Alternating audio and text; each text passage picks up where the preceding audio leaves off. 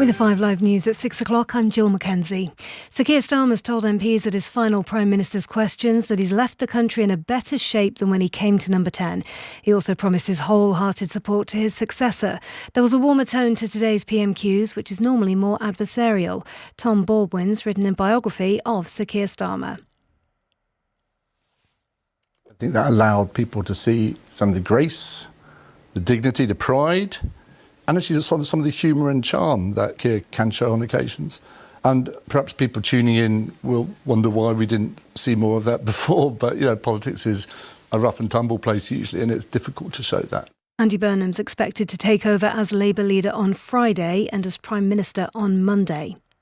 3 men who raped a woman on Brighton Beach last October have been jailed.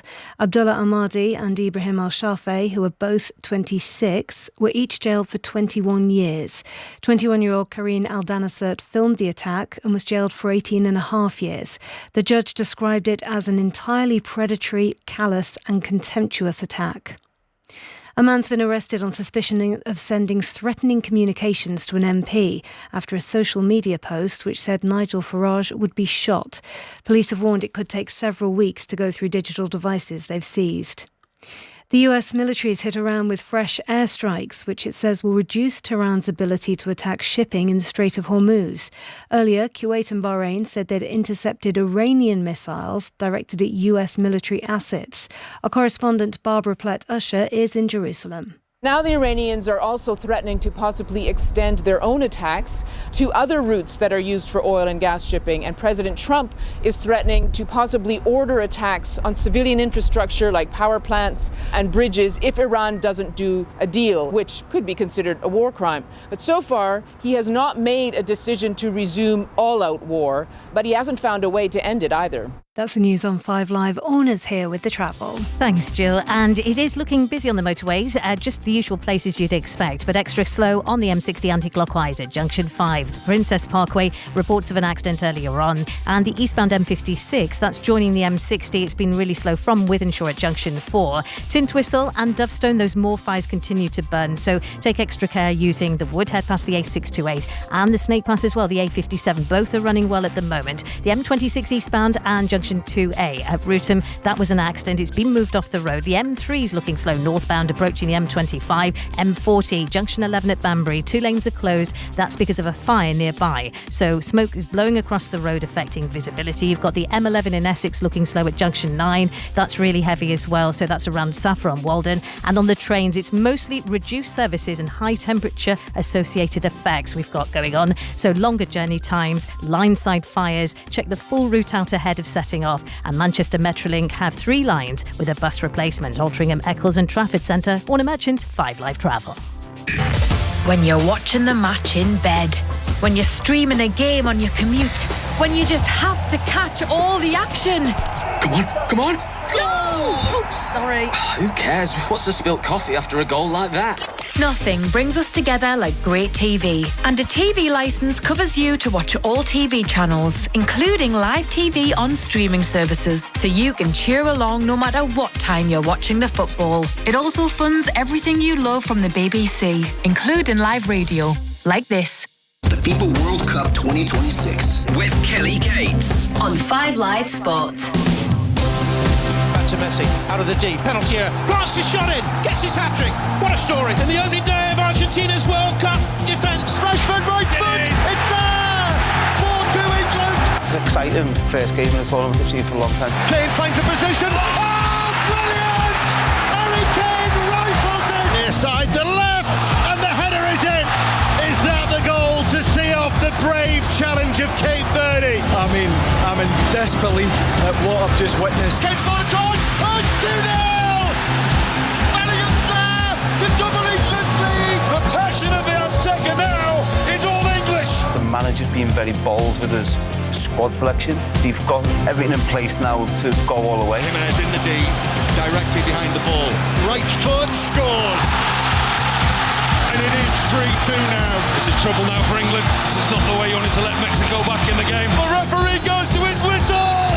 It is one of the greatest results in England's World Cup history. I mean, every single player, the players he brought onto the pitch were absolutely outstanding. Here's the cross. Oh, he's had it in!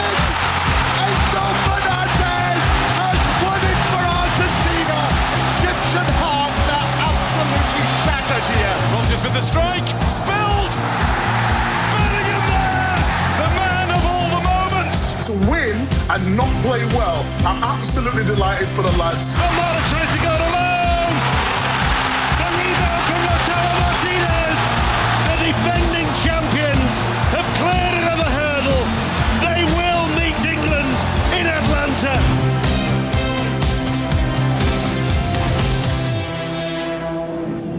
England are one game against an old foe away from a first World Cup final in 60 years. We're at the Atlanta Stadium as England take on Argentina for a place in the World Cup final where, if they win, they will meet Spain. Less than 2 hours to go until kickoff. How are the nerves holding up? Here inside the stadium, the fans have just started to take their seats. It's a really impressive venue, huge, as all things in America are, and it's just starting to fill up. The concourse is already full of fans who've been singing and dancing and getting themselves ready for kickoff. Still a long wait until this game gets underway. With me, our football correspondent John Murray, former England goalkeeper Paul Robinson. We also have Matt Upson with us, joining us from back in the UK. John, this is a huge occasion. Phil McNulty on the BBC website in his piece has called this England's biggest match since 1966. Well, first of all, it's great to have you with us here. Finally, I feel like the World Cup can begin now that you've joined us here. FIFA did say that. Yes, and it did amuse me that you are on the midnight plane to Georgia. I did get the midnight plane to Georgia. But what a prospect this is. I mean, I think Phil's absolutely right. It is monumental. It feels that way. I think part of it is the rarity value, the fact that England and Argentina haven't met in a men's senior international for 21 years. Man sitting on my left played in that match. And I don't think particularly that absence has made the heart grow fonder, because there is so much wrapped up on this. I think everyone will be well aware that I've heard us talk about it since this match was set up, the footballing rivalry, the political rivalry, and I'm pleased to say, walking through the city centre this morning here in Atlanta, everything seemed to be good-natured.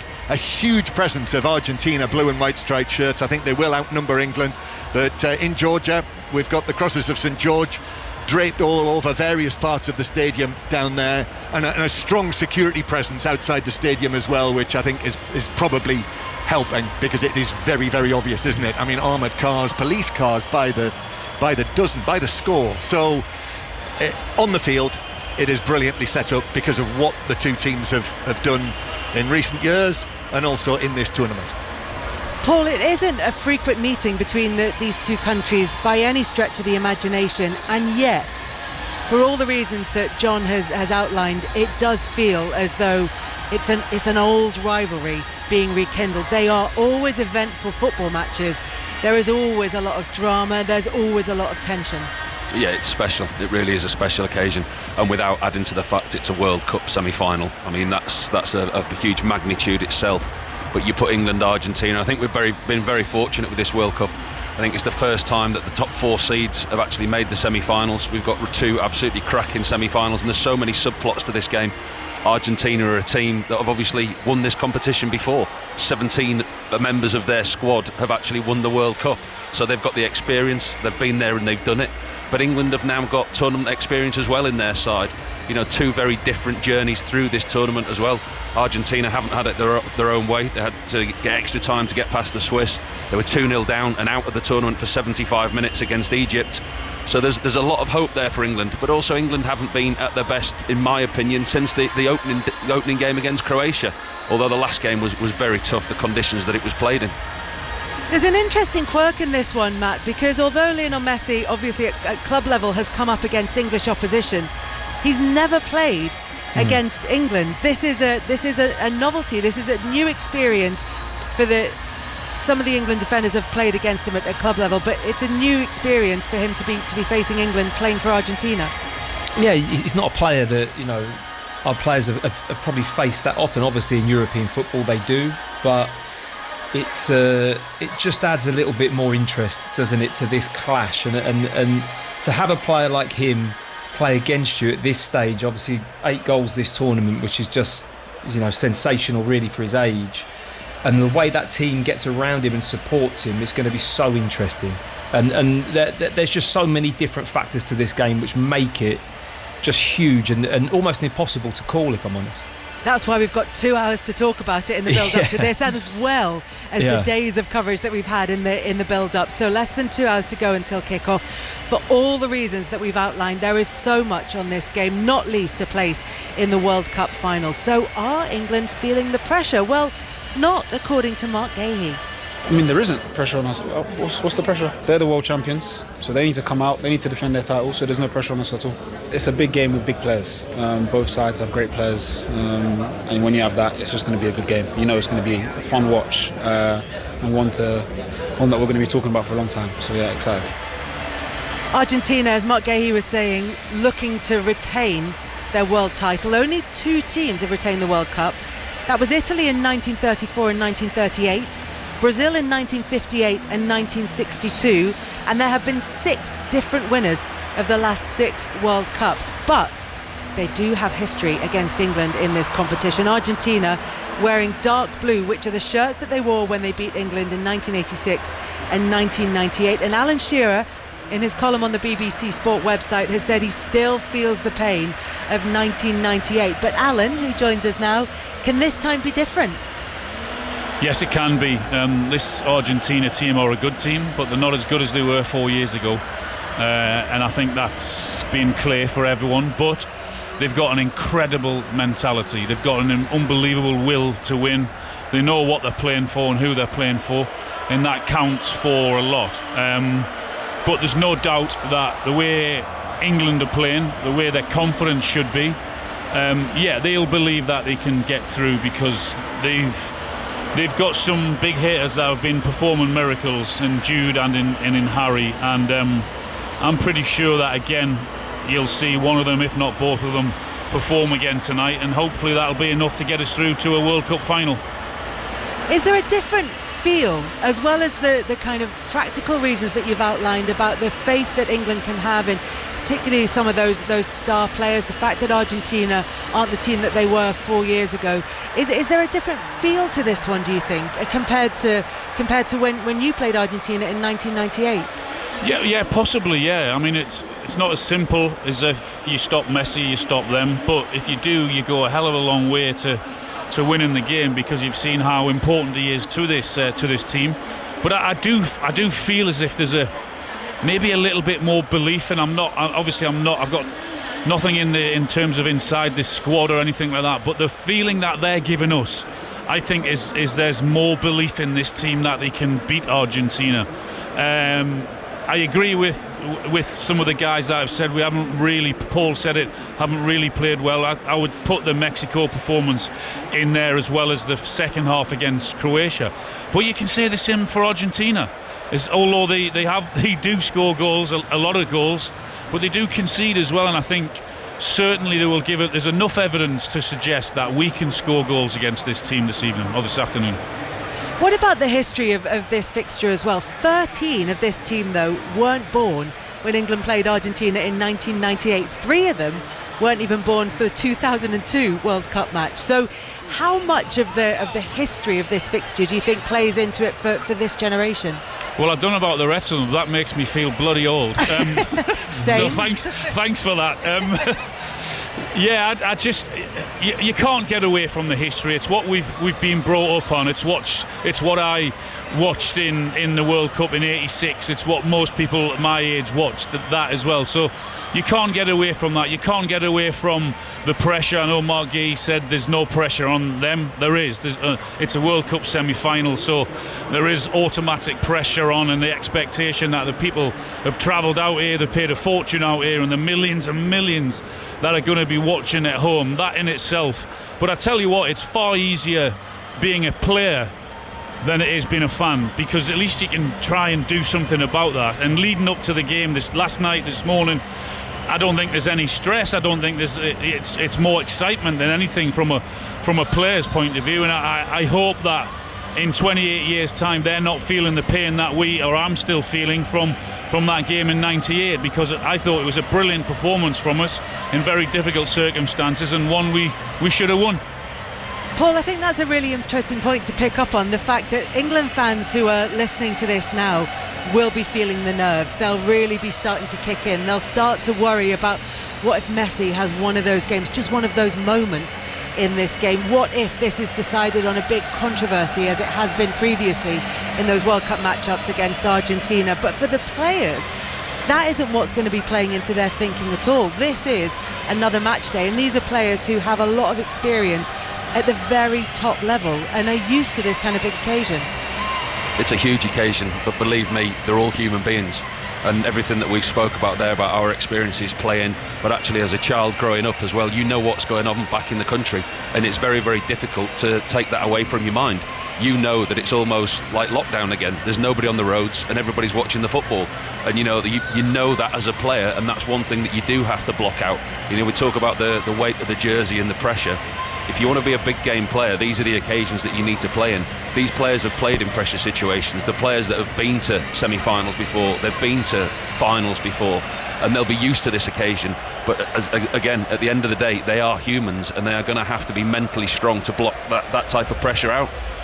Matt, is that something that you felt when you played for England, that history of being a fan and that experience of watching World Cups as a kid and taking that into big international games?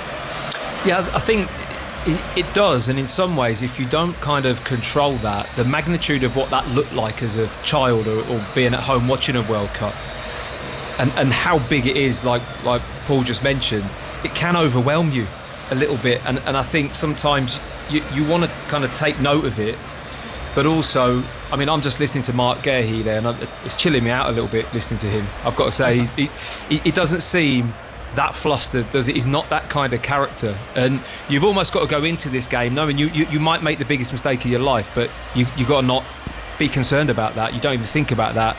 You just play and you let it happen. You've been doing it your whole life. You know, it's kind of a bit of autopilot of a massive game. Do the best you can, perform at the highest level. That's why you're in the team, because you're good enough. And I think you just got to focus on that, because thinking about all the stuff back home, while it's amazing and it can be motivating and it, you know, support getting behind you is everything, you've also got to focus on your job and your game. And I think he's, you know, sounding how he sounds and how he comes across on the field, I think he's excellent at that, and I think he can handle those kind of big moments really well. Yeah, Mark Gehi in particular is a player who comes across as unfazed. Every time he's made that step up, Alan, to the next level, he seems able to deal with the situation, and certainly from what we've heard from him so far, it feels as though that's how he's going to approach this game for England as well. But this fixture, this stage of this tournament, can do strange things to people. I mean, we go back to, I know we're going back to 98 again, but you think of Michael Owen, who kind of took the world by storm. You've got David Beckham getting sent off for just that flick with his foot, and then it goes down to penalties, and you have to step up and take that first penalty in that cauldron atmosphere. Yeah, I really, really hope and pray that it doesn't go to that situation tonight for penalties, because it's harder to watch than to take part. Honestly, I wouldn't wish that on anyone, even your worst enemy, because I promise you that walk from the halfway line to taking that penalty is the longest walk you'll ever make in your life, and I guess it's a lot longer if you miss it. Fortunately, I didn't, you know, but it wouldn't surprise me if it went all the way and went to penalties again, and it also wouldn't surprise me if we're relying on decisions again and we'll be talking about them. We've seen some really dodgy decisions and really poor decisions, not only from referees but from VAR. We've been scratching our head at times on how they've got to that decision. I really, really hope that that's not going to be the case tonight, because this is too big a game to be relying on that. It's a big game, and you need to do your preparation as well, Alan. So before we let you go and continue with that, just a quick one, and John Murray will bring us the confirmed team news when it's in. But what we're expecting to hear is that it's going to be James and Spence at fullback and Morgan Rogers coming into the starting lineup. What are your thoughts on that? Yeah, I'm quite happy with that. I think the way Spence played when he came on against Norway was absolutely outstanding. He was so dominant down that left-hand side. Should have had a penalty. Rogers came on, made a huge impact in the game. I know his shots should have been saved, but he made a huge difference. So I'm not surprised there, because clearly Saka's not fit. He can't start another game. And Madueke, when given the opportunity, hasn't produced. We haven't produced enough, I don't think, from either side, left or right. So Yep, it's a big opportunity for Rodgers to come in, not his favoured position, but given an unbelievable opportunity. And James as well, I think, in that right back position, he was. There's no doubt he was fit. He can start again. So 3 changes that I'm certainly happy with and go along with, and looking forward to it. Alan, thank you very much. I know it's not the same as playing, but working does help to keep the nerves under control a bit. It does, just a little bit, yeah. We get engrossed just like everyone else, so that's the problem. Does it? I'm not sure about that. Well, let's see how it pans out. We've got a couple of hours to find out. Alan Shearer, thank you very much for joining us. John, just a quick word on that unconfirmed team news. Obviously, it's not official until we've heard it from you later on. But some of the decisions that Thomas Tuchel is having to make around team news are really around fitness and even at this late stage, managing minutes, not in terms of holding anything back in the tank, but just in terms of players who might be starting to feel it a little bit this deep into the tournament. Well, of course, there's Declan Rice as well, who we know in those sweltering conditions that we had in Miami, substituted at half-time, having spent, Thomas Tuchel said, 3 days in bed, as well as the sort of nerve problem that he's got in his back and his hamstring.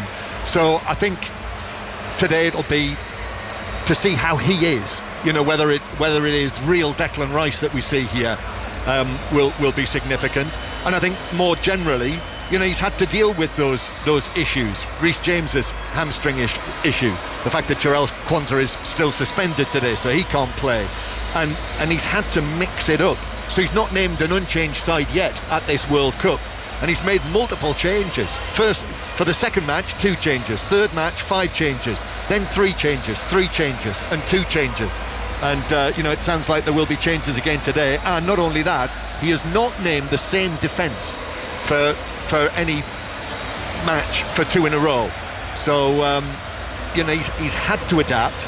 But he did say at the outset when he named the squad that he felt that he had what he called 15 starters, and he has leaned quite heavily on that. Well, as John Murray was outlining earlier, the nerves don't get any easier for him, even if he is working and does have everything to focus on that's happening here inside the stadium in Atlanta. We know that the England fans are certainly starting to feel the nerves, but how are Argentina fans feeling? Let's head straight to Buenos Aires, where Veronica Smink, editor of the Buenos Aires Herald, joins us now. Veronica, how are people feeling in the capital? Oh my God, you can sense the tense calm here. You know, the air is so thick. People are just so nervous. There's nothing, you know, they can't concentrate. They're supposed to be at work and at school right now, but I know for a fact no one is working.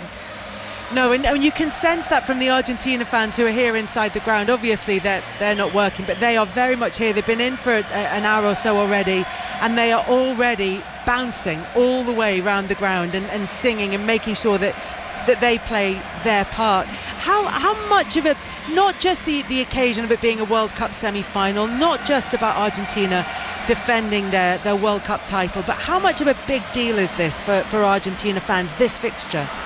I mean, this is a massive deal. For starters, it's incredible that after such a long career, Lionel Messi has never played against England. And we're hoping that's our trump card.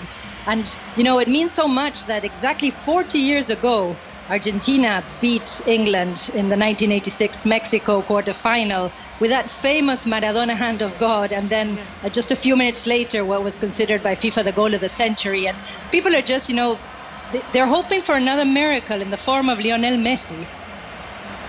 Yeah, and obviously his performance is going to be key to anything that Argentina want to achieve from this game. And we talk a lot about how much Messi's game has changed, how quiet he can be for long moments within the team. But just explain how much of a talisman he is, how much of an icon he is, not just to Argentina fans, but also to the players within that squad.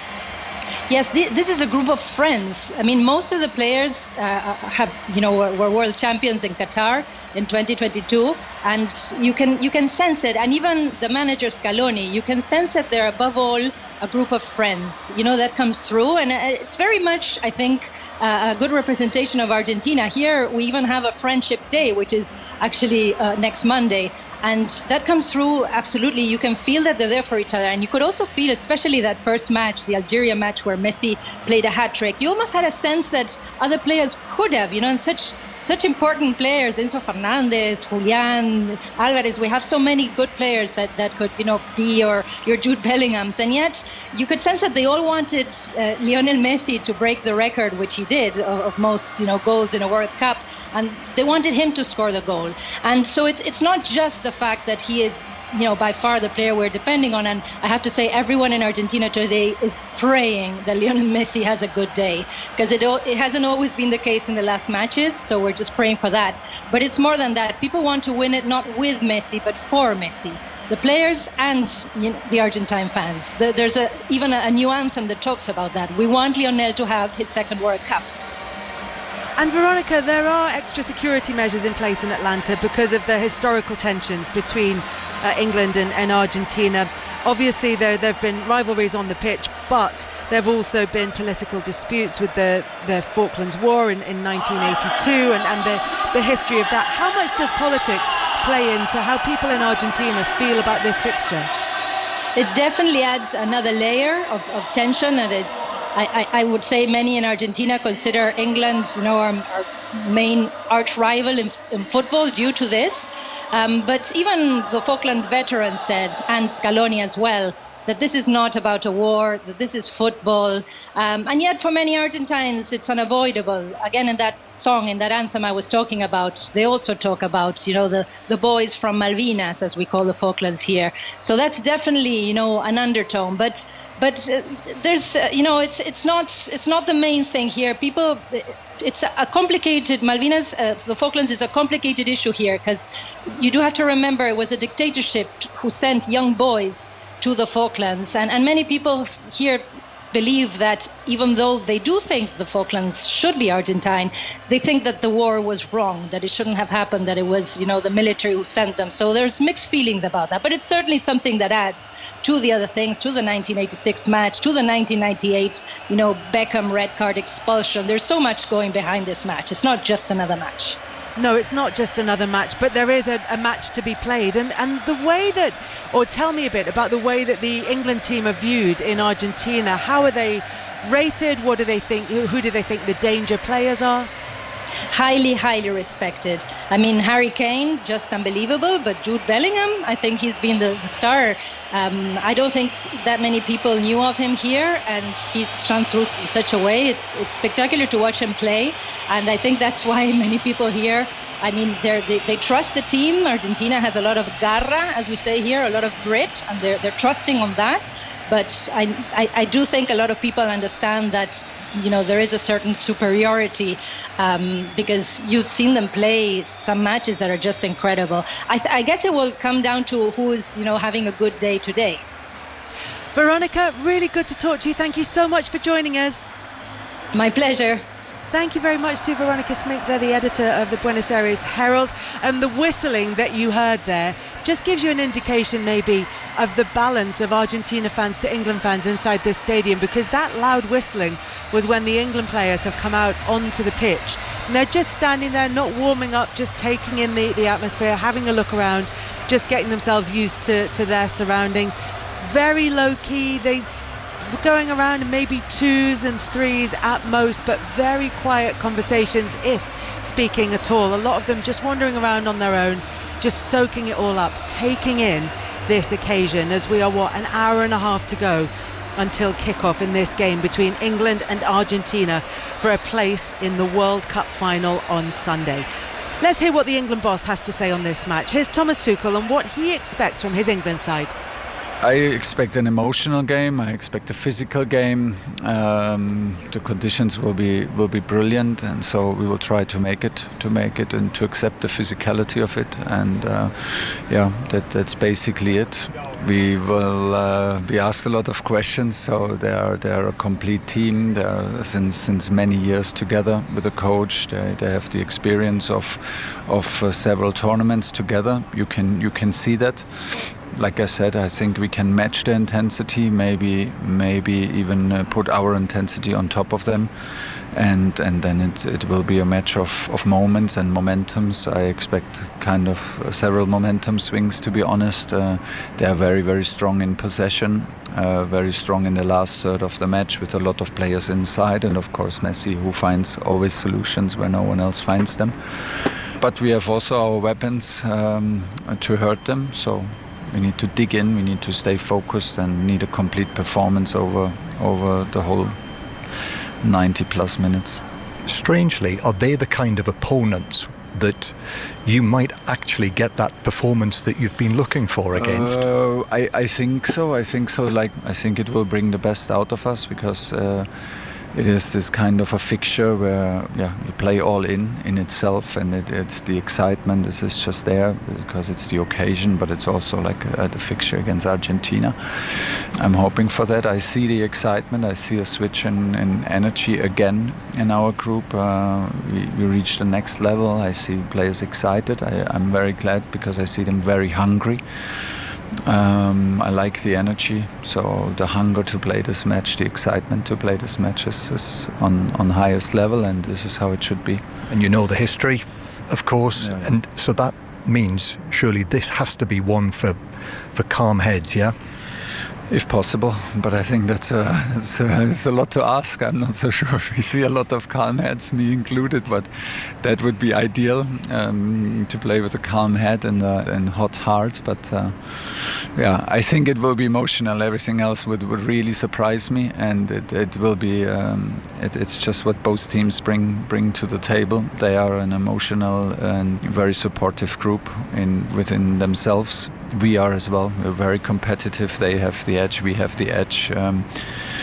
We are proven in several battles now through this tournament, and this is of course a big one, and we're up for it.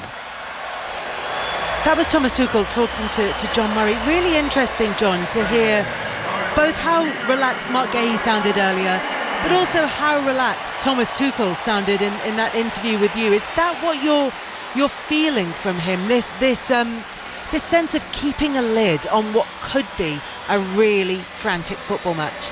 Yeah, I think he's been like that when I've spoken to him pre-match throughout the tournament. Actually, surprisingly, I've mentioned it a couple of times, surprisingly softly spoken pre-match, which is not like him. But I think I think that's the way that he's approaching it. You know, he wants to keep everything on an even keel before the matches. And I thought it was interesting when he spoke in the media conference, and incidentally the boos that you can hear is because the England players are now leaving the field, and they're actually leaving. The England tunnel is to our right, so they've got to walk towards and through and underneath where the Argentina fans are, and the Argentina fans are certainly letting them know that they're there. Just watching Nico O'Reilly and James Trafford just reaching the side of the pitch, and as I say that, on the massive wrap-around screen high above the pitch, what comes up there? The image of Lionel Messi stepping off the team coach outside the stadium, so a huge cheer for him. But what I was going to say was... Well, just one little added point to that, John. And people are looking for omens everywhere, aren't they? People are looking for superstitions and things to kind of pin their hopes and beliefs on. This stadium is almost identical to the one at Dallas. It's almost like a cut and paste of that stadium. And yesterday, the same thing happened with France and Spain, in that France came down the central tunnel, and it was Spain who went off to the tunnel on the right-hand side, as England are doing in this match. Read into that what you will. It may be something, it may be nothing. Well, sorry, John, carry on. A lot of talk about superstition around this match, and even Lionel Scaloni, actually, when he spoke to us yesterday, he wore a blue shirt for his pre-match press conference, and as you say, there's superstition about wearing the blue shirts against England. But going back to Thomas Tuchel, I loved the bit where he spoke in the media conference, because he was asked, how does he sort of get some sort of release from all of this pressure, and he said when he can, he does what he called his morning sport. So we know that he plays pickleball. He gets away sometimes to play paddle, and he talked yesterday about going on bike rides, just taking a little bit of time off, going on a bike ride. He said that he's ended up in car parks eating ice creams at this World Cup, and he said that reminded him of his 15-year-old self, made him feel like a child again, and he said that reconnect is the feeling that we all have inside. So I thought it was a really nice little insight that into what he's been doing.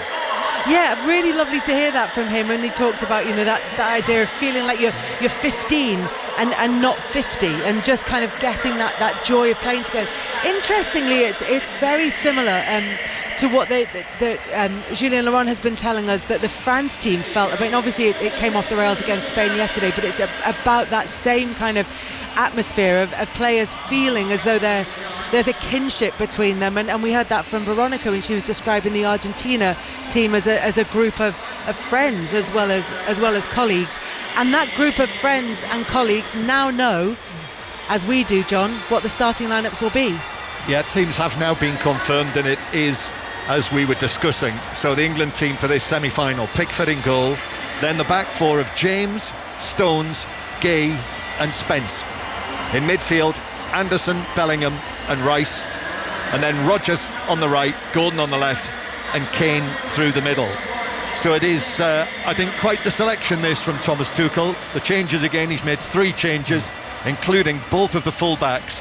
So Morgan Rodgers gets the nod to play, only his second start here at this World Cup, started against Panama, but he's come on as a substitute in 4 of the matches, with Madueke and Saka subs for the semi-final. And Reece James, I'm told they believe he is fit and ready, so he plays, having come on as a substitute against Norway in the second half.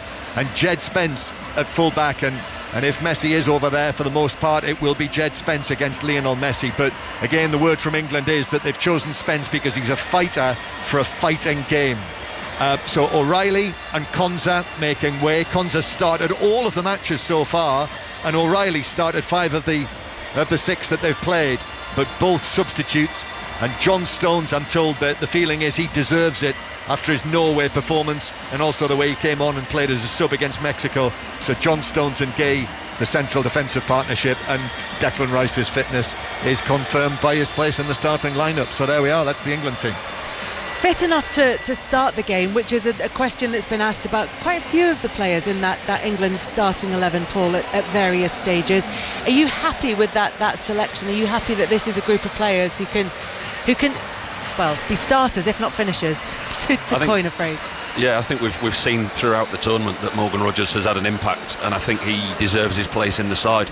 A different position for him, playing out on the right hand side. He's obviously not going to come inside and occupy the same spaces as Jude Bellingham would, but we've seen them on the same pitch in this World Cup, and they didn't occupy the same spaces. They played well together, and I think he's got a creative spark, but I think he's got a work ethic defensively as well. And I think the wide area is one that Thomas Tuchel has had a problem in this tournament, because the fitness of Saka, the fitness of Rashford, we didn't see Rashford come off the bench again in the last game, where we maybe expected that he would. And those are the positions that he's changed on a regular basis. So the fullbacks and the wide players haven't really been able to get any type of relationship. But I like the Morgan Rodgers one coming in today. And as John says there about Jed Spence, he gives England something else. He's a fighter, he's a battler, and I think they're expecting a tough game in there. And he's also got the pace to deal with Messi. However, the news on Argentina is interesting, because Giuliano Simeone, son of Diego, comes in to play against England. It's a bit of history there as well, and that is their only change. But that kind of suggests that Messi will be through the middle and Simeone on the left-hand side. So the Argentina team: Emi Martinez in goal, Molina, Romero, Lisandro Martinez and Tagliafico. Then Paredes with McAllister in the midfield. So De Paul is the player who makes way for Simeone. Enzo Fernandez in the midfield. And then the front three of Simeone, presumably on the right-hand side, Messi and Alvarez coming off the left. Matthew Upson has been listening to that, and we've heard what England are going to be facing. In terms of how they set up against that attacking talent in the Argentina side, are you happy with the calls of Reece James and Jed Spence at fullbacks? I've kind of got a bit of a mixed feeling about it, if I'm honest, Kelly. I mean, firstly, I feel for Konza big time, because I think he's come out to the right back position to, plug a hole really that's just been leaking the whole tournament in terms of the turnover in that position, and has opened the door for John Stones, who, there's no doubt about it, stepped in against Norway and grabbed the opportunity with both hands. I thought he was calm, assured, a really good presence at the back.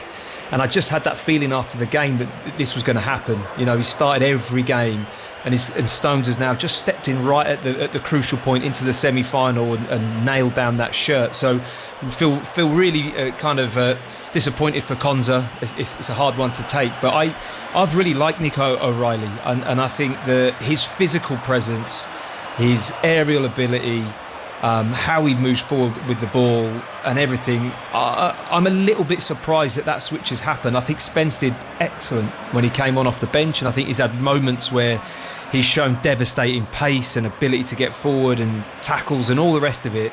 But I thought O'Reilly was really just steady and assured and did nothing wrong, did some really good things. So it maybe surprised me a little bit, those changes. Certainly the left-back position. And like I said, feel for Ezri Konsa, because he's had a really good tournament. How disruptive do you think it is? And we're only, a few games per tournament, but how disruptive is it not to have a consistent back four, even within that short space of time? Yeah, I mean, it is disruptive in my opinion, but I think that's just been the way this tournament has gone for England. And the manager seems really relaxed about it. The players, I have to say, have adapted really well to the changes. Have we hit those heights of performance that we're all craving for on a consistent basis? No, I don't think that's happened, but we're winning football matches and we're doing it in a different way. And again, is another indicator of how this World Cup's been. The manager's perfectly comfortable, picking the team and managing the scenario game to game, and the players tend to just grab hold of it, adapt, who gets the shirt. I mean, it keeps everyone on their toes, to be fair, knowing that you might be in the team or out the team, but all that matters is that we win, and it's exactly the same tonight. You've got one chance to make it through to a World Cup final, and a lot of people would argue, like Robbo said before the game, and Alan, that we haven't really played that well for enough of the tournament, but we're here and we're fighting for that opportunity. What are your thoughts on Morgan Rogers and his place in the starting lineup?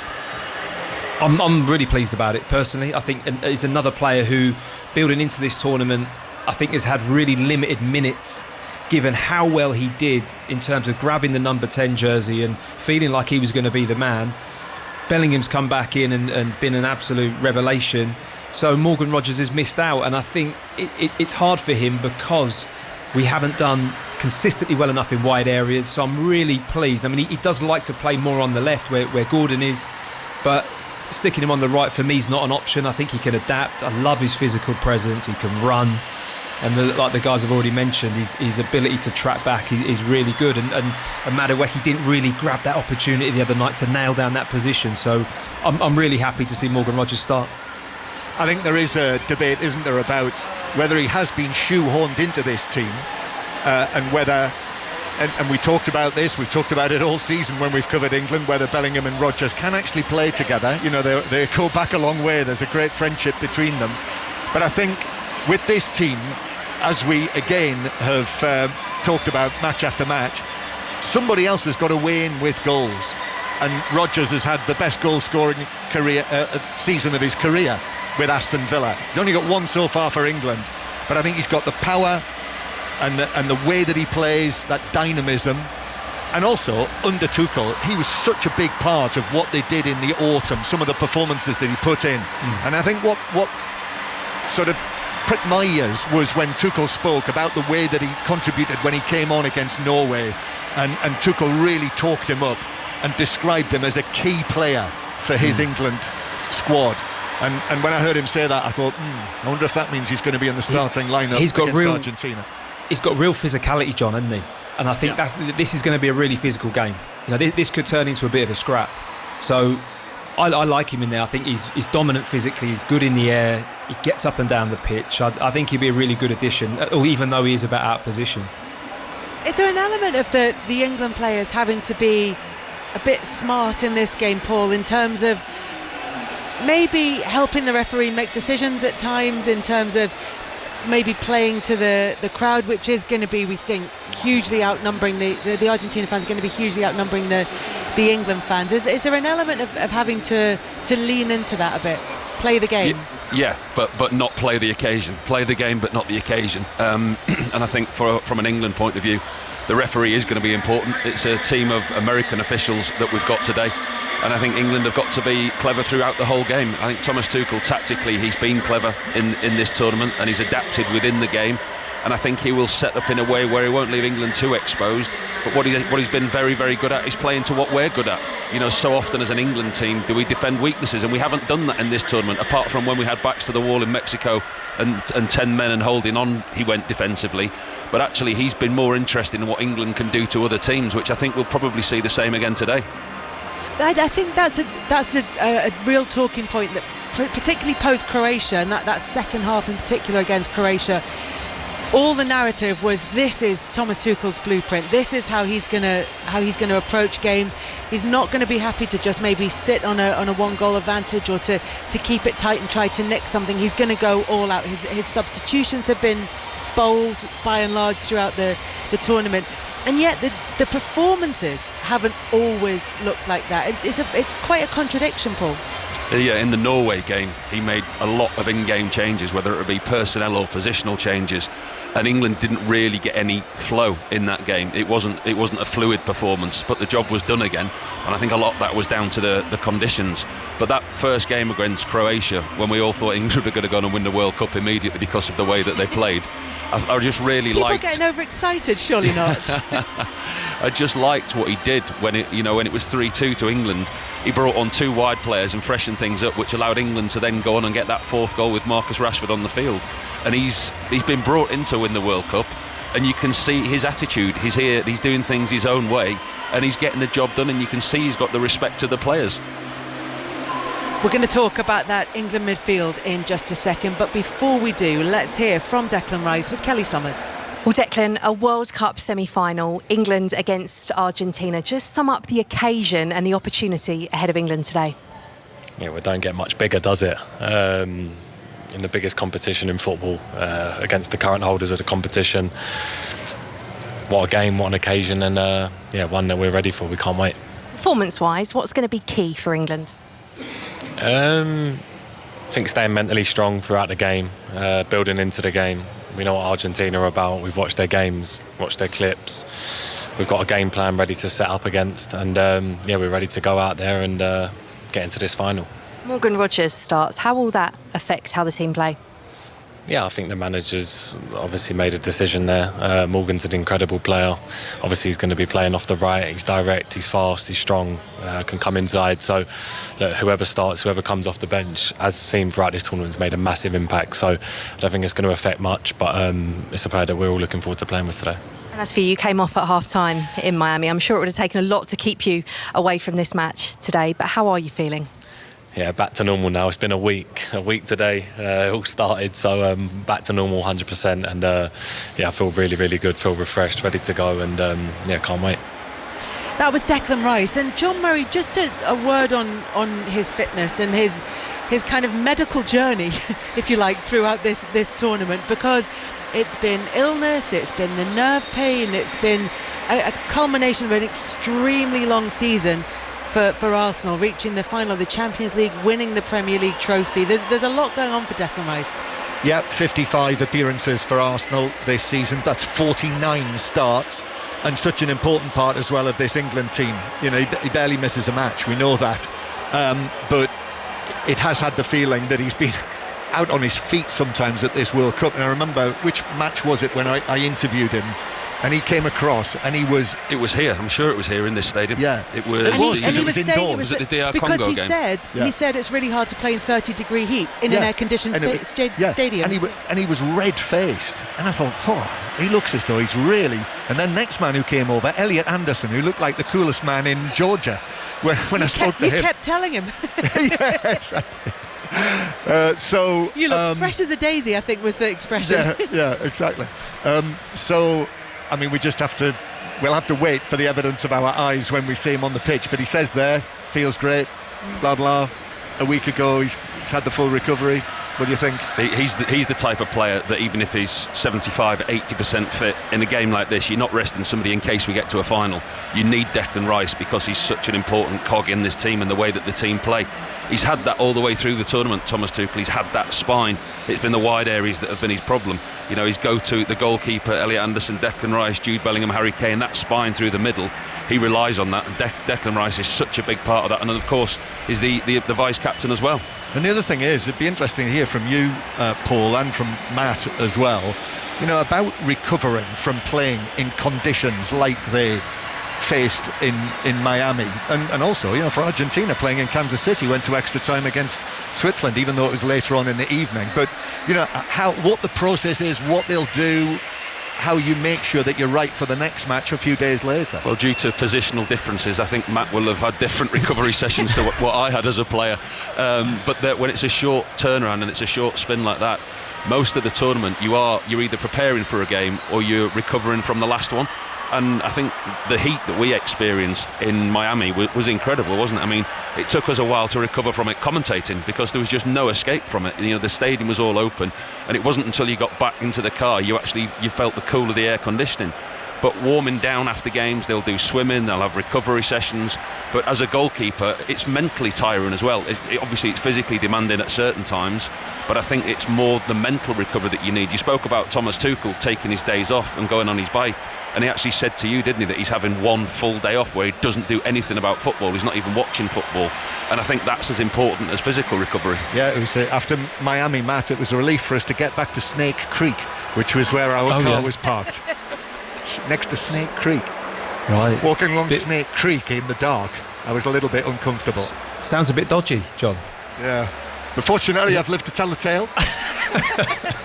No, I find that Declan Rice will just be, like what Robert said, he'll be in the team regardless of how he feels. I mean, you guys have said and described those conditions in Miami, and it sounds awful, but that after an illness, because whatever you say, you're depleted and you're washed out. You can try and put as many nutrients and salts back in your body as you want.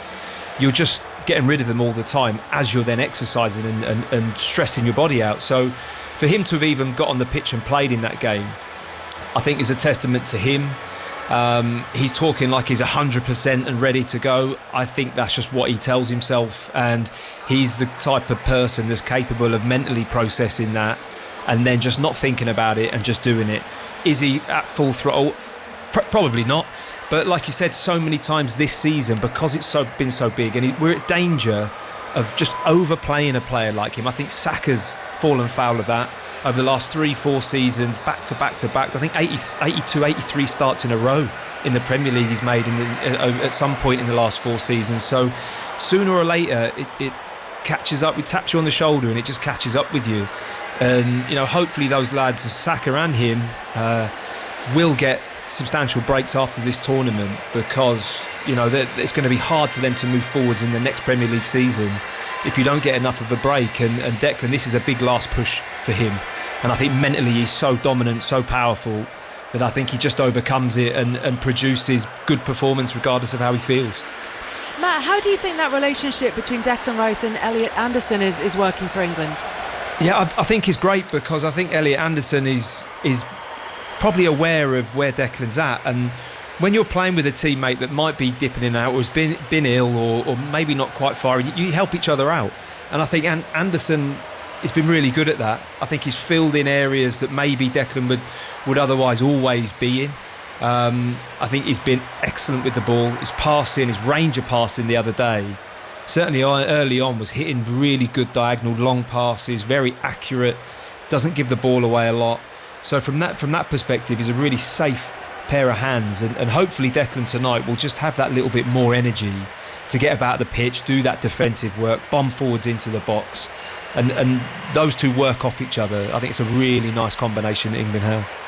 I mean, our tendency is always to focus on those game-changing players up front, Paul, and yet we saw in the game between Spain and France yesterday, actually it was the midfield battle, as it often is, but it was the midfield battle that was where Spain got control of the game. And in a game like this that is going to be tough, is that going to be a particularly important area for England? Yeah, there's battles all over the field, and I think for England, when you look at the way Argentina play, they line up in a 4-3-3, so I think England have got an opportunity actually with Jed Spence. He'll go into the midfield at times. Anderson, Rice, Rodgers, Bellingham and Gordon. England have got the chance to actually dominate that area of the field, and I think that's what will be in Thomas Tuchel's thinking, because Enzo Fernandez does get forward in support of the forward players. Paredes will be the one that sits, the experienced, the 32-year-old Boca Juniors central midfielder. He'll be the holding one, he'll be the anchor that protects the back four. But other than that, McAllister and Enzo Fernandez, they will get forward, and England could have an opportunity there to exploit those gaps that they leave. However, there is one player that England will be desperate to stop in this game, and that is, of course, Lionel Messi. How do you even begin to tackle playing against him? Well, someone who's done that and saved a penalty against the legendary Argentinian is Joe Hart, and I spoke to him a little earlier. Well, yeah, I like that narrative. He has actually scored twice past me, so... We're ignoring that bit. But look, today, I can't wait to see him live in this stadium. With obviously, Wayne's going to cover it later. But the lack of movement, the ironic is his strength. It's so hard to just nail him down because he makes the decision when he wants to take a hold of the game. And when he doesn't, he just preserves his energy, keeps himself sharp. So when that big moment comes, you know he's going to be ready. Look, the guys who have seen every bit of video, every bit of analysis, but I think this is a night where you've got to feel it, you've got to understand it, you've got to be emotionally attached to the game, because a player like that you can't really predict. So when you have a game like the one that you did for City against Barcelona and Messi's in that team, what are you looking at from him? What are you watching for? Are you watching for maybe those moments where he does sense that there's something on? Well, not really, Kelly, because and I think it'll be the same tonight. Like, I'm out the game now, so I can watch in awe of the guy. But when you're in the game, he's just a rival. He's part of 11 players that you're coming up against. They've got some brilliant players in that team. And I think that's the real strength for Lionel Messi, because if you some people would say put 2-3 men on him, but he's so clever at isolating space, not only the space that he wants to use, but what he understands for his fellow players. So you go too much on him and he'll open you up. But you've got to play the team. It's not about Lionel Messi, it's about being an England player and playing against Argentina, staying together, passing on the information on the pitch. It'll be such an amazing event.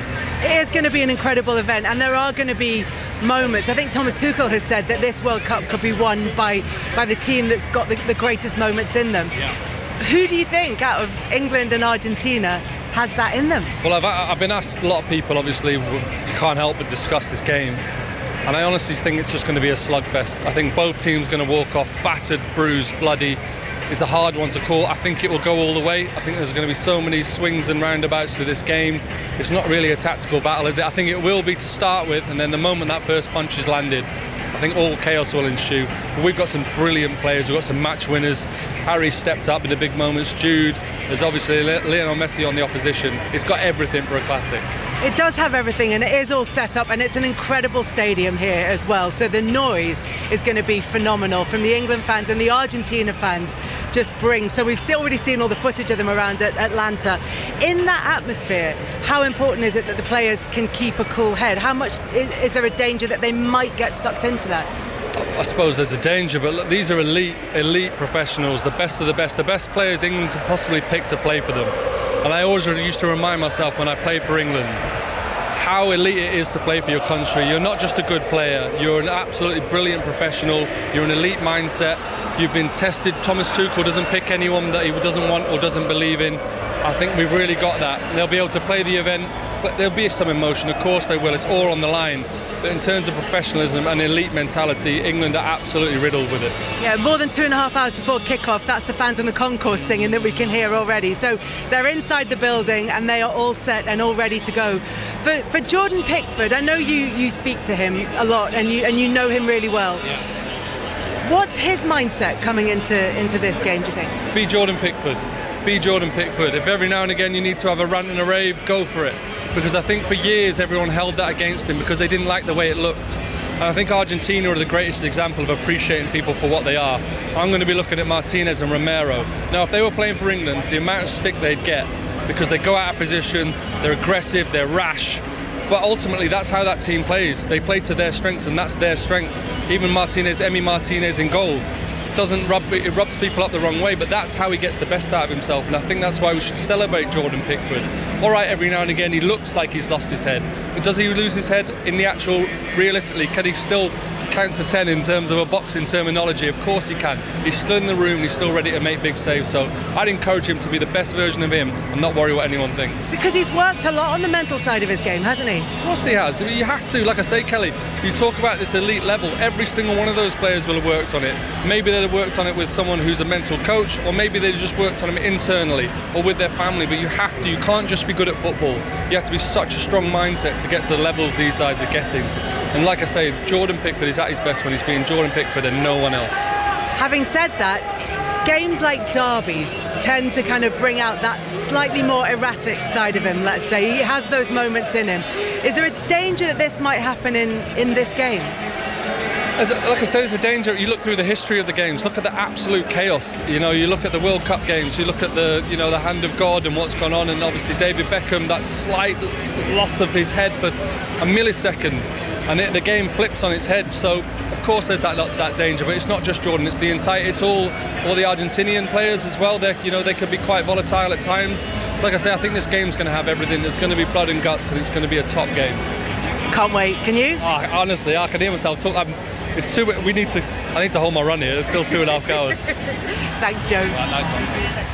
That was Joe Hart talking a bit earlier, and he's part of the team on BBC television tonight. Coverage begins on BBC One about now, and if you head to the iPlayer, then if you want, you can watch the TV pictures with our commentary as well.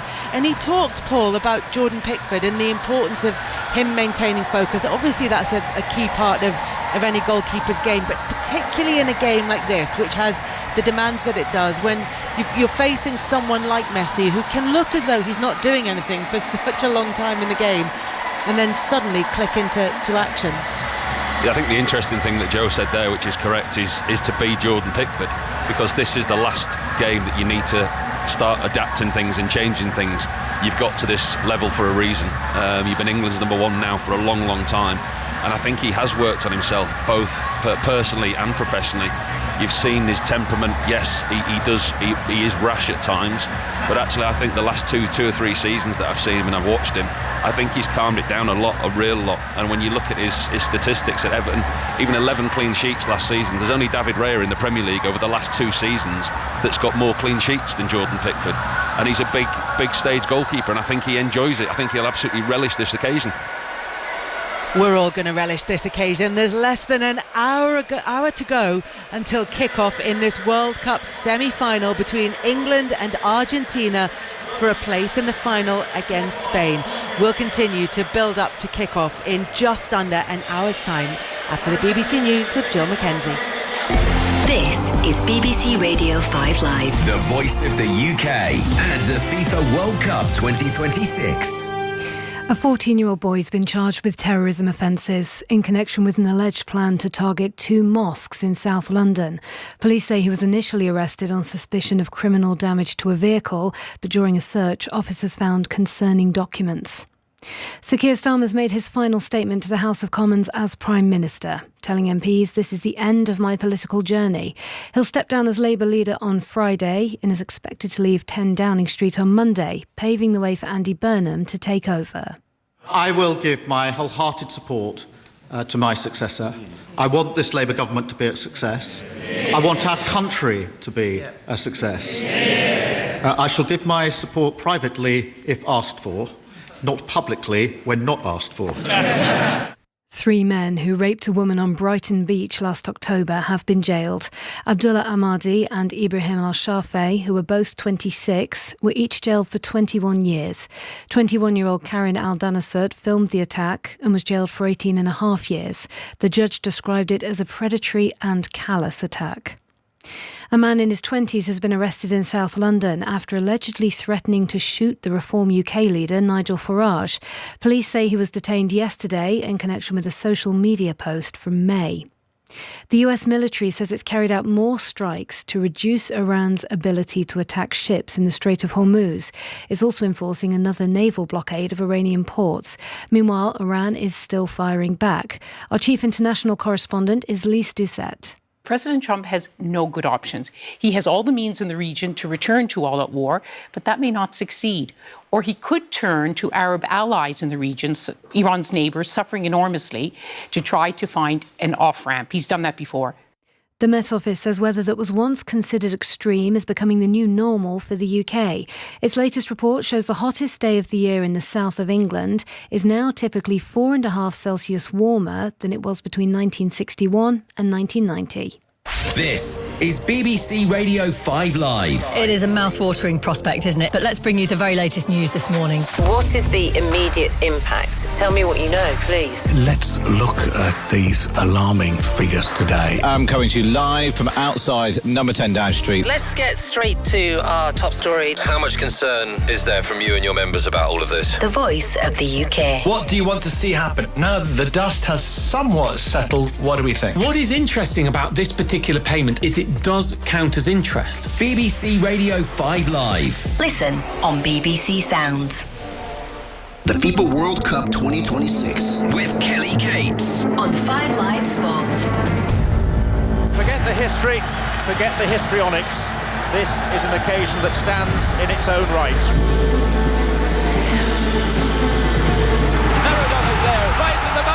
And does that goal go to be allowed? It was a handball, no question about that. That was the only reason that Maradona was able to rise above the incensed Peter Schultz. He's gone in there and he said, I'm in with a chance here. Up he's gone. And he has handed it. We've been done by a handball. Maradona turns like a little eel and comes away from trouble. Little squat man comes inside Butcher, leaves him for dead and puts the ball away. And that is why Maradona's the greatest player in the world.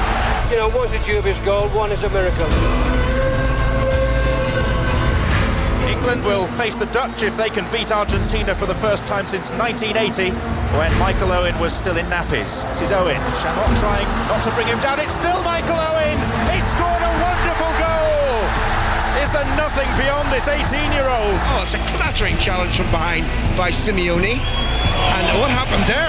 Now, as Beckham got up, somebody swung a boot. He booked Simeone. Oh, he sent Beckham off. Oh, my word. If those are sending off, I'll eat my heart. It's going to be decided by penalties.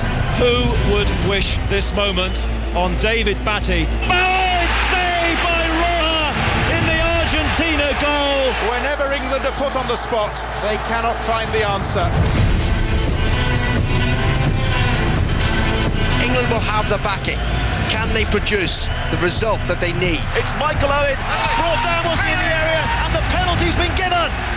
Here comes Beckham and scores! And of all the people to score the first goal, it just had to be David Beckham. What a moment for it, straight down the middle. They haven't knocked them out, but they've beaten them. They've beaten them 1-0. O'Neill's lost it. It's in.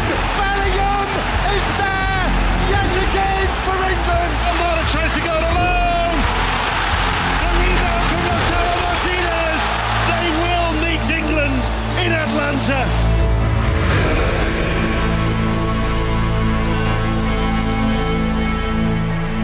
England against Argentina is a match steeped in history, but never have the stakes been higher. Who will book their place in the World Cup final and face Spain? John Murray has a reminder of the team news. Yes, the players chosen in 2026 to play for England against Argentina are Pickford in goal, James, Stones, Gay and Spence. So changes in both fullbacks areas. O'Reilly and Konsa on the bench. In midfield, Anderson, Bellingham and Rice again. And then Morgan Rogers chosen. So Madueke and Saka only substitutes. Rogers on the right, Gordon on the left and Kane through the middle. And in a delicious twist on that history of England-Argentina that we were just hearing, Lionel Scaloni makes just the one change, but that is to bring in the 23-year-old son of Diego Simeone to play against England in 2026. So Giuliano Simeone, who plays for his father at Atletico Madrid, is going to play in this match, and that is their only change. John Murray then with the team news there. We've also got Paul Robinson in the stadium with us. Matthew Upson joins us as well, and South American football expert Tim Vickery is here too. Tim, let's talk first of all about the occasion. I mean, we talked about the twist of Simeone Jr. playing against England and the fact that there is so much history between not just the two football teams but between the two countries, and all the omens, all the superstitions, even Argentina wearing their dark blue shirts, which they've worn on the last two occasions that they've beaten England. Nothing is being left to chance in this? This is Lionel Messi's 205th game for his country, and it's the first time he's faced the rival that for many, many Argentines, not all of them, but is the biggest rival of them all.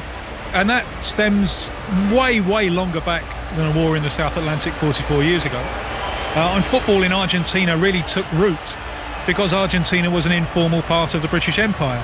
Loads of the clubs in Argentina started from British-owned railways, British-owned factories, British-controlled schools. The first club of Lionel Messi in his hometown of Rosario glorifies in the wonderful name of Newell's Old Boys. You can't get much more English than that, can you?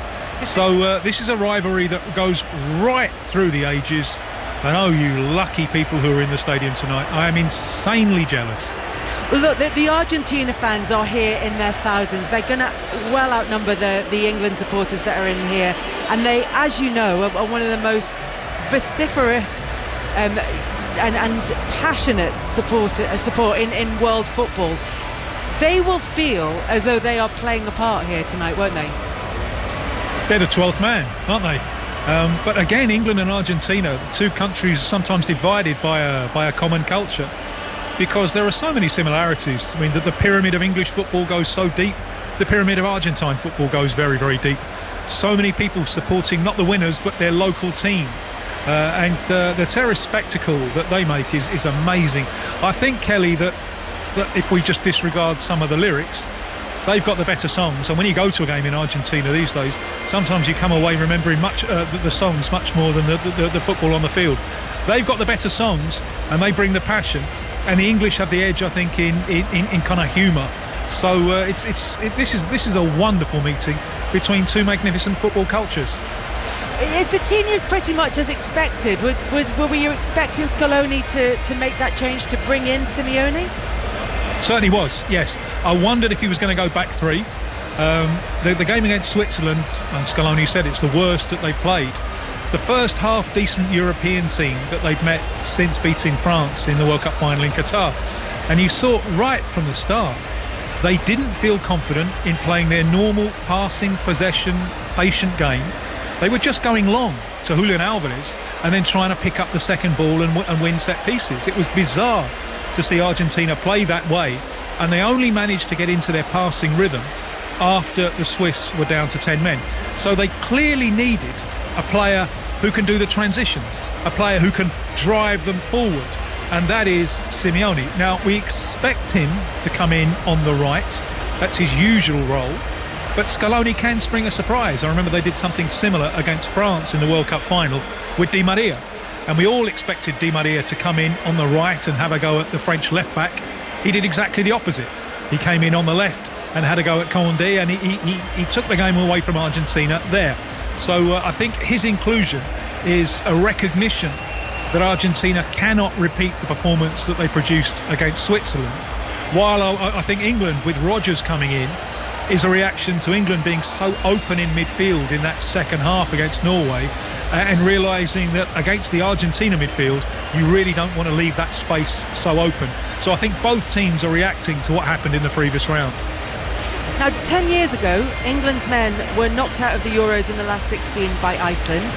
In the World Cup 2 years before that, they didn't make it out of the group in Brazil. Since then, though, they have reached at least the semi-finals in 4 out of 5 tournaments.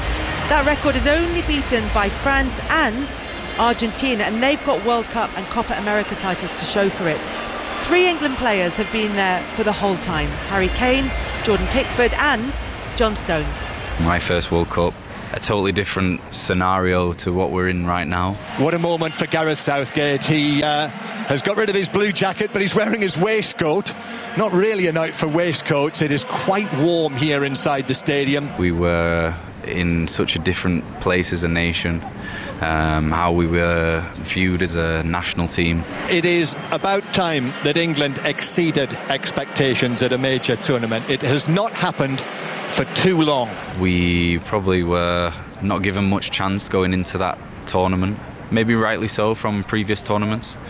Yeah, we wanted to change that. England's World Cup campaign in Russia begins as the ball is played back into central defence to John Stones. One of the things I'm so proud about that tournament in particular was obviously getting to a semi-final. And there it is. The final whistle goes. John Stones drops onto his knees and punches the air. England are there in the semi-final of the World Cup. How we played throughout that, a lot of records that we broke. Dyer against Ospina. He scores! England have won the penalty shootout. For the first time in a World Cup, they're through to the quarter-finals. Off they go to celebrate. And finally, this jinx is broken. And how we brought the love back to English football and how the whole country got behind us. Who would have thought it? Start the tournament, nobody, John, to be honest. The next one in Qatar. Again, such a great tournament in how we started. I really believed that we could go all the way in that. So England 6, Iran 2 is the final score. That's tennis, not football. Fine margins within that quarter-final game that were cruel to us, and that's football. This needs the nerve of the coolest man on the field. Oh, he's put it over the bar! He's missed it! Harry Kane has landed the ball in amongst the England fans, and France celebrate as though they themselves have scored. It remains England 1, France 2. But again, I would not have seen it as a backward step from the previous one. And then, to here we are now in America, about to face Argentina, my first time facing those in another semi-final. A totally different pathway, if you want to put it that way, to get to this point, with a tough first game, with a lot of excitement, a lot of grit. Across it comes to Rashford. Rashford, right foot. It's there. 4-2 England. Marcus Rashford has surely sealed the opening win for Thomas Tuchel and his team here in the United States. It's a big win for England. That's exactly what they needed. Some difficult games, slower games that were harder to break down. Celebrations for Ghana after a 0-0 draw against England, and disappointment for all of these England fans. The Azteca. What day is it? What time is it? It's absolutely unbelievable. I don't think I've been through the mill watching a football game like that. I have to say, I'm absolutely shaking after that. And then, the other day where we were, with all respect, the favourites against a team that would deserve to be there and had some incredible quality. That was a difficult game.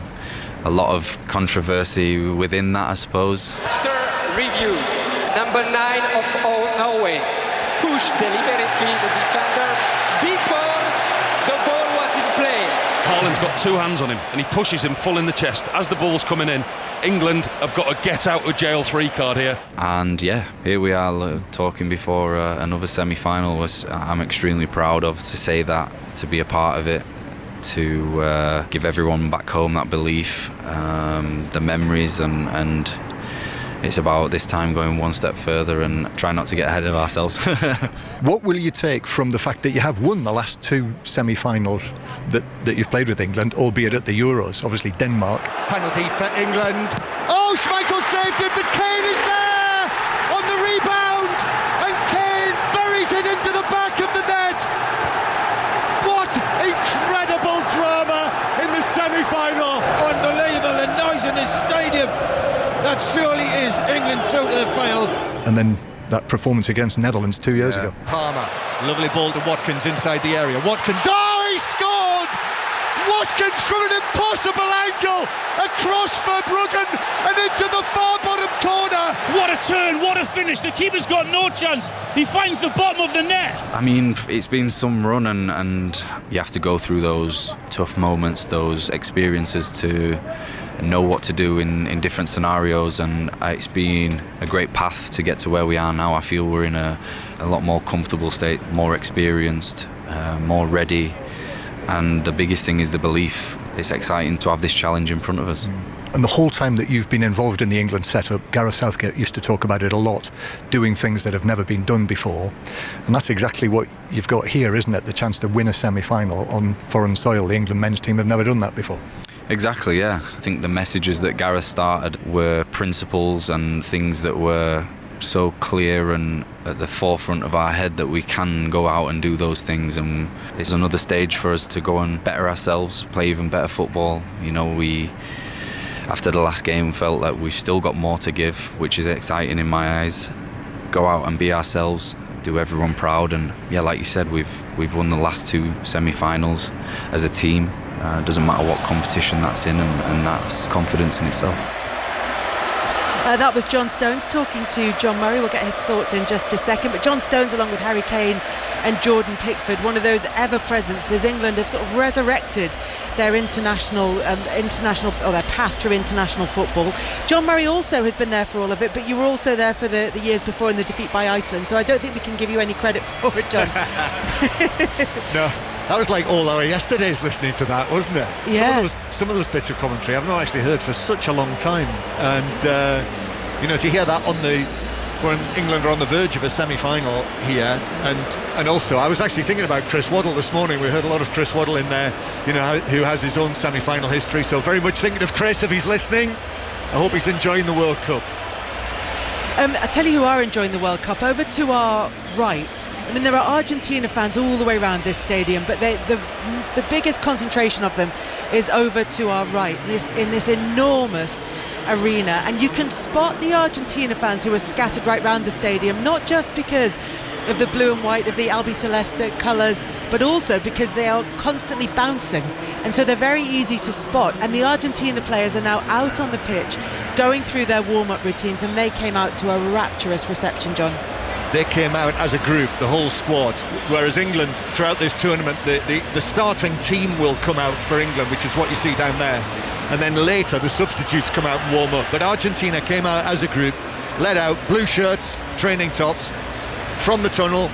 Argentina fans, the massed Argentina fans above them. I took my headphones off, the roar was deafening, and we're going to have a real atmosphere inside here today.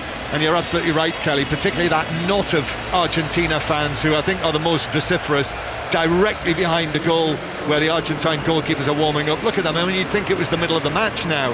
I can see they've got someone down there has got a replica of the World Cup. Can you see it glinting in gold? He's shaking it in the air just behind the goal.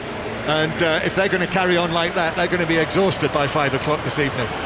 It's what Argentina fans do throughout every World Cup match I've ever seen them at, and they do have the energy to keep going until long after the final whistle has gone in the game, but only if they get the right result. England standing in their way today. Tim, I just wonder, having listened to the kind of potted history of England in recent international tournaments, if the performances and the progress through those tournaments has changed the way that England are viewed, do you think, across the world? Yeah, and I'm sure those Argentina fans who are bouncing up and down are accompanying that with the song "He Who Doesn't Jump Is an Englishman." It's one of their favourite chants. Yeah, the Premier League is huge in South America. It's huge in Argentina. People love it. People see some of the atmosphere of their own stadiums in it, and people have been slightly mystified as to why the England team took so long not performing. I remember Sorin, the Argentina captain in 2006. About 10 years ago, we met in a stadium and he came up to me and he said, "What on earth is the matter with the England team?" Well, that's a question that no one is asking anymore, is it? As I was saying, this is the stiffest challenge that Argentina have faced since France in the World Cup final. The bad news for England is, for a long time, I think this Argentina side was on kind of exhibition game mode. After Qatar, they were celebrating being champions. They were celebrating Lionel Messi. It was roll out the red carpet for Messi's last major tournament, we expect. And they went into the World Cup with some of that vibe as well. It was a very easy group phase for them. And they were in that vibe as well in the first knockout game against Cape Verde. And then suddenly they got themselves in problems. And in the course of that game, the team rediscovered the competitive spirit which took them to triumph in Qatar after losing the first game against Saudi Arabia. So that they're a team which has been digging itself out of ever bigger holes over the last 2 or 3 rounds, and the Argentina fans love that. A little bit of suffering with your triumph is exactly what those Argentina fans like. It puts a little bit of an extra spring in their step as they bounce up and down. So there's confidence, but there's also trepidation, because they realise how poor they were against Switzerland, how lucky they were with the sending off against Switzerland, and they realise that England bring much more firepower to the field than the Swiss could.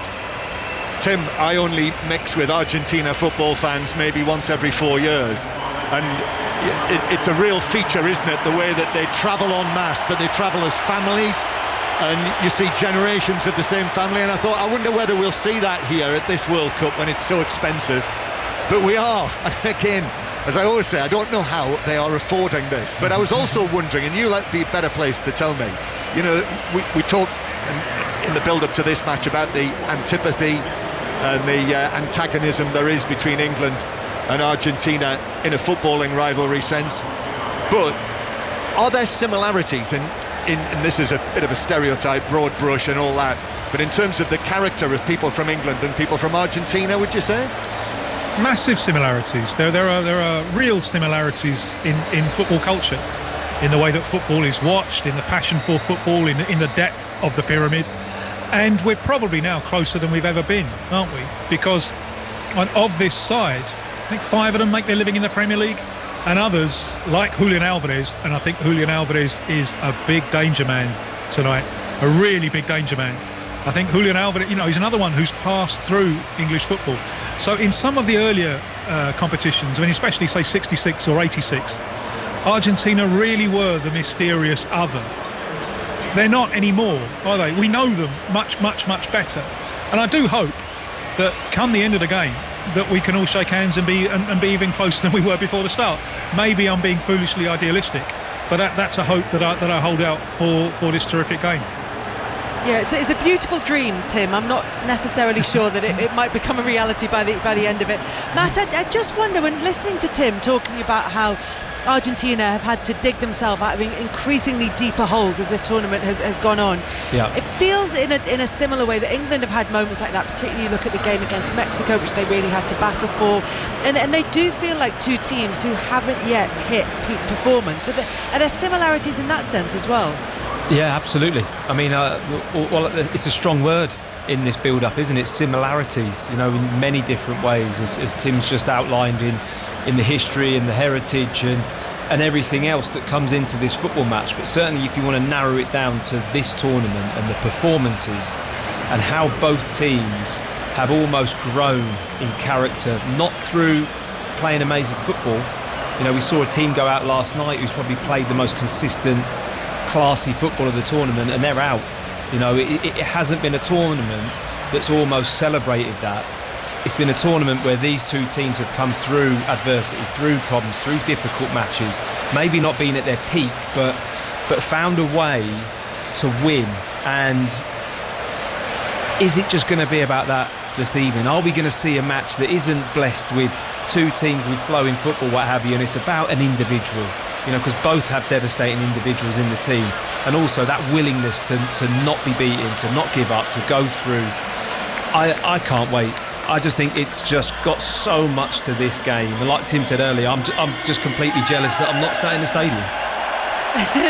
And it is getting louder and louder, not just because they tend to be pumping the music into these stadia at a rate of incredible decibels, but also because even with that noise in the background, the fans are making themselves heard over it. Sometimes you just wish they turn the volume down for just a second, so that you can hear the supporters and the noise that they're making, because they are trying their best to create a brilliant atmosphere inside here. And look, there are adverts that need to be taken place, but this is not a set of fans who need to be hyped up for this game. They are already there, and with half an hour to go until kickoff, they are making an incredible noise, and I just hope you can hear it over the music that's being piped into this stadium. Look, it could well come down to moments. Obviously Messi, Tim, is the player that people will be looking at, but as you said, Julian Alvarez is possibly the biggest danger man for England to face. But Messi is sort of representative of this Argentina team, and that he's the oldest outfield player to play in a semi-final at the World Cup.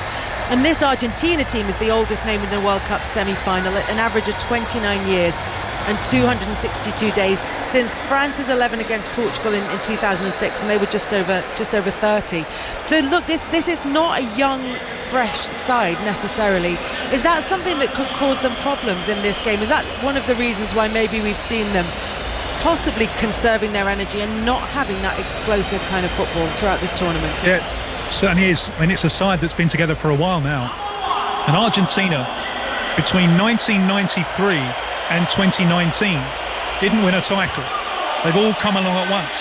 This, like the great Spain side of 15 years ago, this is an Argentina side that have won 3 on the bounce, a World Cup between 2 Copa Americas. So it's a team that has been together now for a long, long time. It's a team, and that has pros and cons. There have been times in this tournament when you think, I think Argentina need to freshen this up a little bit. But how do you do it when you've got a group who have been so successful together for so long? It's not like a club side where, the great Liverpool that I grew up on in the 70s and 80s, they were able to, over the course of a long season, make a tweak here and make a tweak there, and they take a player out maybe a year or two before you thought it was necessary. It's harder to do that with an international team. So this group has been together for a long time now, and physically they could be struggling a little bit. I think, and I wonder what my esteemed friends think about this, I think it works greatly to England's favour that this game is being played in one of those air-conditioned stadiums. Now, after climbing the mountain physically and metaphorically in Mexico City, and then the sweltering swamp of Miami, to get a cooler environment, I think it makes it far, far easier for Tuchel to achieve his announced aim, which is to play with Premier League intensity. And if England can play with Premier League intensity, I think physically Argentina will find that hard to match. Would you say, though, Tim, that them being together is more of a positive than, I know you said there's pros and cons, but it's more of a positive than a negative? I mean, I look at the team, other than Messi and Paredes, I mean, everyone's under the age of 30, and obviously Martinez, but you got, I suppose, Tagliafico as well at left back, but 28, a lot of the players, 29, 25, 27, McAllister, Alvarez. There's a lot of players there right in their peak that have had massive experience at big tournaments, and they're playing with players that know the game inside out. So would you say it's more of a, I know you've highlighted the physicality that England want to put on the game, but that's their superpower, isn't it, what you're talking about there? Yeah, I mean, it's Messi at 39 and Tagliafico at 33 who pushed that average age higher. And you're right, there are a lot of people. McAllister and Enzo Fernandez were rookies in Qatar, who are now consolidated players. So yes, that's absolutely true. And they do have this strong team spirit. But World Cups are like time speeded up, aren't they? Teams can suddenly come together, or they can suddenly fall apart. And I wonder if England really came together in that match in Mexico, and I wonder, looking at England, I wonder if really de facto Jude Bellingham is the captain now. He's at a similar age of so many of the other players, and he seems to be taking on a leadership role. And it looks to me as if England might suddenly have clicked collectively. And it's groups that win you World Cups. It's not just individuals. I do wonder how England will defend against Julian Alvarez, because I think he's such a good player. Came into this tournament struggling for fitness. Argentina didn't play him in the warm-up games, and they've nursed him along. They brought him off the bench, and now he's starting, but he wasn't looking right. But I think he's found it now. And he's so versatile, and he's so intelligent. And what I expect, if Simeone is down the right, that pushes Messi and Alvarez closer together. And they can combine with great imagination, making that ball move at great pace. And that, I think, will be England's biggest challenge, defending against the Messi-Alvarez combination. So there's lots of things to worry about with Argentina, but I just feel, and I'm pretty neutral on this one, I watch every game Argentina play. I just feel that the air-conditioned stadium, the cooler environment, might just tip things England's way. I think the point you make, Tim, about the coming together. I mean, we've been at every game, and the coming together of the England side has been apparent in this tournament, game by game. I think they were a together unit, and I think there's a lot of credit that's got to be given to Gareth Southgate, the way that he handled that and made it more of a club environment. But there was a real change in attitude and atmosphere, as in togetherness, because it's difficult when you're away. You're away for a long period of time with a group of people that you might not necessarily choose to spend that amount of time with. So what you do on your downtime, your down days, and the results on the pitch obviously help. But no, that point you make, I really noticed that after the Mexico game. Tim, do you think that the choice of Simeone to play and the leaving out of De Paul, will that be a popular move with the Argentina supporters? Very much so, yeah. They were so poor against Switzerland, where right from the start, they weren't even attempting to pass their way down the field. They looked at that Swiss physical, compact block, and the game plan was just to go long to Julian Alvarez and then pick up the second ball. They do have some set-piece routines. They're getting lots of goals from corners, even little Alexis McAllister.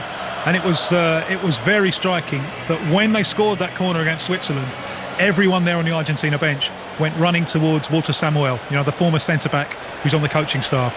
He's obviously the one who's working these corner routines. So that's something that England will have to look at. But I think that the key idea of Simeone is just to give them a player in transitions, a player who can just get them up the field, because if they reproduce the kind of performance that they put in against Switzerland, England will be able to pin them back. And Argentina want the ball, and I think they were missing that kind of transition player just to open up the pitch, to give them some width, to give them some drive, some physicality, some dynamic, and they will hope that the addition of Simeone will allow the midfield then to play its normal game and weave its patterns and pass its way through and around the England central midfield. We're just watching as they're putting the Argentina best moments of this World Cup on the screen, and that's why the noise levels have kicked up. You'll have heard the whistling earlier on as they were playing Sweet Caroline. That made the England fans find their voice, but there was also a reaction from the Argentina supporters off to our right, and now they're singing along as they watch the celebrations of the Argentina team throughout this tournament on the big screen. In the crowd today, David Beckham, who of course has history in this fixture from 1998. He's been at loads of World Cup games, so not surprised that he's here, but that is the most mixed reception that I've heard him get at any of the World Cup games. I'm not sure his presence was terribly appreciated by the Argentina fans, but obviously huge support from the England section over to our left-hand side. And Mick Jagger is in the crowd today looking for satisfaction from this one for England. We'll hear from Thomas Tuchel very, very shortly as we continue to build up to this game. But we can talk now about a little bit more about that matchup between England and Argentina, Paul. And we've talked about the fact that, as Tim said, it's an aging Argentina side. They might well struggle, not struggle because it's air-conditioned, but England will be able to benefit from the air-conditioned stadium a little bit more, and that energy will really help them. The other thing that's going to play into this, of course, is substitutions from Tuchel, and that's what he's by and large got right throughout this tournament. I'm thoroughly expecting England to start this game quick, to start on the front foot, because as you say, conditions inside here are absolutely perfect. Between 20 and 22 degrees. It's actually cold when you're not doing anything physically, so for the footballers down there, they couldn't have asked for a better stadium to play in. And we know that Thomas Tuchel likes to play on the front foot. He's not necessarily been able to do that the whole tournament, but with this ageing back four, we've seen that they do concede goals. Kept 2 clean sheets in their opening 2 games, but have conceded in every game since, and we know England have got the quality to get at them, and I think that's something that Thomas Tuchel will look to today. Well, let's hear then from the England captain Harry Kane. Along with Jude Bellingham, they've scored all but one of England's goals at this tournament. So are the team too reliant on them? That's just football. I don't know what people expect. It's like I said at the start of the tournament, Argentina rely on Messi, France rely on Mbappe, Elise, Spain rely on Yamal maybe. It's like, yeah, it's one of those where the guys who people expect to score, and now we score, it's like, oh, they're scoring too much, maybe other people should score. It doesn't really completely make sense, but yeah, I think throughout a tournament you need moments, you need match winners, you need heroes. As much as people will talk about me and Jude, we wouldn't be in this competition still if it wasn't for every single player here, and the saves Pickers has made, the blocks the defence have made, the running, the commitment, the midfielders are doing, the wingers 1v1 all the time. It's such a team game. I think it's so easy in these big tournaments to just make it about individuals and make it about 1 or 2 players, but without the whole team on the same page, the same togetherness, the same mentality, we wouldn't be where we are now. So football is like that. You score the goals, you get the rewards. I know that more and more than anyone, but I also know there's so much more that goes into a game of football than just the goal scoring. Why does the partnership between the two of you work so well? I think we're both in a good moment. I think physically, mentally, both in good shape. I think there's been a real hunger and desire since since we met up in Florida. Me personally finishing the season the way I did with a couple hat-tricks, the cup final, I felt like I just kept that rolling into this tournament. Jude come in with a real bit between the teeth to, I think, prove himself and prove why he's at Real Madrid, why he is who he is, one of the best players in the world. And you saw that energy early on from him, and we've kind of just used each other and that energy into the games, into training around the place, and we've kind of taken that onto the pitch. Is his best position, because we know he can play a number of positions, in the 10 just behind you? Is that where you like him the most? To be honest, I think he's good in any of those positions. I think certain games will dictate a little bit differently, but I think he's a great goal scorer, so I think playing as a 10 helps him in that sense of arriving into the box, being higher up, being in dangerous goal scoring areas, kind of like his 2 goals in Miami against Norway, almost like striker goals. But also he's so good as an 8, driving with the ball, defending up and down the pitch. He has that engine of a number 8. So really, I think he's exceptional in both positions. I think the games will kind of dictate what suits him a little bit more, and that's where you rely on the boss and the manager and the coaches to get that right. As for you, over 70 goals this season, Harry. That's 20 more than you scored just the season before. What has been the secret? Good question. It's hard to really put a finger on. I think, I guess at this year, a lot of things have just come together in the right moment, the right time. I feel physically, mentally fresh, and I think the players I've had around me all season, both for club and country, have helped me kind of perform at this level. And it's hard to really know. I dedicate every year to improve. And have you not changed anything? Was there something you did different in pre-season, taking on coaches? No, I think maybe just even more. I think I've been even more conscious on recovery and healthy eating, and I think that happens naturally as well. As you get a little bit older, you start to know that every little detail is even more important. So I'd say probably from the start of the season, just coming off the back of winning the season before, and I think you're always a little bit like, how am I going to react to winning my first trophy? And if anything, it just gave me more push and more motivation to say, I need to get better here. I need to improve. There's still areas I can work on, and that's what I kind of done. And sometimes you look through history of different teams, different nations, and of players who just have a year where kind of everything goes their way. I've still had not everything go my way, obviously Champions League and things that could have been better, but for the most part it's been really special. And now I'm in that final week of what's been an amazing season. I'm kind of just excited to be back out there and try and have this one big push in these last 2 games.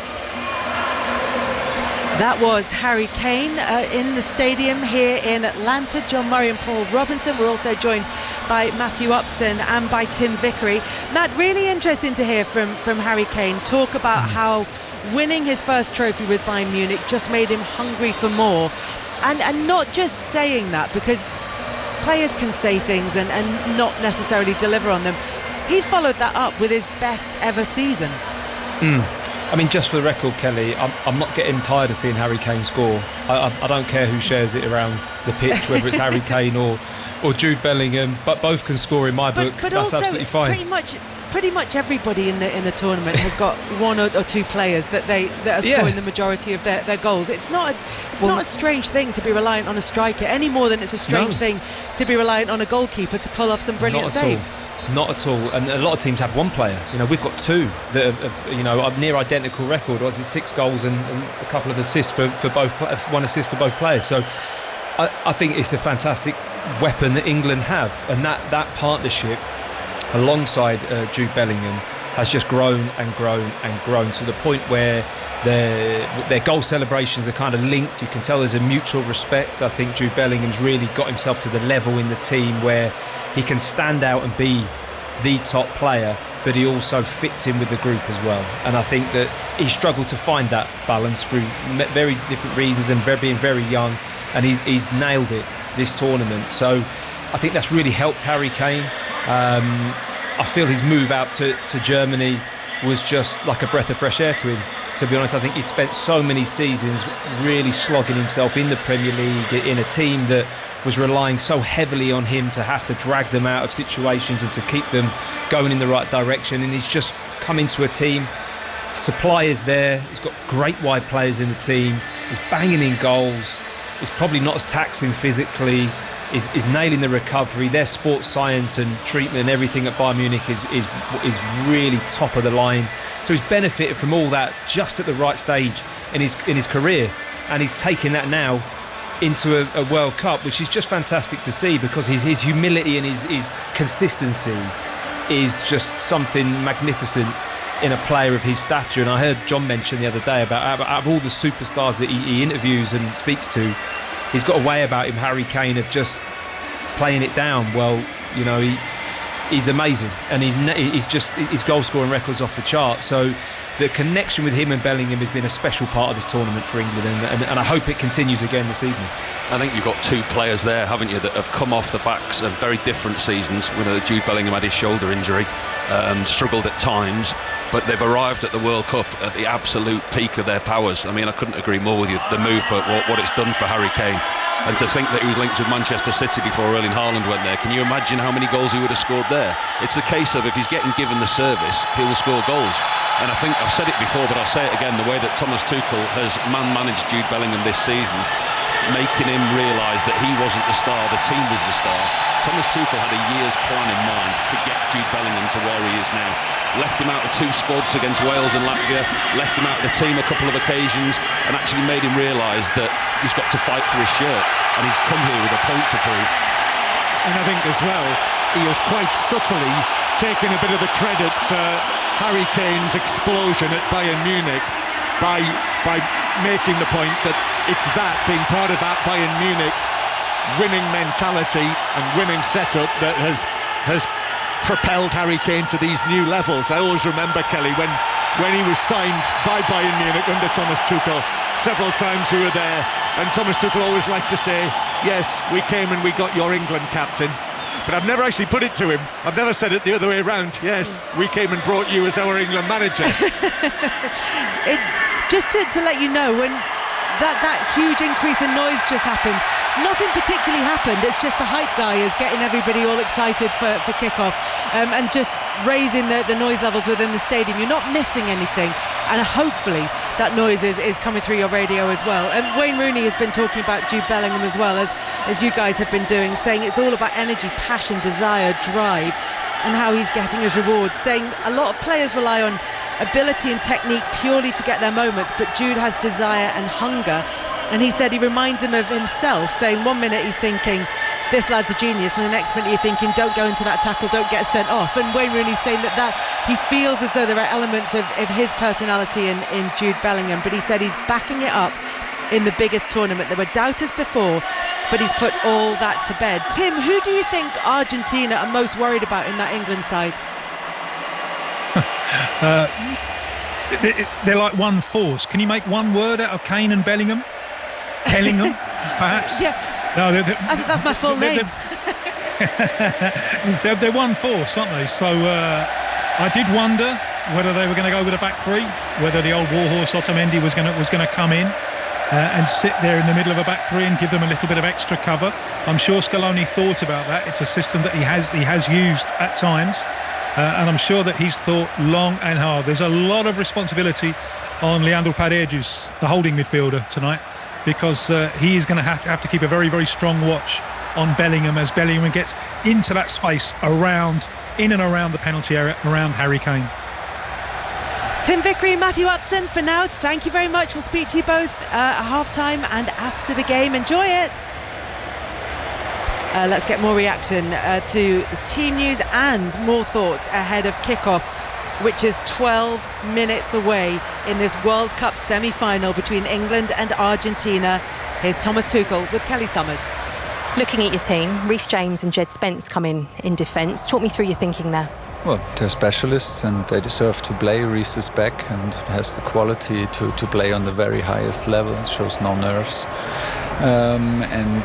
We want the agility and the speed of Chad. He was very strong in the last matches from the bench, and I think we need to get the fullbacks involved in our attack, so that's why. Is Ezri Konsa injured? No. Just rested? Yeah, Esri is not a fullback per se, and we decided for John, and last matches we decided for Esri, so he started every match, so it's just a sportive decision. Morgan Rogers starts on the right. Why was this the right game and right position for him? Because it's a feeling. It's just a feeling from the coach, a stomach feeling. And I feel that he has something special to give today. I felt him very strong in the last match against Norway. And in between he had an outstanding training session to just follow up on that performance. And yeah, it's just a feeling. And finally, Thomas, the key to stopping Argentina and Lionel Messi in particular will be? Well, you need a lot of keys. We need a complete performance offensively, defensively. We need to take care of the supply to Messi. We need to take care of his support to the runners, especially on our right side when he gets the ball in half left and turns. There are so many ways, so we need to play free. We need a complete performance. Also from the mindset, we should be ready for the fight, but also like calm and collected and full of confidence in our qualities to give them some problems to solve as well. So we're up for it. England are up for it, says Thomas Tuchel, and they're going to have to be. This is a World Cup semi-final for a place in the final on Sunday against Spain. Argentina are the opponents. Are England capable of doing this, Paul? I said it before the tournament when we all picked our favourites as to who was going to win the tournament, and you get asked the question, are England going to go all the way? Can England do it this time? Can they win the World Cup? And my answer to it at the start of the tournament, and it remains the same, they can beat anybody on the day. They're without a doubt they're capable of beating anyone. They need a little bit of luck, they need things to go right in the game, and they've got their way through this tournament without hitting their straps, in all honesty. They're excellent against Croatia. In the other games, there's always been something to talk about the performance. There's been no perfect performances throughout this tournament apart from the first game, in my opinion. But I think that they are more than capable of beating anybody. And this is not an Argentina team of old. We've spoke about the age of the Argentina team. There's a lot of experience in it. But when we did their game here against Egypt, they were 2-0 down for 79 minutes. And if it wasn't for Messi, they wouldn't have got through as far as they have done now. And I left that game thinking, if England do get them, if England's path and Argentina's path cross, it wouldn't hold fear for me. I'll be confident of an England side going in to play them. But if England are to get closer to that perfect performance, obviously no such thing, but if they are to move closer to that, what do they need to do better than they have done in the rest of the tournament, bar that Croatia game? I think the defence, they've struggled. You look at the lack of clean sheets that they've had, and they've always looked susceptible. They've conceded in all but one of the games. Here we go then, as the players are set to come out of the tunnel here in Atlanta for this World Cup semi-final between England and Argentina. Remember, you can watch this match on BBC One. If you want to listen to our commentary alongside the pictures, just head to the iPlayer and have your say later on 6:06 at full time. Will it be England or Argentina in the World Cup final on Sunday? Your commentary team, Paul Robinson and John Murray. Well, what a sight to see here in the stadium in Atlanta. The teams walking out and the flags at the head of the two lines, the flag of England and the flag of Argentina for a World Cup semi-final. The referee and his assistants in their pink shirts and black shorts. Ismail Elfat, the American referee, so an MLS referee. He referees Lionel Messi in the MLS. He's the man chosen to take charge of this match. And he leads the players, he actually leads the Argentina players around the right side of the big map of the world, the FIFA map of the world, in blue and gold, around the centre circle to the far side. The England players in their white tracksuit tops with a black trim, and the Argentina players also in black tracksuit tops, as they all line up, the starting 11, the mascots and the squad, all around, waiting for the anthems. Please rise if you're able for the playing of the national anthem of England.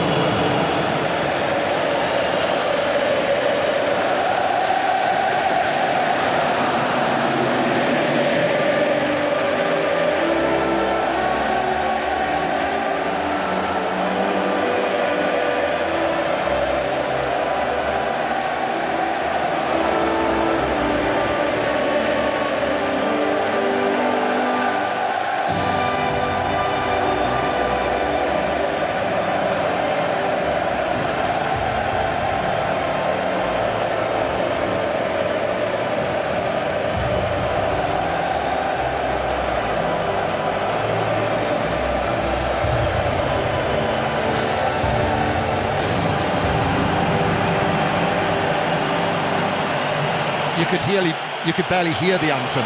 It was drowned out by the Argentine singer.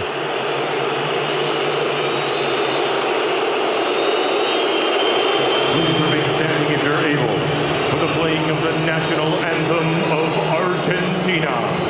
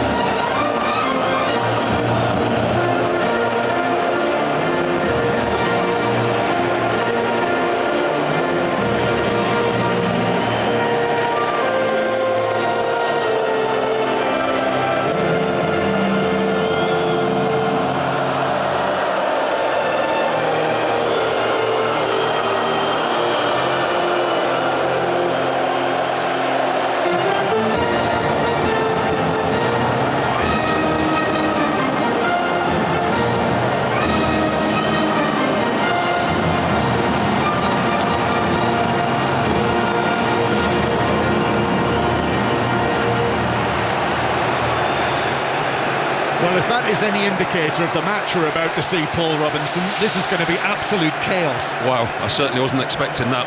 This is going to be one unbelievable atmosphere. I mean, the two national anthems were not very well respected by either set of supporters. Well, we would have expected that, given the history.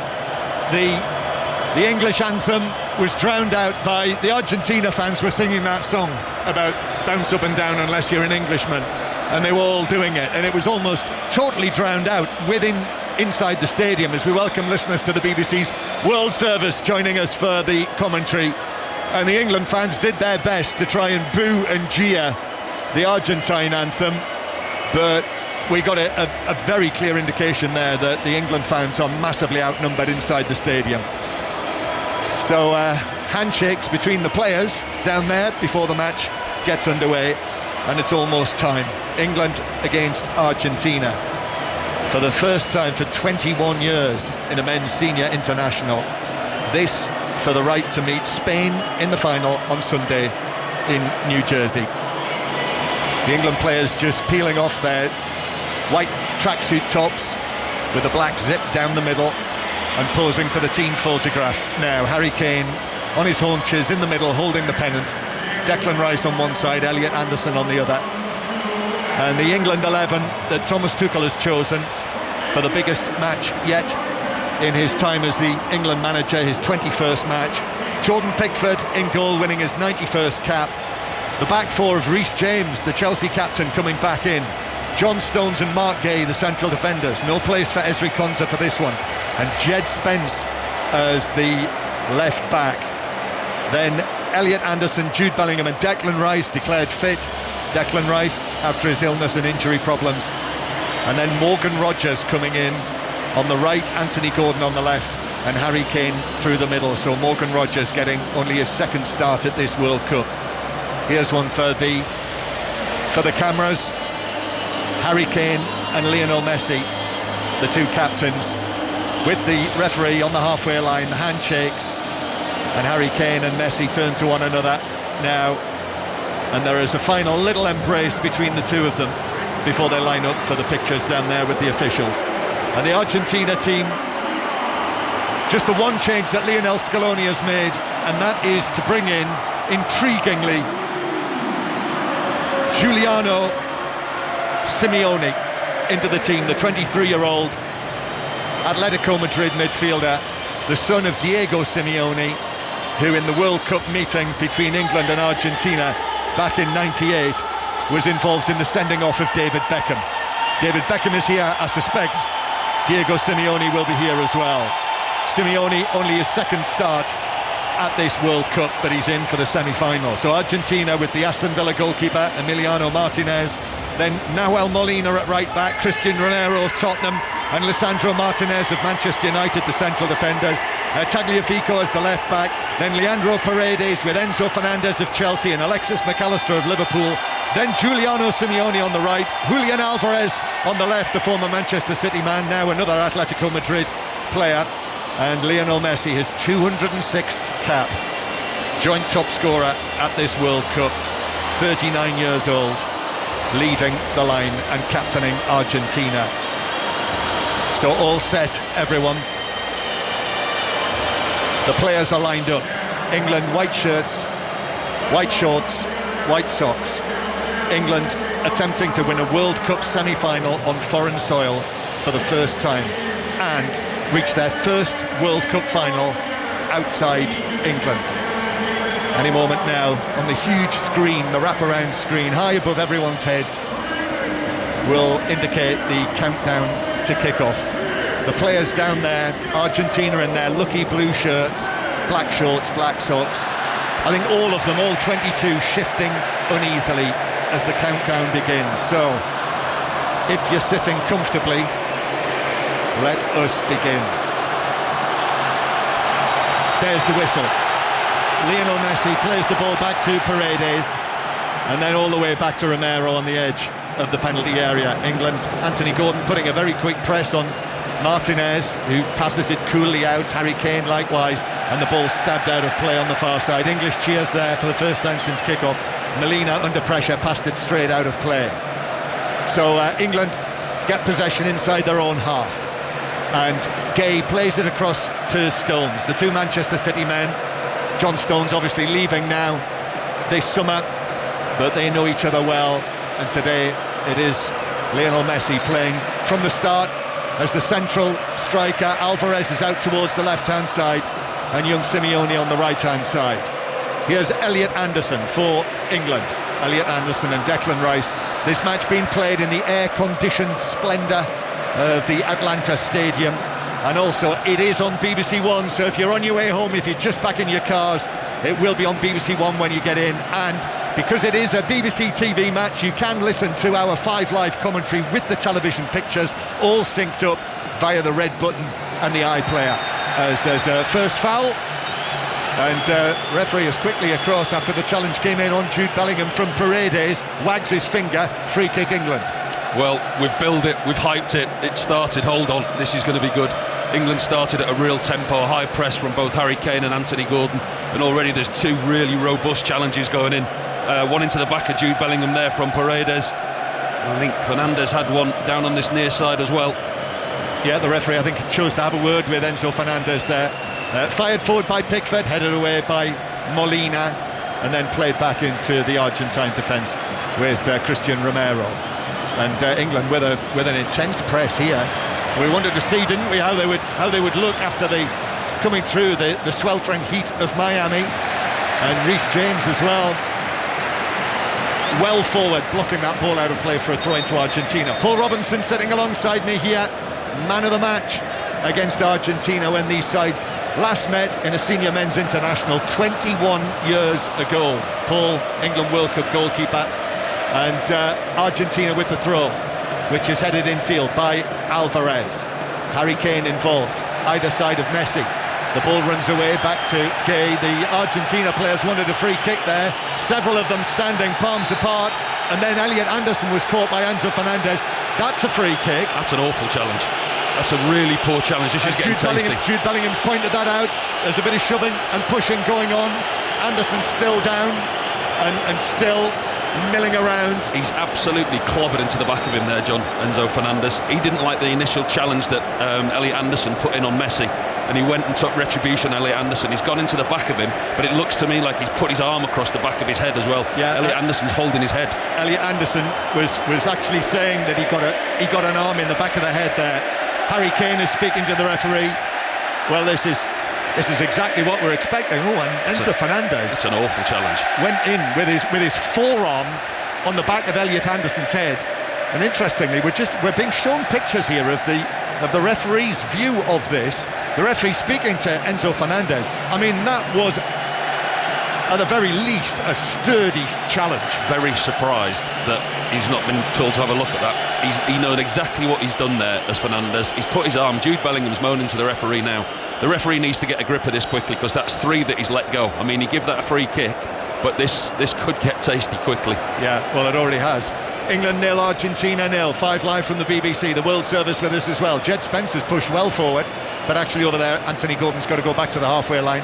Anderson's okay after that Enzo Fernandez fist on the back of his head. He's all right, didn't receive treatment, but that could easily have been an early yellow card in this match, and I know there has been some scrutiny on how this referee, Ismail El-Fat, will take charge of this match, and also some of the decisions that have gone the way of Argentina during the course of this World Cup. So there we are, first flash point. England with Spence down the left, still going. He's being challenged by Simeone, he's beaten Nawal as well, and then the challenge comes in on him. He was very nearly into the penalty area. What a run from Jed Spence. That's a great sign from England early on. That shows you that Jed Spence has got the beating of both midfielder and fullback. He was outstanding there, very, very quick. Put it through Simeone's legs, went round the fullback. It was only the last-ditch challenge from the midfielder coming back that stopped Jed Spence getting into the 18-yard box. England 0, Argentina 0. Mark Gay just out-sprinted Lionel Messi there to take possession of the ball. I was talking to him here inside the stadium last night, making the point, one match he played against Erling Haaland, next it's Messi, as Alvarez plays it in towards the edge of the D, and England are able to play it away from the back. Yes, I asked Mark Gay, I said, how often does Pep Guardiola talk to you about Lionel Messi? And he said, well, I've only been there 6 months, and he mentions him all the time. Well, there was talk, wasn't there, that possibly when Pep went there, that he might have got him, but it's obviously all history now. Yes, I think he was happy where he was. England 0, Argentina 0. Romero, ball out towards the right-hand side, and it's blocked by Bellingham, but then is taken on by Simeone. But excellent work from Jed Spence. Still Spence, bounces away from him, and then is shielded by Elliot Anderson, who was fouled by Simeone. Now he's down flat on his front, Elliot Anderson. Free kick to England halfway inside their own half. He does well to keep possession there, Jed Spence. Finds his England teammate, he's trying to turn out of trouble. He invites the free kick. From an Argentina point of view, Simeone didn't need to make that challenge in that area of the pitch. Elliot Anderson was under pressure. Did somebody kick the ball away there as well, I think? And the England players are again asking the question of the referee. Well, we can already tell, 6 minutes played, Ismail El-Fat has got a real job on his hands here. Let's hope he's up to it. Long pass downfield, Pickford, taken down by Rodgers, playing on the right, Madueke and Saka on the bench. Rodgers takes on Tagliafico, gets it into the near post, and that's blocked behind by McAllister for a first England corner. They've scored from only 2 set pieces so far at this World Cup, England. It's a tactic that England have used before in this World Cup, the long ball from Jordan Pickford. The fullbacks push up, Morgan Rodgers it was that time. It was a really good kick from Jordan Pickford. Long diag over the top, good touch by Rodgers, and gets a corner. So first set piece to defend. Declan Rice way down there to our right, almost out of our sight. Can only just see the near touchline. Rice waiting to take this. Emiliano Martinez bouncing around 2 yards off his line, and a little bit of light jostling going on near the penalty spot. Anderson's involved in that as well, Gay too. Here comes the corner, 2 players have ended up on the ground. It's headed away, no whistle yet. More wrestling on the edge of the penalty area, and then Jed Spence steps in as it's cleared towards the halfway line. A high foot from Mark Gay, that'll be a free kick on Alvarez. They tried to take it quickly, McAllister's clattered it into the back of Mark Gay, who hadn't retreated, and the referee says, yeah, just bring it back for a free kick. This is going to be mayhem. Oh, it already is, isn't it? I mean, immediately there, in that penalty box, in the 18-yard box, the referee turned a blind eye. There could have been 2 or 3 fouls in there. They're really clashing into challenges now. Elliot Anderson's putting himself about, but he's also getting it back. In a match like this, the referee can't turn a blind eye. No, I know, and he's done it far too often, which is why it's allowed the players to get away with what they have. England 0, Argentina 0. Ball played back to goalkeeper Martinez. Always announced at Villa Park as the best in the world. Tagliafico now, the left back, playing it infield to McAllister, trying to work it away, but Reece James in on the challenge on the left back, and that'll be a free kick for Argentina that will be taken by Paredes. So De Paul left out of the team, and Simeone coming in, and all of the history that this match has got, that whether it's the hand of God, whether it's Antonio Ratin back in 1966, who actually passed away in the days coming up to this match, the Argentine captain from 1966, or whether it's Diego Simeone and David Beckham from 98. There is always something that happens in an England-Argentina match. besides the action, and some of the matches have been terrific. Some of the goals as well, as there's a foul on Elliot Anderson, shoved over by Simeone, and that's a free kick to England inside their own half. Some of the goal scorers as well who scored in this fixture. I mentioned Diego Maradona, obviously. David Beckham himself with a penalty in 2002. Batistuta, Shearer, Bobby Charlton, Jimmy Greaves. Some of the absolute greats.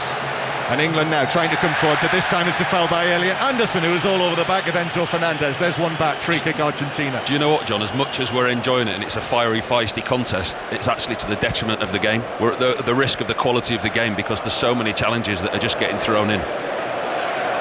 It's like a derby match, even though it's England, Northern Europe against Argentina, South America, as the ball is passed out of play for a throw-in to England. And there is quite a lot of, there is no segregation inside the ground. There is the England end to our left, the Argentina end to our right.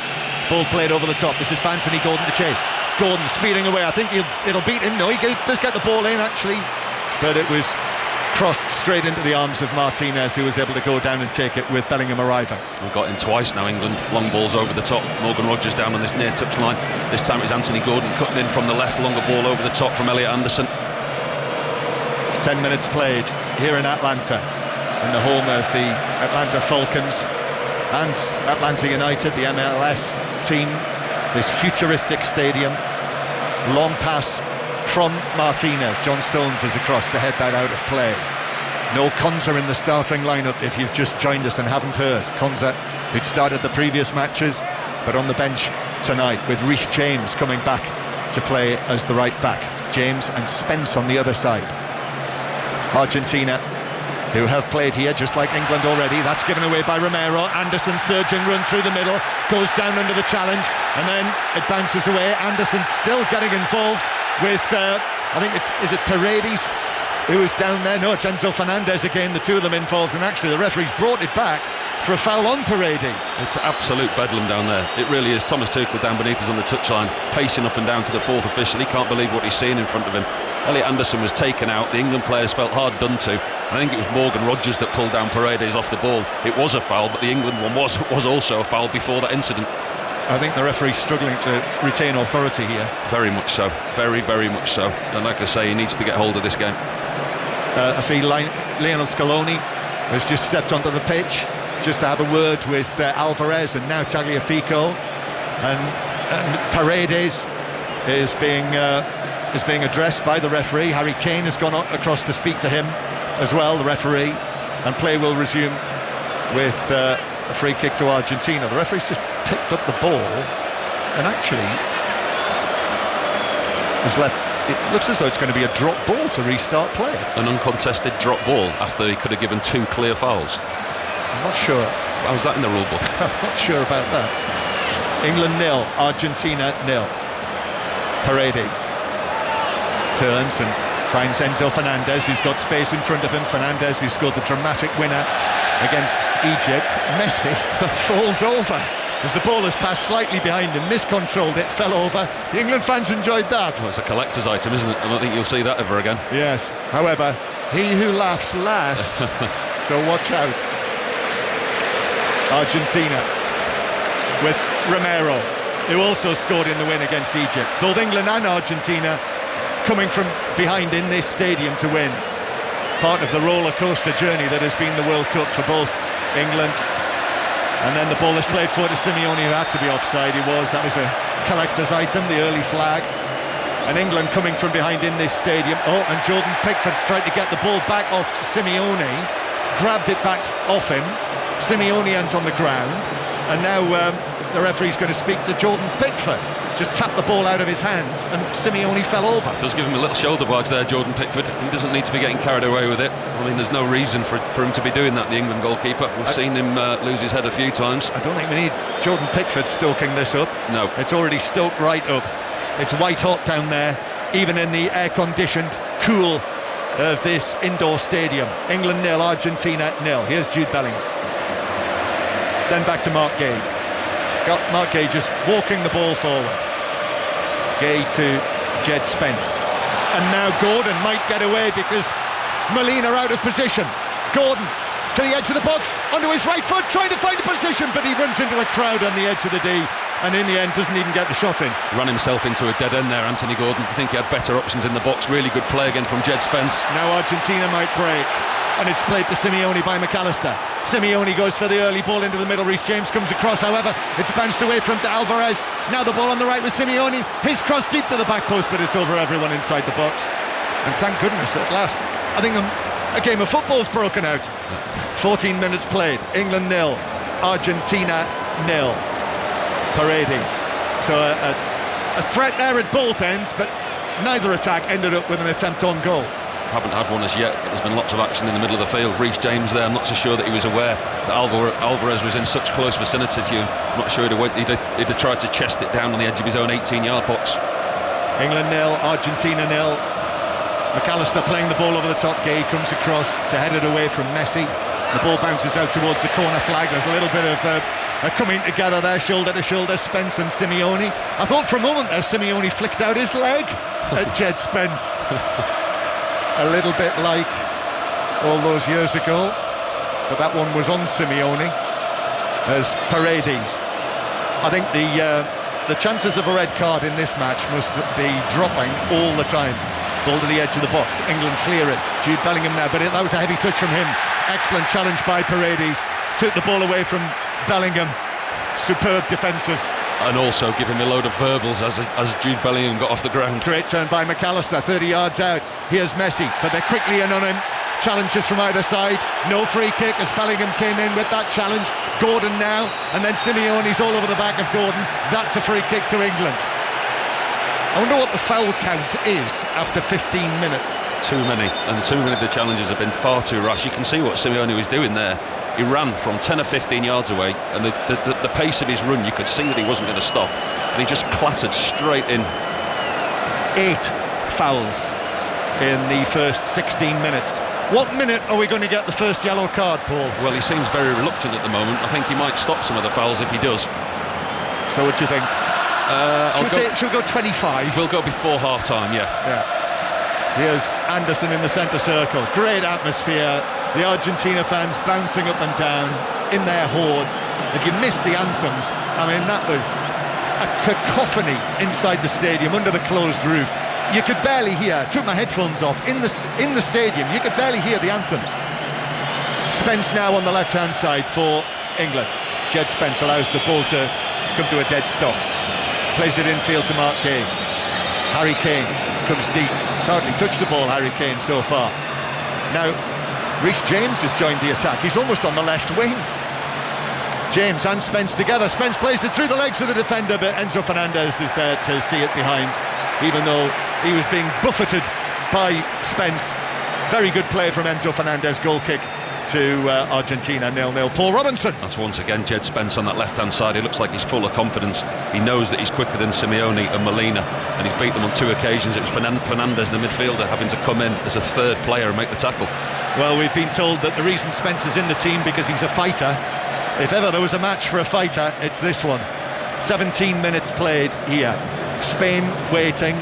You've probably seen the statistics weigh heavily in favour when it comes to the final of the team play in the first semi-final. So they'll be very happy watching this as Morgan Rogers is challenged by Tagliafico. I think he got the ball, but he got a bit of Rogers as well. He went tumbling away, rolling over and over. But the referee, I think, has just given it as a throw-in. Rogers back up on his feet. You can just see the outstretched arm of Lionel Scaloni, the Argentina manager, the World Cup winning manager, trying to do something that has only once been done before, to win the World Cup twice as the winning coach. Lionel Scaloni, who played in the FA Cup final for West Ham in the Gerrard final.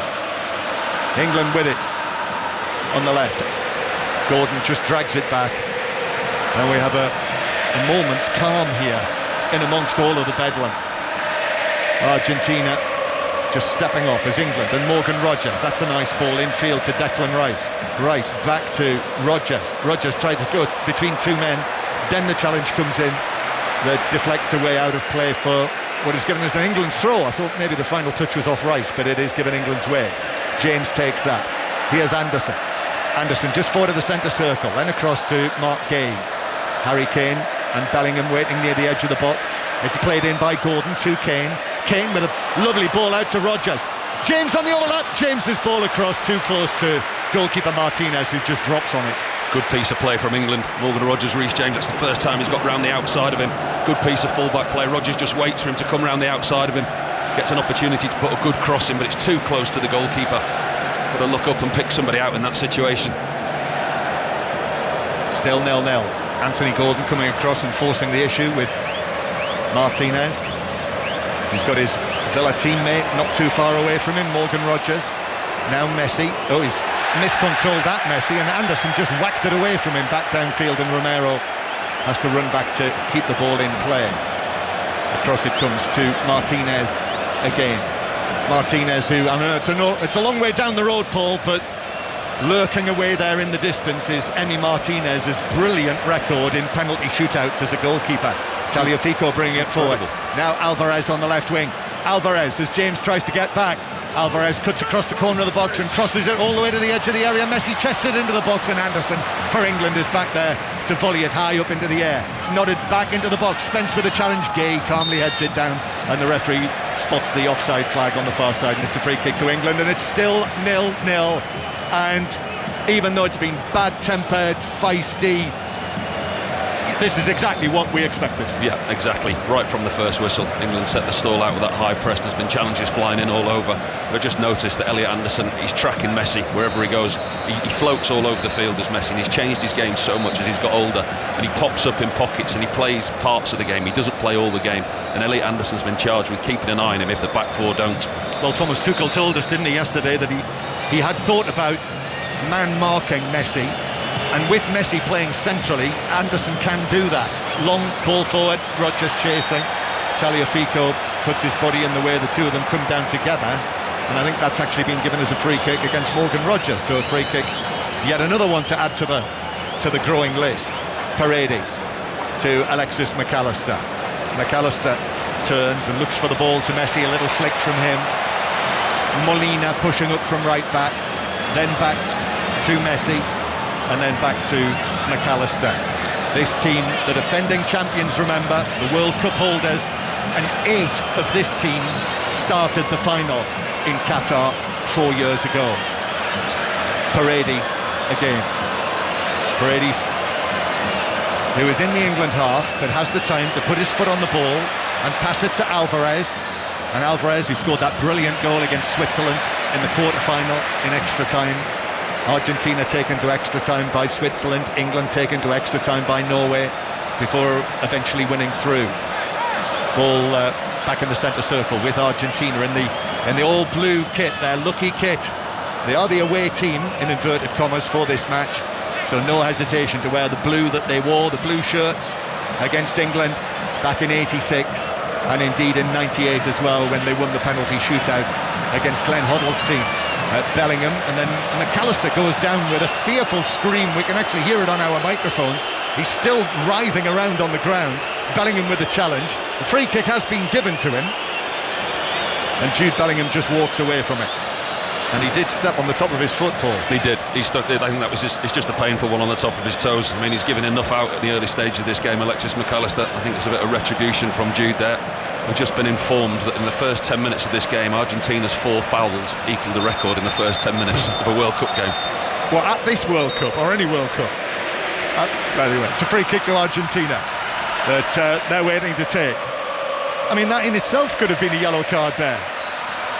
At this World Cup. At this World Cup, yeah, it was. Messi takes this free kick. Here's Simeone now. Simeone up against Spence. Quick footwork from the Atletico Madrid man, still going, but Spence defended it well and blocked it behind, and Argentina have their first corner now.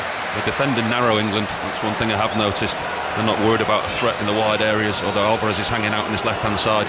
When they are defending, they're trying to drag all the traffic down the middle of the pitch, and the back four in the width of the 18-yard box. So England have to defend their first corner, and Simeone, who, I mean, if you told me that Simeone had been given specific orders to get under the skins of England in this match, then I would believe you. And now he's trying to wind up Jordan Pickford, who's standing towering over him. The referee has got involved, and he's wagging his finger again. and speaking to the both, and I think it looks like he's saying I'm in charge of this. Well, debatable. Corner for Argentina, swung in, and Pickford goes for it with the blast of the whistle. As the ball was flying over the top of the 6-yard box, the whistle went early, free kick to England.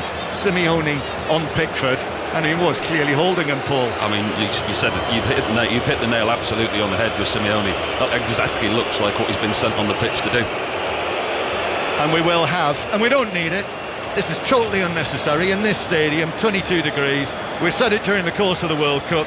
You know, we're in the midst here of a World Cup semi-final.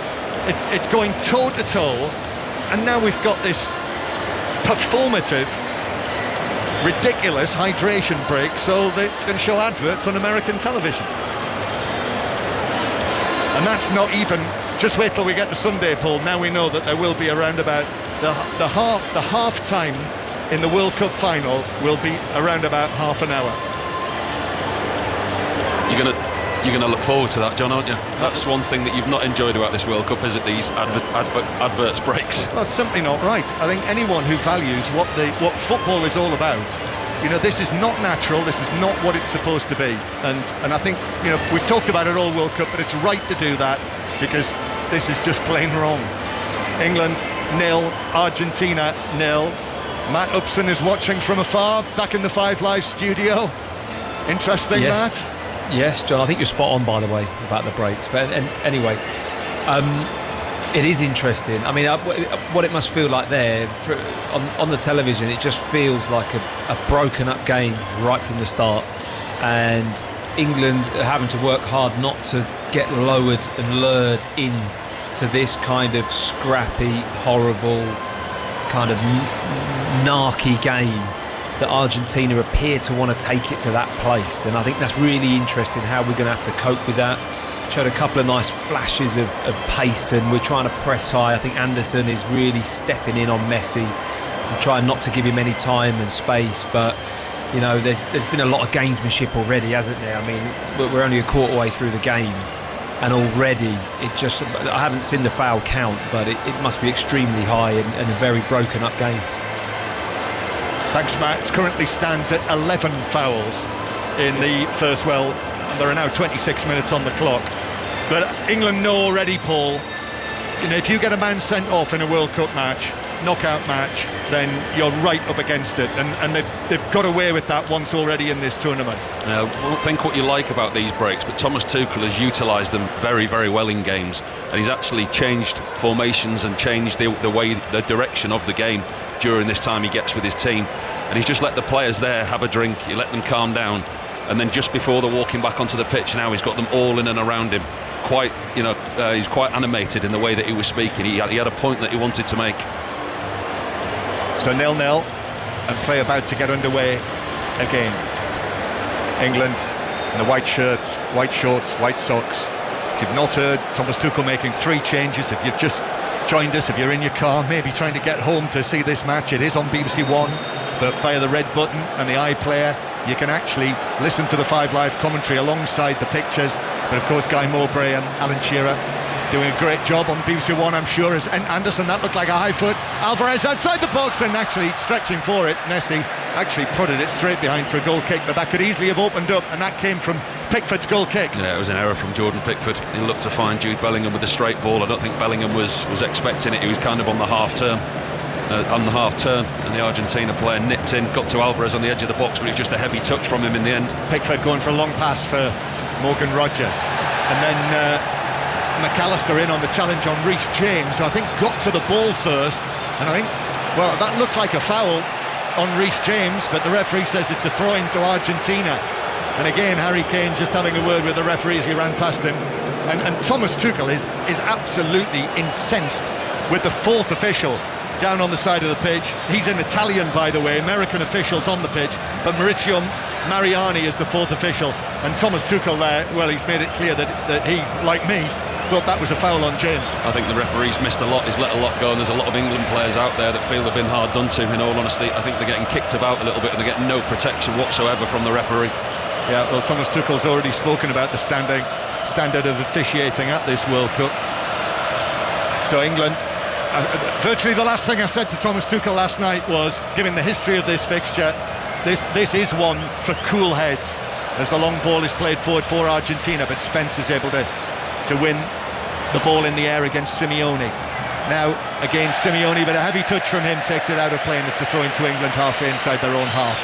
And he said, yes, absolutely, cool heads, but hot hearts was the phrase that he used. And Harry Kane drops deep to receive the ball. Kane and Bellingham, 6 goals each at this World Cup. A long pass for Rodgers down the right, and Tagliafico is able to put in the challenge to put it out for a throw-in to England. James takes this. Back to John Stones, who is winning his 94th cap for England. Now over to Spence on the left-hand side. Here's Anthony Gordon, little ball in field. Comes back to Spence. Gordon takes it away from him. Still Gordon battling for it and then committing the foul. That's a free kick. Argentina take it quickly, trying to get it on the move with Alvarez, then back to McAllister, and they've got to go back. Enzo Fernandez has got to turn it back towards the edge of the area. And from a chance there where Argentina had the opportunity to take that free kick and break downfield, they've actually ended up having to go back into their own penalty area.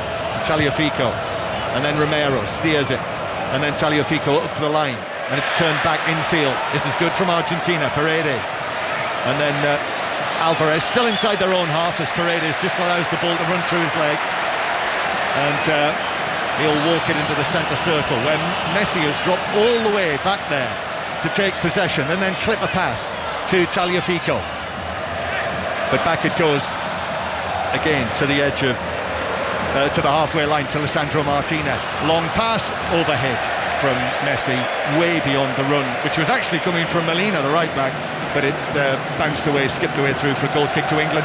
And it's still 0-0 here in a match which you cannot take your eyes off, because, well, you almost need eyes in the back of your head. But actually, I'm not sure either goalkeeper has made a save yet, Paul. No, there's a lot going on off the ball as well. We talk about all the fouls that have been committed. There's a lot of niggly bits going on the pitch, all over the place. Bellingham winning the ball back from Romero and then skipping away from the challenge. Now Bellingham coming in from the left-hand side. Oh, he finds Rodgers with the pass, but the whistle has already gone for the free kick. Rodgers might have had an opportunity there on the edge of the box, but the referee blew early. Yeah, he does well there, Jude Bellingham. Turns defence into attack very quickly, is very direct, and it's quite a cynical foul again from Enzo Fernandez. He knows exactly what he's doing. He just takes Jude Bellingham's legs away. Well, if you're working on a totting up process, Enzo Fernandez must be one tackle away from a yellow card. I think he's lucky to still be on the pitch, the way that he clattered Elliot Anderson very early in the game, in all honesty, the way he put his arm in the back of his head. England 0, Argentina 0. England are attacking towards the end, where Harry Kane scored the 2 goals against DR Congo. I was down there last night, about 20 yards away from where he hit that shot that flew into the net. It was over 70 miles an hour, wasn't it, that it was timed at? What turned out to be the winning goal. And now England have a free kick. Rice prepares to take this. Rice, we need his Arsenal delivery to England. Harry Kane just been pushed away by Christian Romero, ex-Tottenham, current Tottenham together. Rice, right-footed into the back post. Stones heads it down, but wide.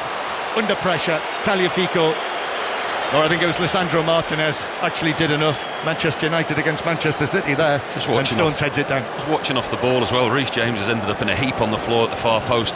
That is a good delivery from Declan Rice, in-swinging free kick to the far post. Martinez, for all his size or lack of it against John Stones, he actually does well to put the England central defender off there at the far post. And Stones just heads it wide. Argentina playing the ball out from the back. Emi Martinez out to Molina, and then it is whacked away high above the halfway line by Enzo Fernandez.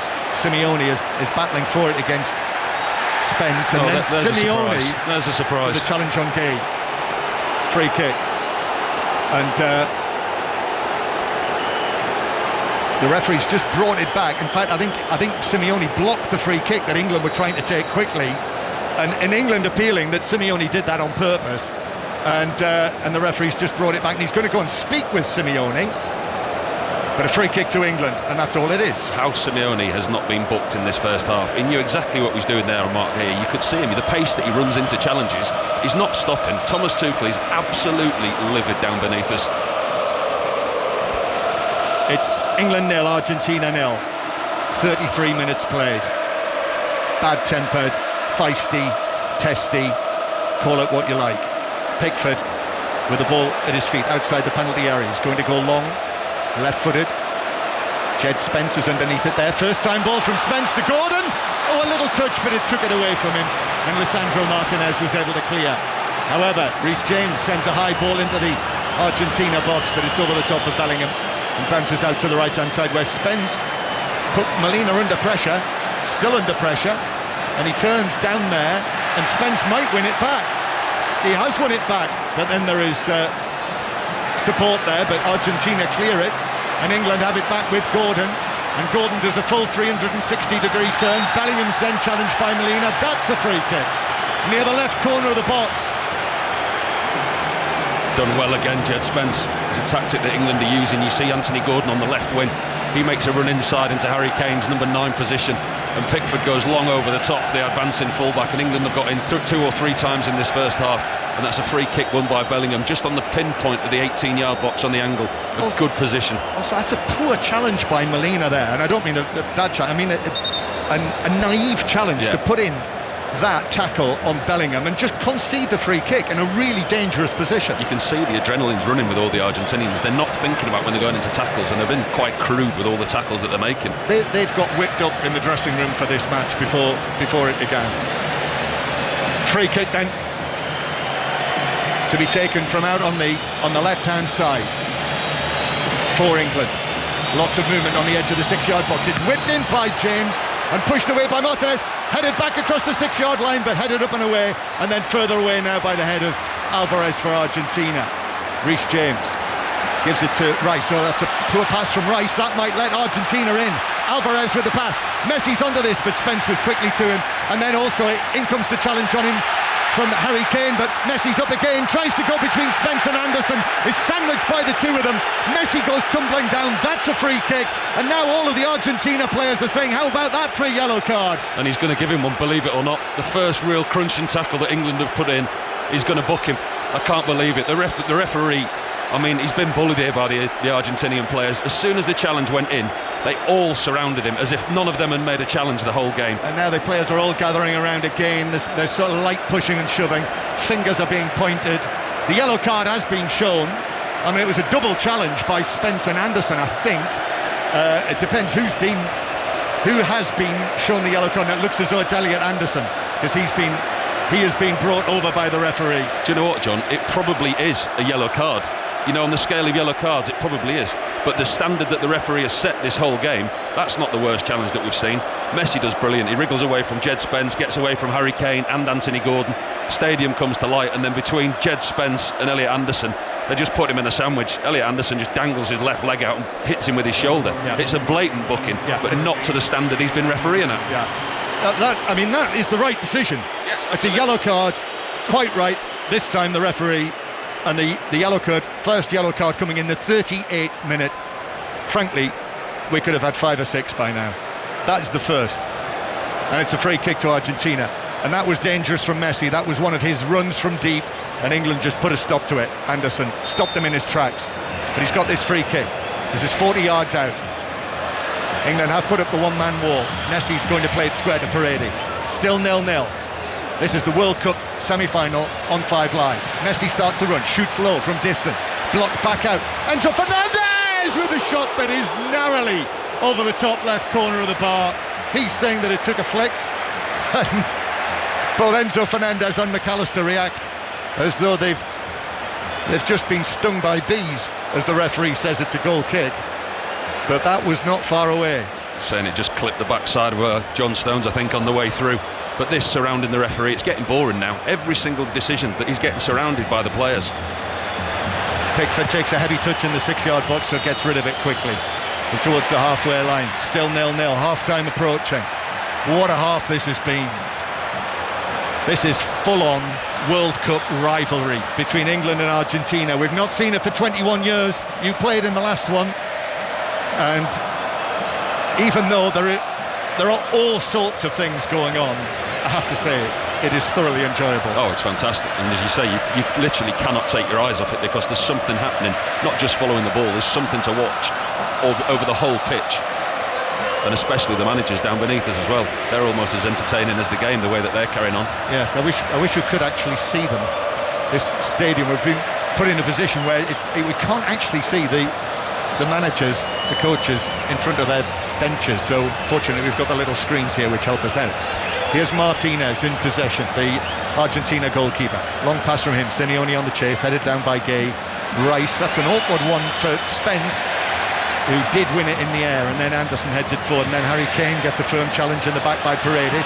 It bounces for Argentina, it bounces for Messi, who tracks off on a run again. It might bounce towards the far side, but Rice gets there first, ahead of Molina, marauding forward. Left-footed, just whacks it out of play on the halfway line. Simeone actually did well in that instance there. He actually beat Jed Spence to the ball, which allowed Messi a little bit of time and space. So Argentina again, with Paredes. And then back to Christian Romero. Lisandro Martinez with that now quite long jet black hair of his. Martinez is going to be able to carry it forward and then pass it to the edge of the box, where Tagliafico returns it to Alvarez. Now it's with Romero in the centre circle. 40 minutes on the clock. And still, neither goalkeeper has actually had a save to make. Argentina still with it. And Lisandro Martinez comes forward. Tagliafico. The Argentina fans, you can hear the drums. And it sounds like sort of kettle drums that are being whacked as well inside the Argentina section to our right. Simeone. And then Enzo Fernandez. And now Romero. This is a concerted period of Argentina possession now as we approach half-time here. Messi gets the ball back, first time touch. Out to Simeone on the right side. Simeone with his right hand bandaged. Then it comes back to Messi. Again in a deep lying position. He's played the ball forward. Rice steps in, wins it back. And then a change of feet by Rodgers does well. He's trying to get away from Lisandro Martinez, and he's fouled by him, and that's a yellow card. Cheers from England. First yellow card for Argentina for Lisandro Martinez, who I think can feel himself a little unfortunate that he's the first one to receive a yellow card for Argentina for that. Well, the way he's refereed this game, here we go. He started with the cards, now that's it. He won't be stopping between now and the end of the game. It's a lovely piece of play by Morgan Rodgers in the middle of the field, gets away from Martinez, quite blatantly pulls him back. He was getting away, Rodgers, but there were lots of covering players by that stage. And Martinez, as it's announced on the big screen, Martinez shakes his head in exasperation. It's 0-0, one yellow card each. Spence. Now back to Jude Bellingham. Bellingham then to the halfway line. And John Stones. To Reece James. James starting for the first time for England since recovering from that hamstring injury. Remember how he came on against Norway at about 20 minutes of the 90 to play. England lose possession, Argentina come forward with Molina. And then it finds its way to Messi. Messi starts on a run, goes round Anderson. Actually, no, Anderson does well, gets a foot in, and then he's fouled, and that's a free kick to England. Anderson fouled yet again, gives the ball quickly to Bellingham. Bellingham is off on a run now, down the left-hand side. Still going Bellingham. Then in comes the challenge from Romero. Good tackle it was as well. Took the ball away from England's Real Madrid man, and Argentina have got it back in their own defensive third. And then all the way back to Martinez. Tagliafico now with Reece James in front of him. 43 minutes played. Paredes turns to his right, gives it to Molina. Messi is there, passes the ball forward. A measured pass for Simeone to run onto. Mark Gay has gone out there with him, got the challenge in, played it off the Argentina midfielder, and it's a throw-in to England close to their own corner flag. Jed Spence to take this, now not wearing the mask after his fractured jaw against Chelsea towards the end of the season, got rid of it for the Norway match. I'm sure he'll feel a lot better after getting rid of that, particularly after the heat of Miami. takes the throw. Jed Spence comes back to him. Spence then back to Gay. Careful pass back to his goalkeeper, Pickford, who rolls the ball across the penalty area to his right. And John Stones walks it forward. And then Bellingham dropping deep, got a shove in the back from Paredes. But Elliot Anderson now to Jed Spence. Spence with a ball for Bellingham to chase that bounces into the Argentina box, but Lisandro Martinez comes across and with his right foot volleys it out of play for a throw into England near the halfway line. We are now in the 45th minute.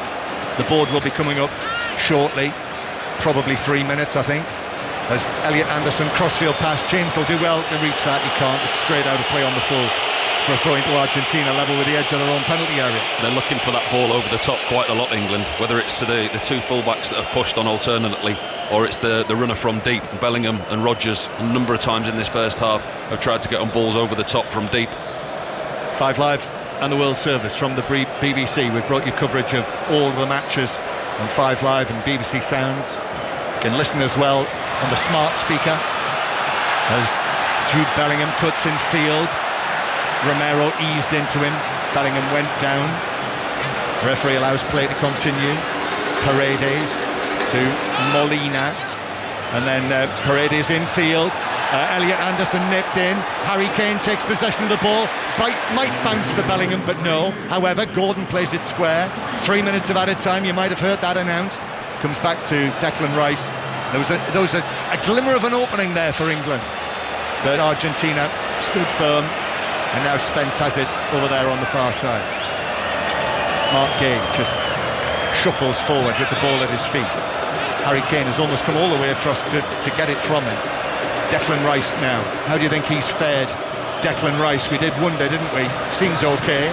As Reece James plays it back to Rice, who had to be quick in on the challenge and wins the throw-in off Alvarez, that England are looking to take quickly. But someone down there has thrown the ball back on the field from the Argentina bench. So England couldn't take the quick throw in 3 minutes. More shenanigans from the Argentina bench there. Skullduggery. Declan Rice? Yeah, I think he looks well. You wouldn't know that he was ill last week and that he struggled to get through the game. I think you would say he's having one of his normal games. Here is Rice. England with the ball in the Argentina defensive third. James then back to Stones nearer to the halfway line. John Stones. Then back to James. Now here's Morgan Rodgers, who's done, I think, as well as he could do on the right, coming in to start ahead of Madueke and Saka. Comes back to John Stones, and then all the way back to Pickford.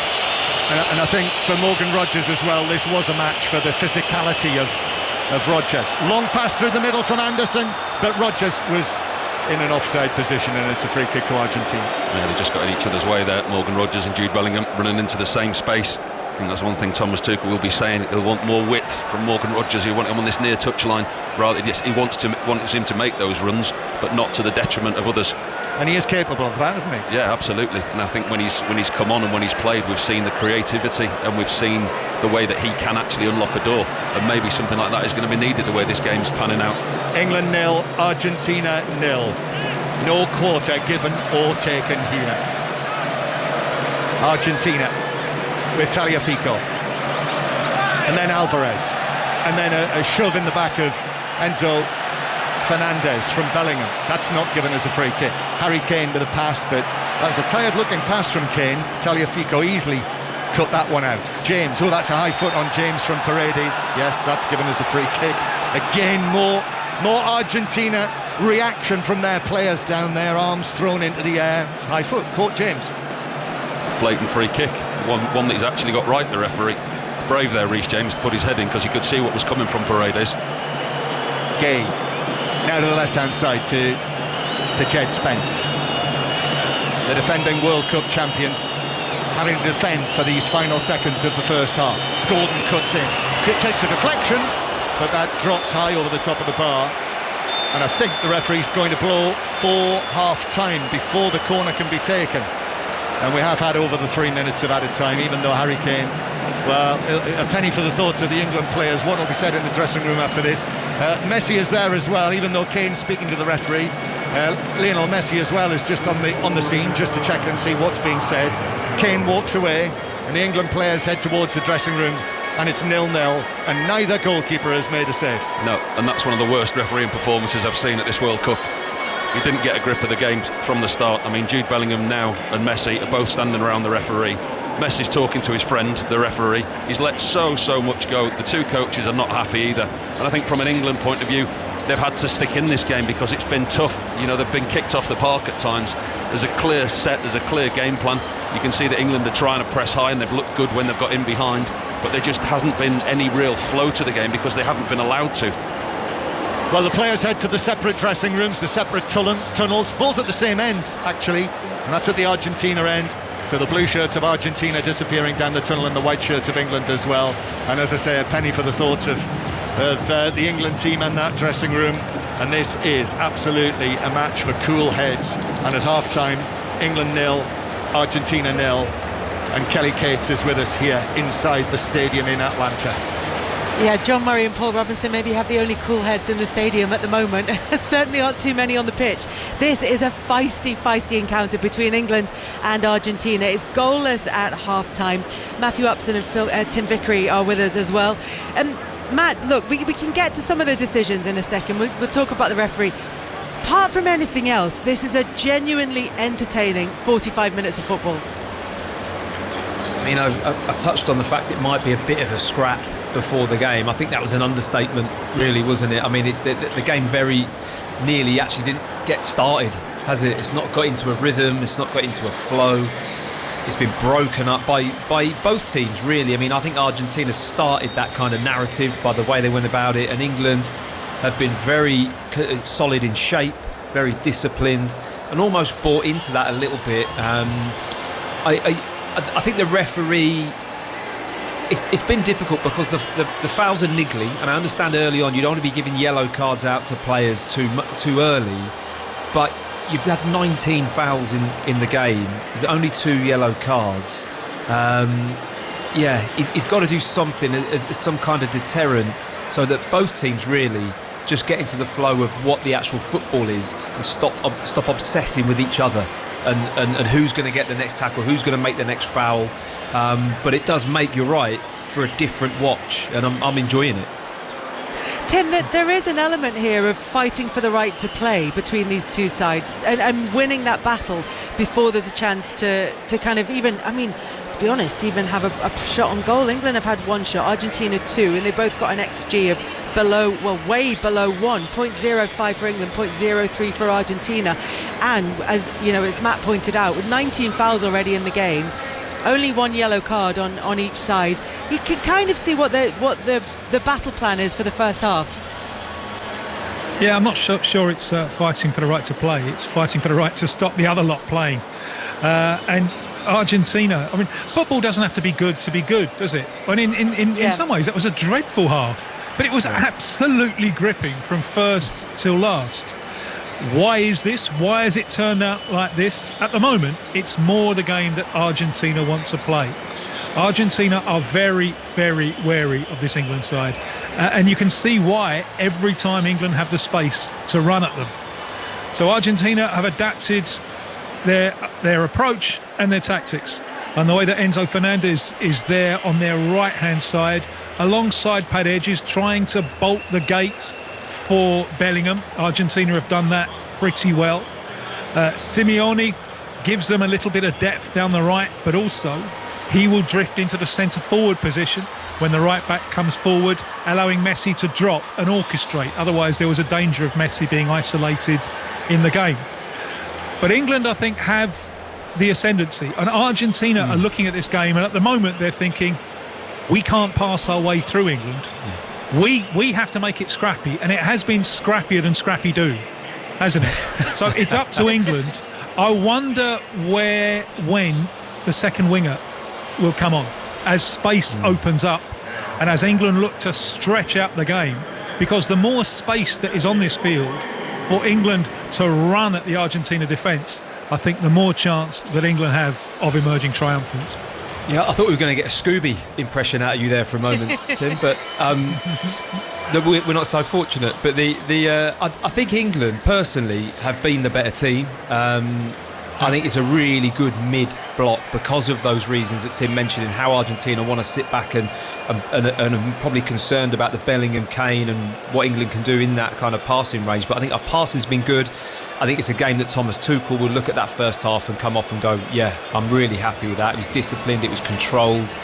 We looked like the team that could get a hold of it, but it's just about, as we've said so many times, it's moments.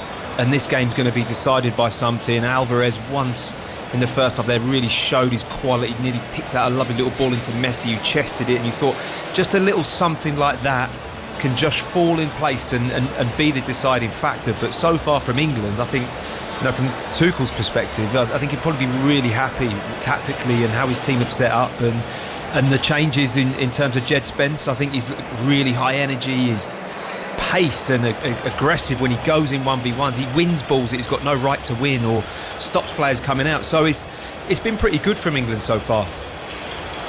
It's interesting that the 2 yellow cards have gone, one for Lisandro Martinez and one for Elliot Anderson. It does feel as though Elliot Anderson is a player that Argentina think they might be able to get at. He's been fouled 4 times in that first half. Well, Messi is going to play on top of him quite a lot, I think. It's going to take all of the discipline and all of the control that Elliot Anderson has in the second half, because Argentina know what they're doing. They do it very well. They're very, very good at adapting to different types of games. And you can bet your life now that any time Anderson is involved in something that might be half a foul, Argentina are going to swarm all over the referee. The referee, I feel sorry for him. However much he's being paid, double it, because this is a tough one for him. It is. I mean, he missed that kind of early one with Fernandes when he left a forearm in the back of the head of Anderson. And I understand VAR obviously can't get involved. It's below a threshold of a red card, so it just goes unnoticed. But they've been very clever early on. Their probably first four or five fouls they made was so intentional. That it was early in the game and they played on that with the referee, which allowed them to get away with it. This should be interesting. The England assistant coach Anthony Barry is with Kelly Summers. Anthony, a tense physical battle in that first half. Other than to keep their heads, what's your message to the players at the break? Keep going. We wanted to be the aggressor. We wanted to be on the front foot. We wanted to get after them. We wanted to show our players that there was no inferiority complex, that we were here to play and play in the opponent's half, and show our players that through the tactical approach. I think it worked up until the water break. From there it gets a little bit more difficult for us to catch the ball. They drop Messi outside our block, they drop Enzo outside the block. It's more difficult for us. They got some possession, but it's still absolutely okay. I think for us to evolve in the game, and the evolution for us now is to take this dominance and try and turn into some bigger chances. We've had some okay chances, half chances, but I think the more time we spend in the opponent's half, the more tired they will get. We use our Premier League power and our physicality, and I think we can open them up later on.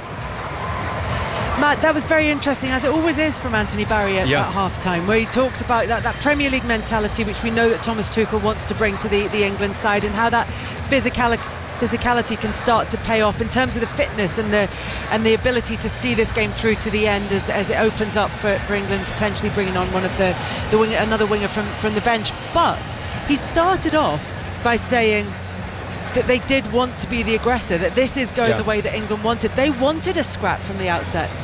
Yeah, I think they did, and I agree. I think his half-time interviews, Anthony Barry, are really insightful and honest and good to hear. But I think they do want to be aggressive, but in a different way, not quite the same as what Argentina want to drag the game down at that point, whereas England want to get it flowing. They want to be on the front foot, they want to step in front, win tackles, win the ball, keep the ball in play. It's been so many breakages in the play that the rhythm isn't there for England, and it becomes fractured. And that might just be a first 45 minutes idea from Argentina, and they're going to switch it up a little bit, and there'll be loads of little gear changes in this second half to see who can get the better. But it's just absolutely fascinating, and the way that Argentina will counteract that kind of mid-block that England have got a real solid centre of the pitch, and how they'll negate that to be able to create opportunities themselves, which are few and far between in this game. Tim, what do you think? Will Argentina switch it up in the second half? I think they're happy the way that it is at the moment. I think they will think that the game has gone more their way than England's way. even though you haven't seen any danger of Argentina scoring a goal. There was a long shot from Enzo Fernandez, and there were moments where England got in down the flanks. There were times when you thought they could get a ball in, but Argentina will be happy that the rhythm of the game is like this. They will be wary we've seen when the games have opened out how vulnerable Argentina can be, and England can drive at them with real pace and real power. So Argentina, I think, will be happy that they have managed to turn it into a scrappy game, and they will be looking for one little moment of genius, one little moment of quality to get a goal, and then it's going to be the Alamo. Then it's going to be holding England, breaking down the rhythm. So it's going to be a real test. And Matt, how on earth do the players concentrate with this level of intensity for this amount of time? How do they do it? Must be very, very difficult. And I think just keeping your focus, and sooner or later, Harry Kane, they've got to pull Martinez and Romero out all over the place. They like to follow the ball, they like to go with men. England have got to get enough possession and get enough constant rhythm of the game to move those two centre-backs, because I think they'll come out of places and leave holes for Rodgers, for Gordon, for Bellingham. So England, for me, is just about controlled possession, but I agree, focusing on that and just taking your mind away from the nonsense that's going on in this game. That's a big challenge for the players as well. Matt Upson and Tim Vickery, thank you very much. Speak to you later. Enjoy the second half. Cheers, Kelly. We'll be back at the stadium here in Atlanta for second half commentary of England against Argentina in this World Cup semi-final. The score at half-time is 0-0. It has been a very feisty first half. Second 45 minutes to come very shortly, and we'll quickly round up the rest of the day's sports news after the BBC News with Jill Mackenzie. This is BBC Radio 5 Live. The voice of the UK and the FIFA World Cup 2026. A 14-year-old boy has been charged with a terrorism offence after police discovered an alleged plan to target 2 London mosques. Officers say the plot was linked to extreme right-wing terrorism. The teenager is due in court tomorrow. Sir Keir Starmer's answered his last questions in Parliament as Prime Minister and told MPs he'd wholeheartedly support his successor. This evening, Labour's confirmed that Andy Burnham has 379 nominations from MPs, and he's expected to get the required support from trade unions tomorrow, meaning he could be in Downing Street by Monday. A man's been arrested in connection with a social media post where the writer threatened to shoot Nigel Farage. The Reform UK leader's been calling for better security for MPs for months. Last week, their spokesperson Anne Widdecombe was killed. And the SpaceX share price has dropped below its stock market debut just over a month ago. The company's initial public offering made its owner Elon Musk the world's first trillionaire. On BBC iPlayer. Gareth, simple question really. Do you think you're up to this? A brand new drama starring Joseph Fiennes and Jodie Whittaker. Everyone thinks that footballers are overconfident, arrogant. They're afraid. Based on the award-winning play. Keep believing. Keep going right up until the final whistle. A new England that comes from behind, that fights. Dear England. Are England's young lions ready for the game of their lives? Watch on BBC iPlayer.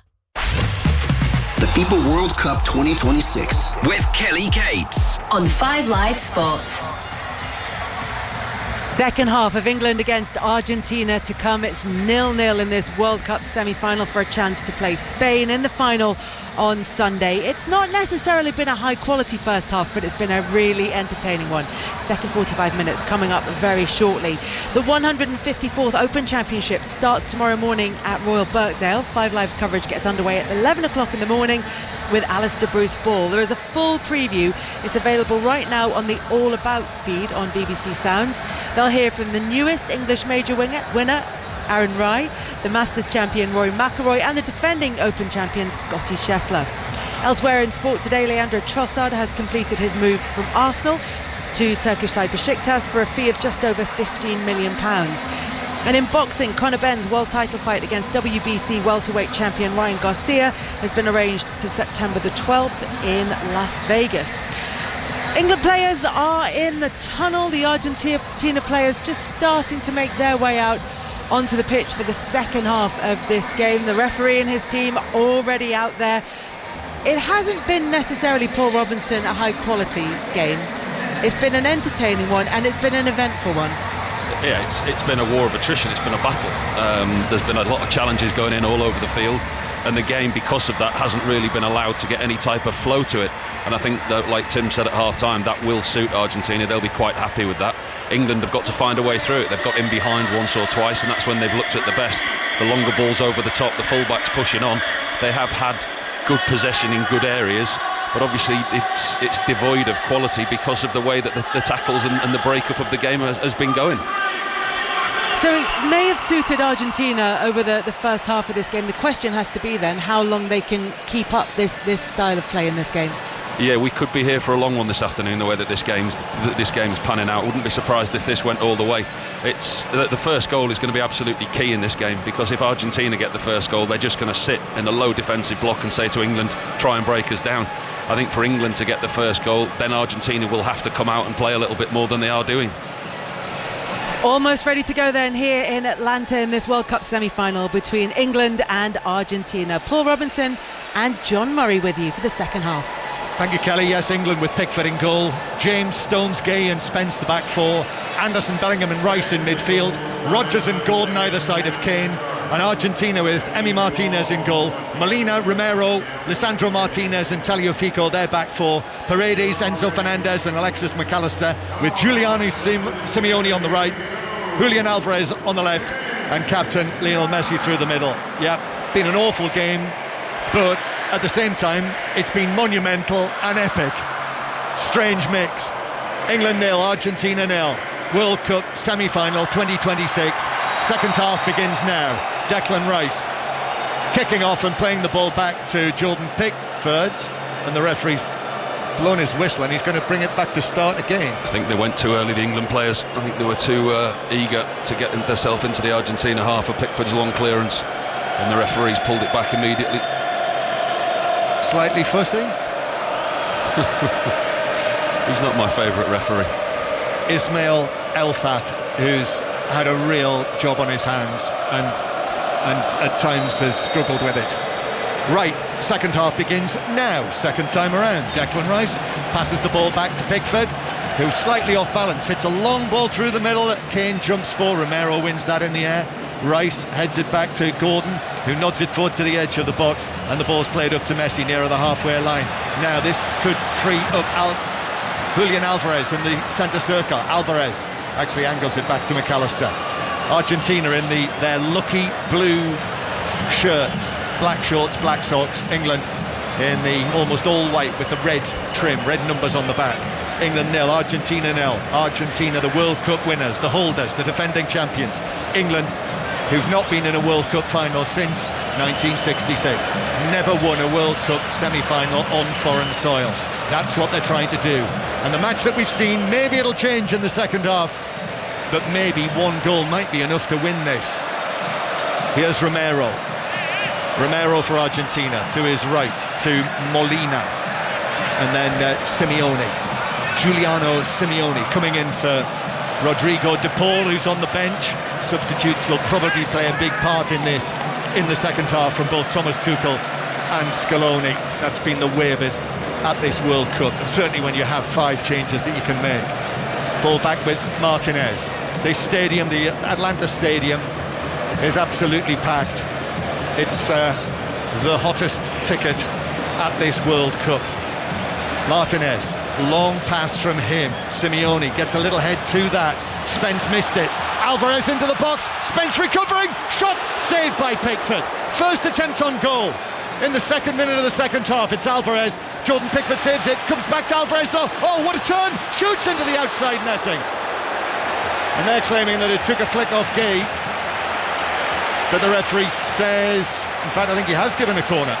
Clumsy that by Jed Spence. That's the last thing that England want to be doing, is surrendering possessions in those type of areas.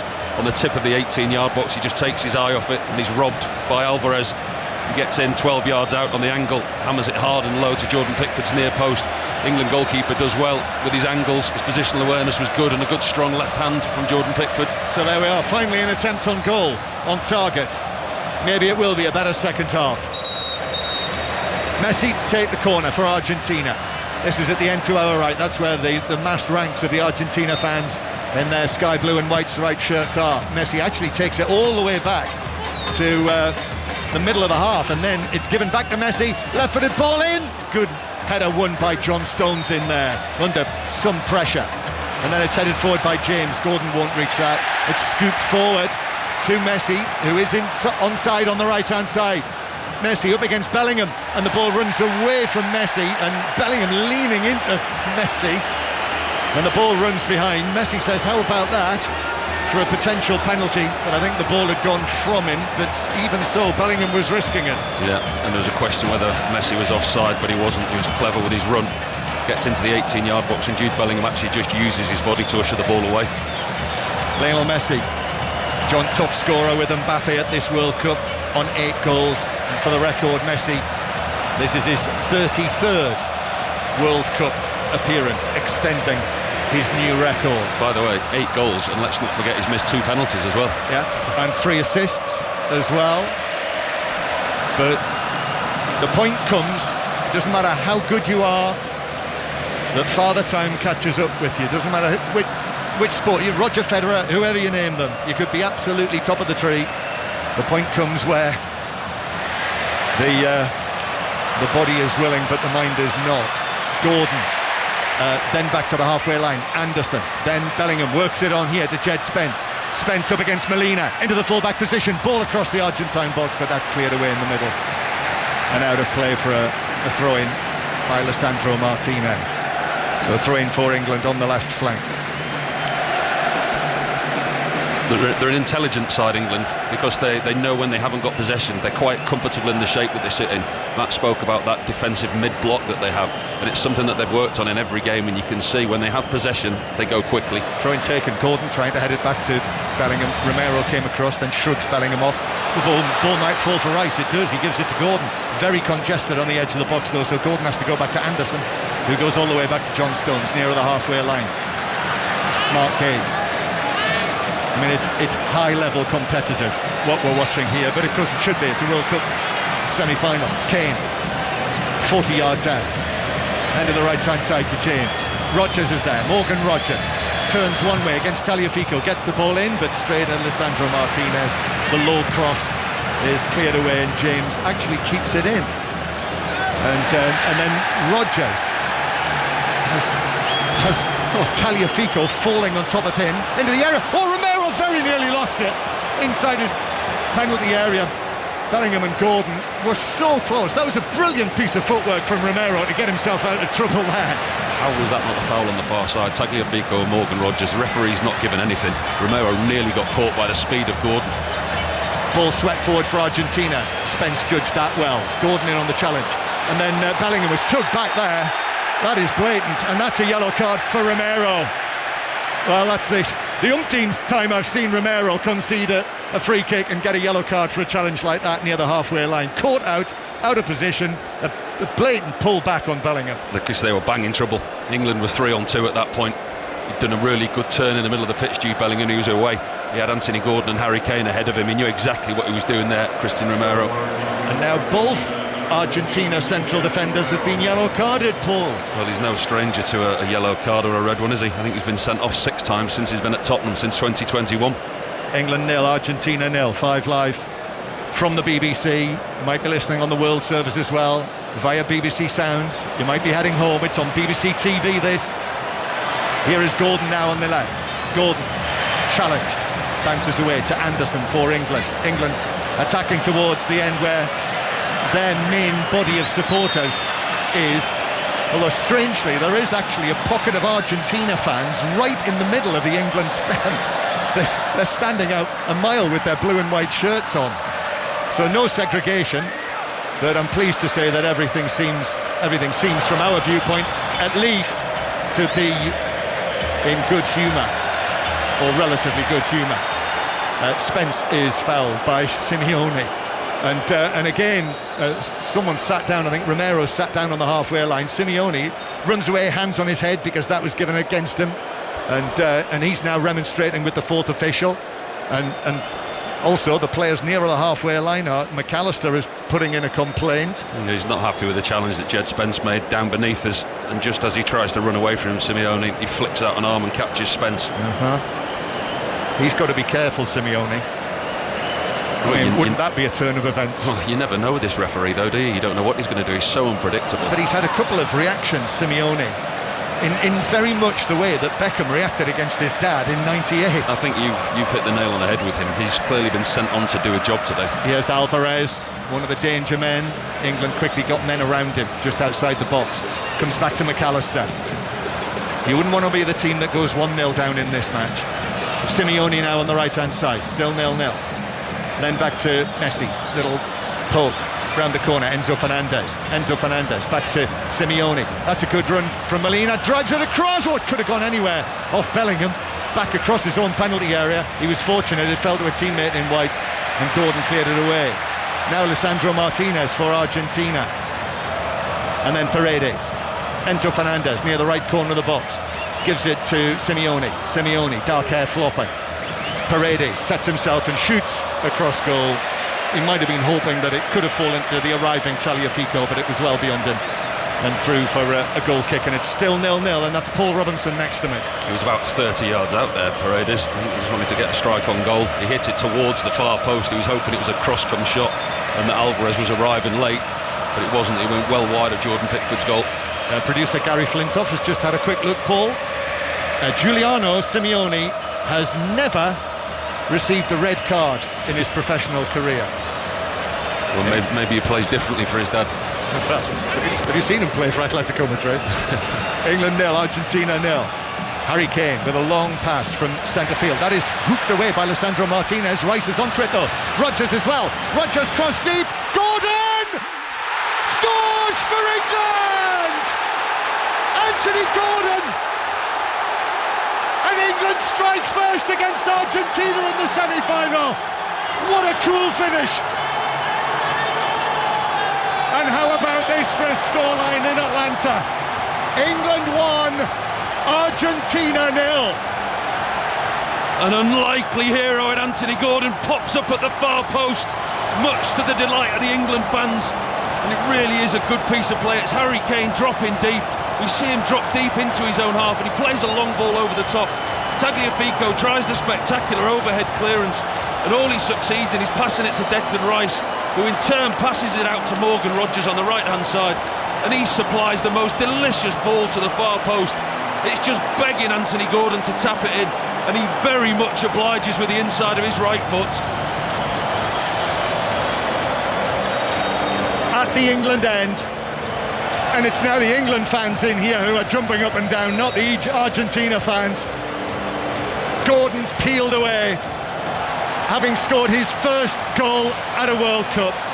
It bounced up, but he was only, 5 yards out, Paul, and as it whipped across, he was able to get his right instep to it and steer it past Martinez and into the net. And England have first blood. It was his pace that got him in there at the far post. The Argentina defenders was there. He thought he was just going to clear it, but Anthony Gordon used his pace and he used his intelligence and got there inside of his right foot on the rise. It was on the half volley. It wasn't an easy finish. It would have looked an easy finish, but it was actually a difficult technique to time his run and then tap the ball in like he did. Excellent play all round from England. So England 1, Argentina 0. That's the good news for England supporters. Still over half an hour to play. England, who in these recent 3 semi-finals, so this is the 4th time in 5 tournaments that England have been in a semi-final, World Cup, European Championship. Of the previous 3, the one they took the lead in was the one they lost against Croatia, but that's given away by Lisandro Martinez. Rodgers to Kane, and Kane, who's slightly behind him, needed a better ball from Rodgers, otherwise Kane could have been in there. And England were looking to strike again, but Messi, what a lovely little ball that was. Enzo Fernandez plays it. Now Simeone into the box on the right. Still Simeone. Oh, what a tackle! What a tackle from Spence! Well, he had to time that absolutely right. He came in at pace. He dived in. If he'd got that inches wrong, that would have been a penalty. But he got it absolutely right. And behind for a goal kick, he punched the air, and his teammates surrounded him as though Jed Spence had scored. That's the tackle of the tournament. He got caught wrong side there, did Jed Spence. Simeone was in. He thought he was one-on-one with Jordan Pickford, and then Jed Spence comes hurtling back, tackles him with the outside of his right boot. He slides, goes to ground. Superb challenge. Corner, Messi Again takes the short one, gets it back. He has the cross, headed away by Kane. Good distance on that as well. It's like a Dan Burn header from Harry Kane to put it out of play for a throw-in to Argentina. 1-0 England. The defending champions under pressure here, just as they were in this stadium against Egypt. That was 2-0. Messi now on the right. He came to the rescue that day. Plays it back to Paredes. Paredes, square to Lisandro Martinez. Lisandro Martinez, then back to Paredes, and back they go towards the halfway line.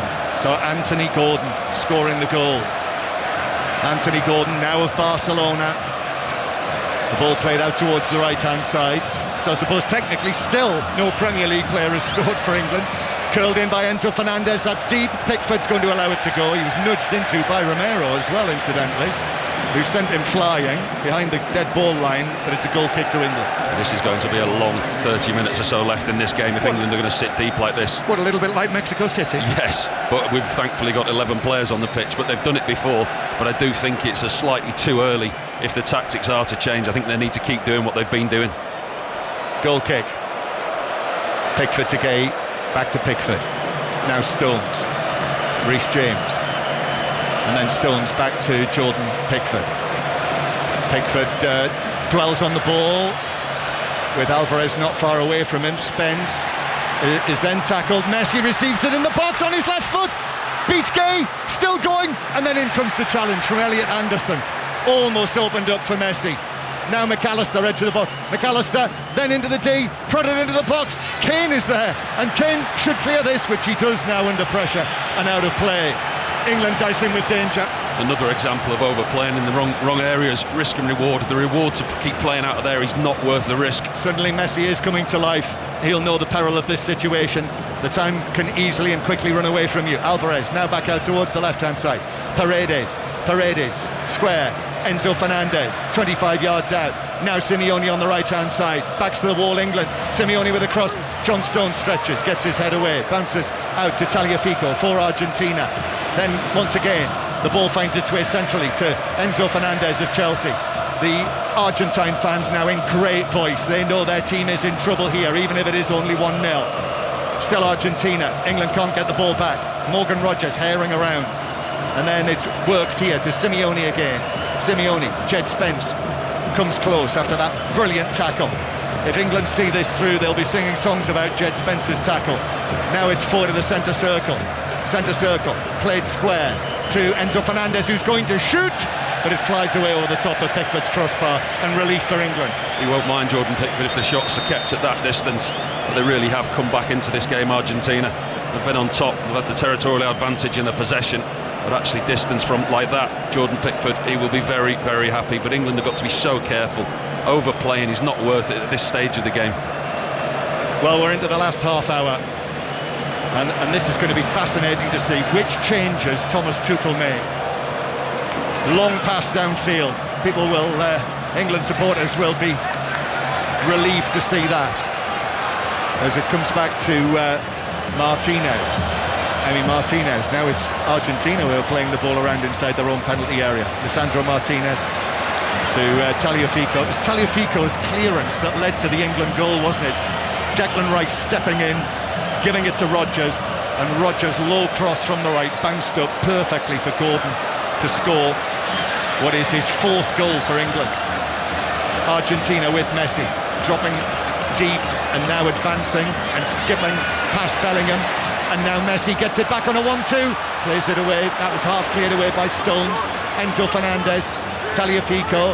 Then it comes centrally. McAllister makes himself available near the edge of the D. Forward again from Lisandro Martinez. And then Paredes turns. Messi, low ball to McAllister. John Stones steps in again and is able to clear it away. But England won't survive this if they keep inviting Argentina onto them. It's the deepest that I've seen them. England, they're in a very, very low block. They've been set up higher up in the field most of the game, but now they're dropping off. Don't like the way they've been submissive with possession. Messi will find a way through. There's too long to go for England. They might have been able to survive in Mexico City. but this is Argentina, this is the world champions, attacking towards their raucous supporters. Lisandro Martinez to Alvarez on the edge of the box. England plays around him, and Reece James is able to come out with the ball and just chip it away to the halfway line, and it just gives possession back to Argentina. This is just like the Azteca, apart from the fact England have got 10 men. I think Thomas Tuchel's going to have to make a change or two very soon. Forward it comes. We'll have the water break coming up as well. Messi trying to weave a way through, then Gordon in on the challenge, bounces back for Rice, he challenges Enzo Fernandez, then Reece James gets up, and then Rodgers as well. Harry Kane tries to get it down, Kane plays it over the top for Rodgers, but Lisandro Martinez will get there before him and play it back to his goalkeeper with 63 minutes played. And I see some, I think they might be from Argentina in front of us, getting rather excited about somebody standing up in front of them. Passions, tempers, spirits running very high here. England leading by 1-0.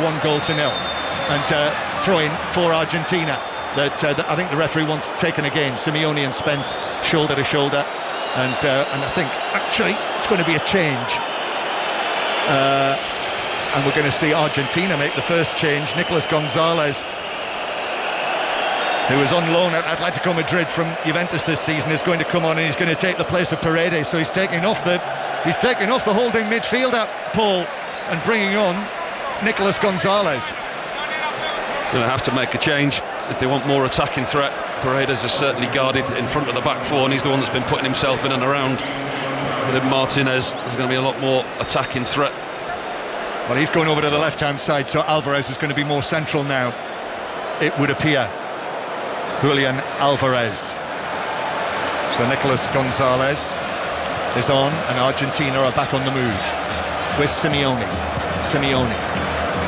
Infield to Enzo Fernandez, McAllister.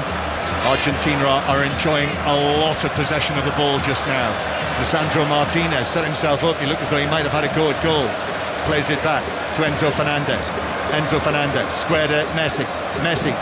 30 yards from goal, goes for the early pass to the back post, which is headed across and then headed away by John Stones, who got there first. Excellent defending, and then Rice plays it off McAllister, and the ball bounces up and over and into all of the photographers, dozens of them behind the hoardings there with their long lenses trained, and it's a goal kick to England, and England lead 1-0. A long diagonal ball to the far post that eludes the England defence, and Gonzalez has just come on, he heads it back across, looking for Tagliafico at the near post, but John Stones is there, brave as ever, gets there in front of the fullback and makes the clearance with his head. 25 minutes to play. The trumpets, the horns of the Argentina supporters. Pickford, long pass towards Jed Spence, beats Simeone. Anthony Gordon chases it. It's forward though from Molina, and then Mark Gay does well, turns away brilliantly from Simeone. Jed Spence is given it by Jude Bellingham. Spence then infield to Harry Kane. Kane turns, right-footed pass out to Reece James on the right. Argentina now being tested, comes back to Rice with a low shot, and Martinez had to save that because Bellingham was right in there, but he did, went down low and held it well. And that's a threat that England carry with Harry Kane dropping deep. Lovely ball across to Reece James. Now Rice to Kane. Kane shoots, but he was charged down by Romero, and the ball spins to Martinez inside the box. He saw a sight of goal there, Harry Kane, but Romero snuffed it out. And I think England do still have to carry that threat on the counter-attack. There's the players out there that are able to do it. Jude Bellingham still looks fit, Morgan Rodgers as well, and Harry Kane in and around the area, given half a chance. I don't think they can be overly defensive. That's what England are looking for, that opportunity to break away. Almost halfway through the second half, Messi on a run, he's gone past Gordon, now cuts in field, he's beaten Anderson, he plays it out to the left hand side, Gonzalez turns it back, but Rice is there for England to volley it up and behind, and it lands beyond the photographers this time, but it's an Argentina corner. There's a danger over on that left hand side. Gonzalez, who's just come on that twice now, he's gone on the blind side of Reece James. Messi, this is the time of the game that he comes to life, he's trying to make things happen, running across the 18-yard box, trying to pick little holes and put through balls in. 2 balls on the pitch. England 1, Argentina 0. 5 live in the World Service from the BBC. There will be a 606 on the way, by the way, after this. 08 085 909 693 with Robbie Savage and Chris Sutton waiting to take your calls. Messi with a corner from the left-hand side. It's a high delivery to the back post. Spence went for it, bounced down, and Bellingham was able to clear it away, volley it away towards the halfway line. Argentina start again. right-footed pass to Simeone. He sets himself. Little ball into the box though, and then Tagliafico, who's over here, is able to, with the cross, play it into Anderson, and it's deflected behind, and it's another Argentina corner from the right this time. Listen, if you are going to win big games, you are going to have to go through patches in the game where you suffer. And England, when they're not having possession, they're defending extremely well, but you wonder how long they can hold on for. We've seen them do it before, but I just wonder if Thomas Tuchel's going to reach to his bench. Well, we are now beyond the midway point of the second half. Messi's corner in, Pickford comes, gets a good punch, punched it to Gordon in the box, who was able to control it, turn and clear it away. England leading through Anthony Gordon's 51st minute goal. On course for a World Cup final against Spain. Messi though playing this in, headed down, Pickford with a save. What a save from Gonzalez's header. Went down, pushed it away, and then Spence is fouled, and that is some save from Jordan Pickford. Got down so sharply and pushed it away wide of goal, and it stays 1-0, and we'll have the water break. Well, he's made some wonderful saves in this tournament as Jordan Pickford. It's an excellent in-swinging cross, 6 yards out. Gonzalez, the substitute, once again gets his head on it. It's hard and low down to Jordan Pickford's right-hand side, and he gets down sharp, and he gets a big, strong right hand, and he doesn't just make the block, he's able to push it away out the danger area. That's a match-winning save for Jordan Pickford. That's excellent concentration and a really good, strong save. Yeah, that Pickford save, that tackle by Jed Spence, and the goal from Anthony Gordon, they've been England's big highlights of the second half. So, we have 21 minutes left to play. 5 Live from the BBC. You will hear with us the third place playoff on Saturday night, 10 o'clock. Could be England against France. And then on Sunday, 8 p.m, the 2026 World Cup final, live from New Jersey with us. Could be England against Spain. And tomorrow, don't miss it, the Open Championship. Send best wishes to all of our award-winning golf team who'll bring you the Open over the course of the next 4 days, live from Royal Birkdale. We've got coverage in breakfast from 6:35, that's the first tee shot, and then commentary from 11 until close of play on 5 Live and BBC Sounds, where you can also hear David Baddiel's series 60 Years of Hurt, which is an excellent listen. So that available, 60 Years of Hurt on BBC Sounds. I'm shameless, I've used that as an advert break after everything I've said. Well, Thomas Tuchel is going around his players, likewise Lionel Scaloni and Matt Upson back watching in the 5 Live studio. It is turning into a bit of a thriller, another nail-biter. Oh, isn't it just, John? Hey, I mean, that's out of the seat stuff, really, to be honest, from, you know, really poor full-back defensive position from Molina, who unbelievably just didn't deal with that ball. But then Anthony Gordon, how good is he at just stealing in those areas? He's so sharp, and I think it was a product of when England pressed. They really pressed, they got after it, the speed in which they're trying to get after the ball. Romero, nice little bit of footwork to get out of one before that, which was really nice play, but they're taking a risk there, Argentina, and the goal was brilliant. Then the tackle from Spence was just great moment of the game. The pace that he's got to get back, I mean, that is up out of the seat kind of stuff. But can we hang on? You know, we want to see us get more of the ball, get control of possession, and try and level out the game a bit. At the moment, we're just defending the box, and unfortunately it feels like something could just drop. So hopefully we'll get more of the ball. Matt, before you go, yes, John. Ezri Konsa is going to come on for Anthony Gordon. What do you think about that? Interesting. And what will that be, a 3? Are we looking at that? Looks like it. Yeah, I mean, it doesn't surprise me, to be honest, because I think that, you know, the fullback, certainly Spence, can get forward and get up that side where Gordon is and be that outlet, and you're just bringing on that back 3, which worked so well in Mexico, didn't it? And also Argentina making a triple change. Rodrigo de Paul, who's left out of the team today, is going to come on into the midfield. Also Nicolas Otamendi, the veteran, the 38-year-old former Manchester City man, and Gonzalo Montiel as well, the man who won the World Cup at the end of the penalty shootout in Qatar. So a triple change, and coming off, I'll run you through that in a moment once we get an opportunity to see it. Here we go. Yeah, Molina, the right back, so he's being placed by Montiel. Giuliano Simeone is coming off, and also Lisandro Martinez is being replaced by Otamendi. That's an interesting one, Paul. Yeah, he's going to have to make changes now at this stage of the game. Otamendi will go into I suggest they'd probably go to a back three maybe, but it will actually just be a three. The fullbacks will push on and try and overload in midfield, and they've got to find a way to get themselves back into this game. I'm not surprised he's made 3 changes. That's the voice of Paul Robinson.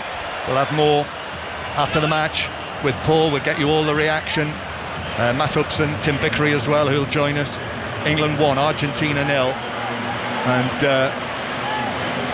And we have, well, less than 20 minutes of the 90 to play. We're in the 74th minute now, so considerably less than 20 minutes. I was surprised at taking Anthony Gordon off, because he's got the legs. You know, when they did that system in Mexico, he was the one that gave him the out ball at times.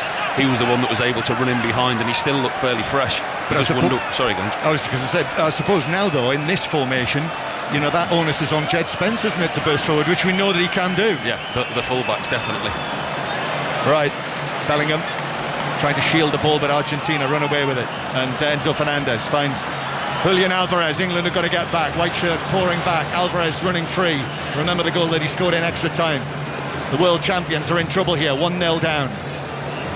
But Argentina give it to Messi, and why not? And then Messi to Montiel, and Montiel's cross has gone a long way and is cleared away at the back post by Reece James on the stretch, who was able to get a foot to it, half-volleyed it out for a throw-in over here on the right-hand side. The referee saying it's not been taken from the right place. That's frustrated Argentina. Montiel back to De Paul. 2 of the substitutes have just come on. Now Christian Romero. Romero will play it across to Otamendi. And now out there to the left-hand side to Tagliafico. Otamendi drags a pass, right-footed, all the way across the surface of the Atlanta pitch to Montiel. And then De Paul. Otamendi again. Picks out the ball to Gonzalez on the left-hand side. Just before the water break, Gonzalez it was with a header that was well saved. He was only probably 8 yards out, might have been closer. Pickford made a super save, sharp, down and low. 1-0 England lead. 5 live in the World Service from the BBC. Messi growing in influence. Enzo Fernandez. And then Otamendi is able to get it onto his right foot. And then it's worked here to De Paul. De Paul's ball into the box. Curry! Oh, McAllister's head hits the post and comes out. It seemed certain that would end up in the back of the England net, but it smacked the post and stayed out from the diving McAllister. Argentina come again, no let up. De Paul into the edge of the box. Out to Montiel on the right-hand side. Montiel lifts it in. England able to half-head it away through Anderson, and then further away from Bellingham, and Kane takes it down but loses possession. And Argentina getting closer. And here they come again. Montiel. Alvarez turning. 25 yards out. England have got everyone back behind the ball. Now to Montiel on the right-hand side. Gay comes across, Spence as well. De Paul, another dangerous cross, headed straight at goalkeeper Pickford by McAllister once more, but straight at him this time. He was able to go down and gather it on the half volley. Well, the England goal is leading a charmed life. The balls that are coming into the box are extremely dangerous, struggling to defend. McAllister from close range couldn't really tell whether it hit the post or Jordan Pickford. I think Jordan Pickford might have just got a big chunk of that one. I think his positional sense was once again good. I think it hit him rather than actually being a conscious save. But the balls that are coming into the box, De Paul's delivery has been excellent since he's come on. McAllister with a free header, it could actually hit the foot of the post. Pickford's nowhere near it, he's well beaten. I mean, hit the inside of the post. That could easily have hit the post and ended up in the back of the net. Instead it came out, and England's goal somehow, almost miraculously, survives. England, who have not kept a clean sheet in the knockout stages yet. 2 clean sheets against Panama and Ghana. 1-0 they lead. Anthony Gordon, his goal. He's off the pitch now. Montiel, Argentina come again. They're coming in waves. De Paul, he's been able to find positions already since coming onto the field. And then Enzo Fernandez, back across to Messi, central position. Messi with a cross into the box, headed across the face of goal and wide. Gonzalez arriving, and he couldn't get it on target from a tight angle all the way across the face of goal. Although actually the offside flag was up and it looks as though Gonzalez had just stolen offside.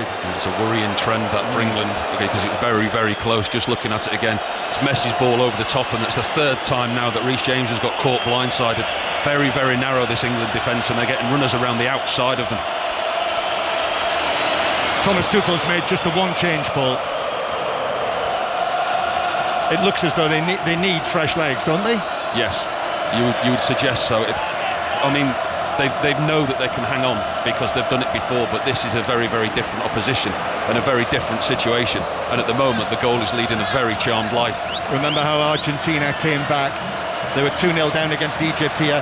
Ball played, Konsa does well against Gonzalez, hooks it away on the stretch, bounces out of play. Argentina were 2-0 down against Egypt and won without need for extra time. That was in the 79th minute. That's where we are now, and Argentina in this match are 1-0 down. That's when Messi won that match, and here he is, Messi, losing possession to Morgan Rogers, and now it's the chance for the England counter-attack. Rogers downfield, Kane chasing, Bellingham's in the middle, still Rogers goes for goal, and that's blocked away towards the halfway line. Wrong option from Morgan Rogers there. Anderson now has got to be careful. He clears the ball forward. Montiel back to De Paul, and then De Paul gets his head down, moves across field. De Paul socks down already. Still in the 79th minute. This is like the Azteca all over again. Made the wrong decision there, Morgan Rogers, didn't he? They were 4-on-4 at one point. England, he had Harry Kane to one side, he had Jude Bellingham to the other. He took it all the way and got his shot blocked. I wonder how everyone's nerves are back home in England. Messi playing it square to Tagliafico, then back to Enzo Fernandez. He came up with that late winner. Lionel Messi, who scored one of those goals against Egypt here and set up the other one for Romero. Messi thought about the shot, his opposite number, Harry Kane is chasing him. Kane forces the error, Messi's played it. Actually, do well to keep this in play, which Enzo Fernandez does. Catches up with it and just saw the head of someone on the halfway line, but it's going to be another Argentina change. Lautaro Martinez is going to come on, of course he is. Surprised we haven't seen him before now. Yeah, there's a change that we've been waiting for, we've been expecting. I mean, he's another quality player. You look at his season he's had at Inter as well. It's certainly going to be a problem. And another full house is announced. 68,239 the crowd in the Atlanta Stadium. Montiel back to De Paul, just outside the England box, of course they are. And then Enzo Fernandez thought about a shot, plays it into Messi. Anderson's quickly in on the challenge on Messi, still going at him, but Messi keeps possession. And then Tagliafico curls it in, dangerous, it's gone all the way, it's hooked back across, and then a header away from Anderson, and Harry Kane wins a free kick on the edge of the area, which is disputed by Gonzalez. Not sure about that. Kane leaned into Gonzalez but gets the free kick. Hair 'em, scare 'em. Less than 10 minutes to go though. England 10 minutes away from the World Cup final. Another good piece of defending in there. The ball is coming into the England penalty box with regularity now. Reece James looks tired to me. They're getting in behind him and around that side. He looks like he might have to make a change. He's run his socks off as Reece James, but at the moment he's getting caught out on a number of occasions down that right-hand side. And I think somebody's in trouble for a substitute here. One of the England players down on the right-hand side. Oh, Reece James. It is Reece James. It is, because there's a lot of crosses been coming in from his side. Lautaro Martinez on the field now. Superb international goal-scoring record. This is his 84th cap, scored 39 goals. He can easily come up with a goal, as he did right at the end against Switzerland. And England 1, Argentina 0 the score. Just thinking, yep, we're going to see another change. Nico O'Reilly is getting ready to come on. Paul, and actually the stretcher is just being prepared there too, and also stepping forward to join the action. Who do you think? Who do you need in a moment like this? Backs to the wall, Paul. Who do you think it is lurking on the side of the pitch? Fireman Dan. It's Dan Burn, of course. Of course it is. O'Reilly and Byrne waiting to come on, and that's it for Reece James. And there's the first change. And also coming off is Declan Rice. So Rice, who was involved in the build-up to the goal, and Reece James. So James and Rice off, and Byrne and O'Reilly on. And then that means that Jed Spence, you would expect, would go over to right back? No. Konza playing right back. Where is Jed Spence? He's staying here. So O'Reilly's going to. So O'Reilly's actually going to play in a midfield position, like a midfielder, but with 5 at the back, with Dan Burn in that system. We're in the 83rd minute. England 1, Argentina 0. Right now it's England-Spain in the World Cup final, but do not count your chickens. Enzo Fernandez running with the ball from deep. I mean, what a scenario this is. Argentina, the world champions, pressing and pressing. Messi on the pitch. Possibly, almost certainly his last World Cup at the age of 39. Messi takes it down, plays it to De Paul. De Paul across. That's chested down for England by Enzo Fernandez again. And then Enzo Fernandez works it to Gonzalez. Back to Enzo Fernandez. White shirts back in and on the edge of the area. It's teed up for the shot, but that's blocked by O'Reilly. And it blocks away Messi on the chase, actually. And he's played it off O'Reilly, who did well there. O'Reilly. England fans give O'Reilly a huge cheer for that block on Messi. 84th minute. Are we on that slow clock again, John? We've been here before, haven't we? I don't know if my nerves can take it. I'm actually shaking. Ball comes across to De Paul, now to the right-hand side to Messi. Try and close him down. Messi plays it in, but it's curled all the way beyond everyone. Over England heads, Argentina heads, and all the way through for a goal kick. And the referee is telling England to get on with it. So I think the count is on, isn't it, now? The 5-second count. Argentina counting it down. Their supporters. He's on Jordan Pickford already. Immediately the ball goes behind the goal for a goal kick. He tells him to pick up the nearest ball and get on with it. Yeah, and he had to take it, which he has. O'Reilly does well. Wins the header against Montiel. It's out of play, throwing to Argentina. 85th minute now. Yes, it's those Azteca-style minutely updates for you. Anthony Gordon's goal, the only one that we've seen. Argentina on the attack. That's controlled nicely by Gonzalez, out on the left wing. And then he plays it back. The ball comes across. Enzo Fernandez has a look, has a shot, and it's tipped over by Pickford. Got up high, just above his head.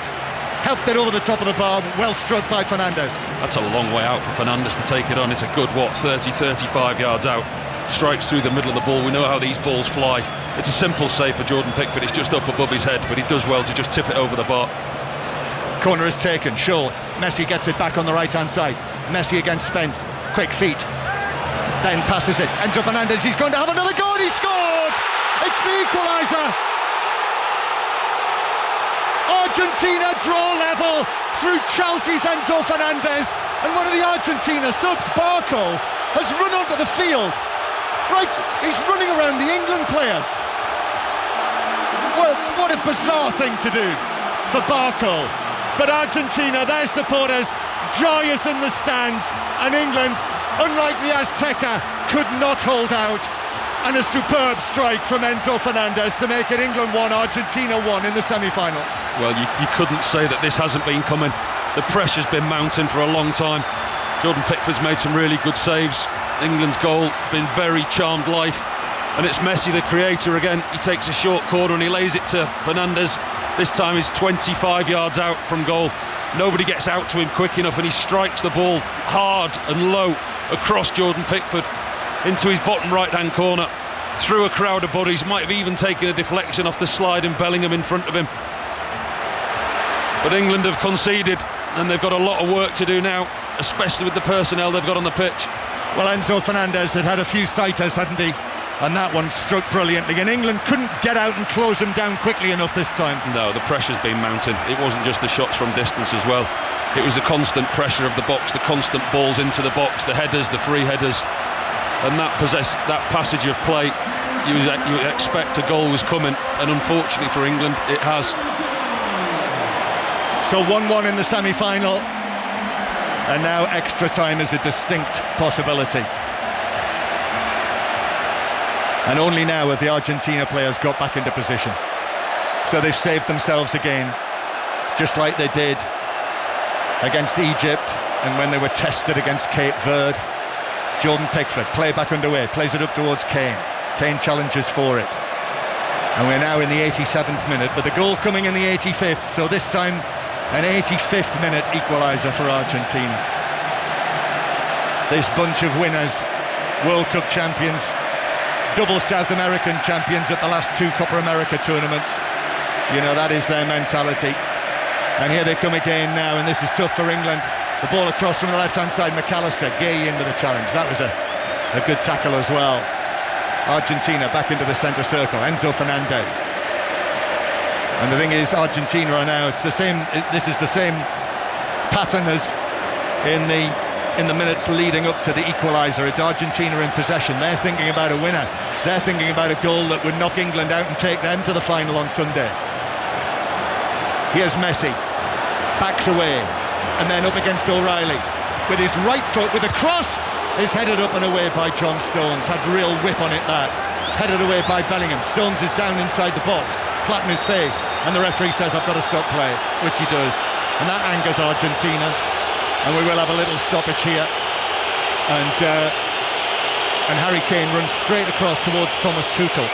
The other thing, Paul, as well, what about Barco, the substitute, in the aftermath of the goal, running around in between the England players on the pitch with his bib on?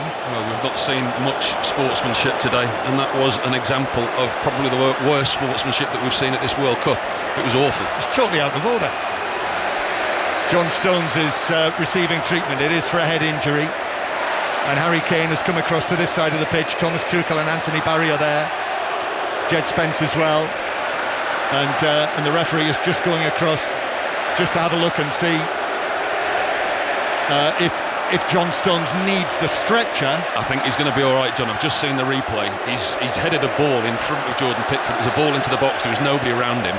He's headed a ball and he's taken the opportunity to go down, and I think this is just a little bit of thinking time for Thomas Tuchel. I hope that I'm right and that he's okay, but looking at the replay, all he's done is head the ball. Unless he's cricked his neck while he's headed it, I don't know, but this might just buy a little bit of time for the manager. Still John Stones receives treatment, and still Thomas Tuchel. Few final words for Jed Spence there. We are in the 90th minute now. Well, it's been a pulsating second half, Paul. I mean, the first half was so bad-tempered, ill-feeling, testy. Some of the tackles, some of the antics. Second half, though. Yeah, it's been an excellent contest in the second half, played in the right way. Obviously, the tackles have still been going in, but England got their noses in front. And then, for me, in all honesty, sat too deep too early. Yeah. We felt, didn't we, that it was unlikely that they would hold out against Argentina. Well, different matter to Mexico. Exactly, you've got to look at the calibre of opponent you're playing against, and you know the length of time that you've got left. I mean, it's a tough ask to hold out against Argentina any time, but I think we're going to get a good chunk bolted on, a good bit of added time bolted on. What did you see? 9 minutes of added time. Yeah. So we got another 10 minutes to play, haven't we? Yeah. John Stones is off the pitch, and there's something going on down there as well. I've just had to get to my feet. A lot of the Argentina substitutes in their bibs are gathering around John Stones, complaining about something. Whether he said something to them or not, I don't know. Right, so we're into 9 minutes of added time. England 1, Argentina 1. 5 live in the World Service from the BBC. It's on BBC TV if you're on your way home. Get there quick for extra time, or not if Argentina attack like this, but Spence is able to turn it away, and then away from Kane, and Bellingham's going to carry it downfield, and he's still going, and Bellingham's still on the left wing, and then runs out a road, or runs into too many Argentines. Romero to Enzo Fernandez, the man who came up with the equaliser in the 85th minute. England were 5 minutes plus added time away from the World Cup final. England not been in a World Cup final for 60 years, England's men. Here's Gonzalez playing it across. McAllister shoots. It hits the post for a second time. McAllister, first with a header, now with a shot. And England survive, and it's still 1-1. But it's Messi. Messi on the right. His cross to the back post is headed in! It's 2-1 Argentina. And Lautaro Martinez from point-blank range. He could hardly miss. Messi's cross. Martinez's goal. And England could be out here. Argentina in front in added time. And Argentina look as though they have performed another rescue act at this World Cup as defending champions. England 1, Argentina 2. Few wild celebrations inside this stadium for Argentina and their supporters. England have been sitting back. Initially the ball comes to the edge of the box to McAllister. He hits the foot of Jordan Pickford's post with the England goalkeeper completely beaten. Messi gets the ball in acres of space on this near touchline. Nobody goes to him quick enough. Whips it onto his right foot and he just drops across inside the 6-yard box. Lautaro Martinez, the substitute's there, 2 yards from goal, completely free header, unmarked, puts it into an empty net and looks like he might have put England out. The celebrations are still going on down in the corner of the pitch. Enzo Fernandez there is raising a clenched fist to the crowd. Messi as well is saying, come on, keep it going, keep the noise going to the Argentina fans. They don't need any encouragement. The referee's trying to usher them back into position. I mean, there will be time added on beyond the 9 minutes of added time, but it just feels that is the final blow on England. If they recover from that, well done. Mentality monsters, Argentina. I mean, we sat here in this stadium and they were losing 2-0 to Egypt with 79 minutes played. The first goal today was 85 minutes gone. So they were behind in the game for 85 minutes, yet they're looking like in normal time they've gone on and turned it round. 2 goals so quickly, and once again Messi at the heart of everything. England trying to restart, but De Paul's got involved and he's been booked for something I think he said to Jude Bellingham, or possibly just delaying the restart. But surely now Thomas Tuchel makes the changes. We've got Ivan Toney, who's not seen a minute, sat on the bench. We've got Ollie Watkins, who's hardly seen any football. We've got Marcus Rashford. We've got attacking players on the bench. We need to make some changes now. It's gone long for England to Kane. Ezri Konsa's there as well. Kane takes it on. Harry Kane, who has not had an attempt on goal, Kane, or at least on target. He's had an effort blocked. Kane wins the throw-in on the right-hand side. England are heading out now. 10 minutes or so they were heading through to the final. Now they're heading out. Throw-in is taken. They need to conjure up an equaliser. Ball headed out to the right. And it's deflected out of play by Gonzalez. Well, it looks as though it's going to be another famous Argentina night against England at a World Cup. And you're right, Paul, Ivan Toney and Marcus Rashford are being readied, but they've only got minutes. Long throw, that's headed away. Comes back for Konsa. Now the cross from the right, but that's headed away. The cross, Morgan Rogers gave it to Konsa, whose cross was blocked out for a throw-in. 10 yards back from the corner flag. Now it's Argentina who are defending. What a turn of events this would be if England are able to deny Argentina. But we're going to see the changes for England first of all. John Stones, who received that bang on the head. John Stones is off, and so is Jed Spence. So on come Ivan Toney and Marcus Rashford, who's not been involved in the last 2 matches. Rashford. And already we're in the 6th minute of added time. We will play beyond the 9, I'm sure of that, because of the extended Argentine celebrations for their second goal. But time is running out, clearly. Morgan Rogers gives it back to Konsa on the right. Konsa with a cross, that's low, that's headed away by Gonzalez for Argentina. Huge cheers from the blue and white stand to our right. Throw in for England. 6th minute of added time, that clock is whizzing around now. Ivan Toney makes a run. This is his first appearance at this World Cup. What an ask that is for him. In the 7th match, Toney does get a touch, plays it back towards the halfway line, and England go all the way back to Pickford. We're now in the 7th minute of added time. Pickford goes long to the edge of the area, flicked on by Dan Burn is up there, and it's cleared away. Comes out to Rogers again on the right-hand side for England. Cross early into the edge of the box. That's headed down and away by Romero. Now the tables have been turned. It's England putting the pressure on Argentina. But that blow, that Lautaro Martinez header, looks as though that might have finished England off. Pickford, long it goes though, to the edge of the box. Stretching header, but cleared away by Alvarez to the halfway line. England come again. Morgan Rogers cutting in from the right-hand side. Rogers back to Konsa, and then Konsa to Pickford.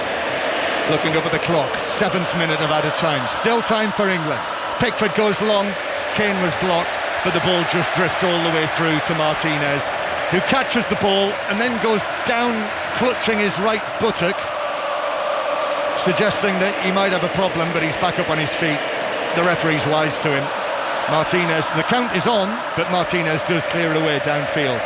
But now there's only Lautaro Martinez chasing after that. It's out of play for a throw-in. Deafening noise coming from the Argentina fans. They've got their shirts off. They're waving them above their heads.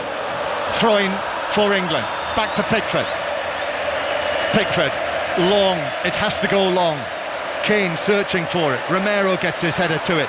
Bounces down to the right, where De Paul, his ball in field, finds Gay. Harry Kane now tries to find the pass to the right, but it skips away from Rodgers and will bounce out of play, and it's a throw into Argentina, level with the edge of their own penalty area. And we have 1 minute of added time to play, but I think there will be 2 or 3 minutes beyond that, Paul. There will. The wild celebrations that ensued after the Argentina goal, that at least took 2 minutes for the referee to regain order. So there's still time, but just the unfortunate thing is not too much of it. Anderson handing it forward for England. Tony, he's challenged. Anderson volleys it back again, bouncing out towards the left-hand side where Rashford gets involved for the first time. Rashford trying to go around Montiel. Rashford cuts it back, but it's cleared away by Romero on the edge of the 6-yard box. In the right place at the right time, the Tottenham man. And then Argentina with Messi to Alvarez. Messi again runs away from Bellingham, and Messi's on the ground, and Bellingham turns, and there's a little reaction there from Jude Bellingham with Messi flat on his face, and so the Argentina players get involved. They know what they're doing here. This is all wasting seconds. Enzo Fernandez is saying something to Bellingham. Still Messi's on the ground, and England now, there's frustration here. It's potentially boiling over. Harry Kane just trying to calm everyone down, and the referee says, come on, let's get on with it. Let's get play going again. But now we are over the 9 minutes of added time. It's now down to how much Ismail Elfat adds on.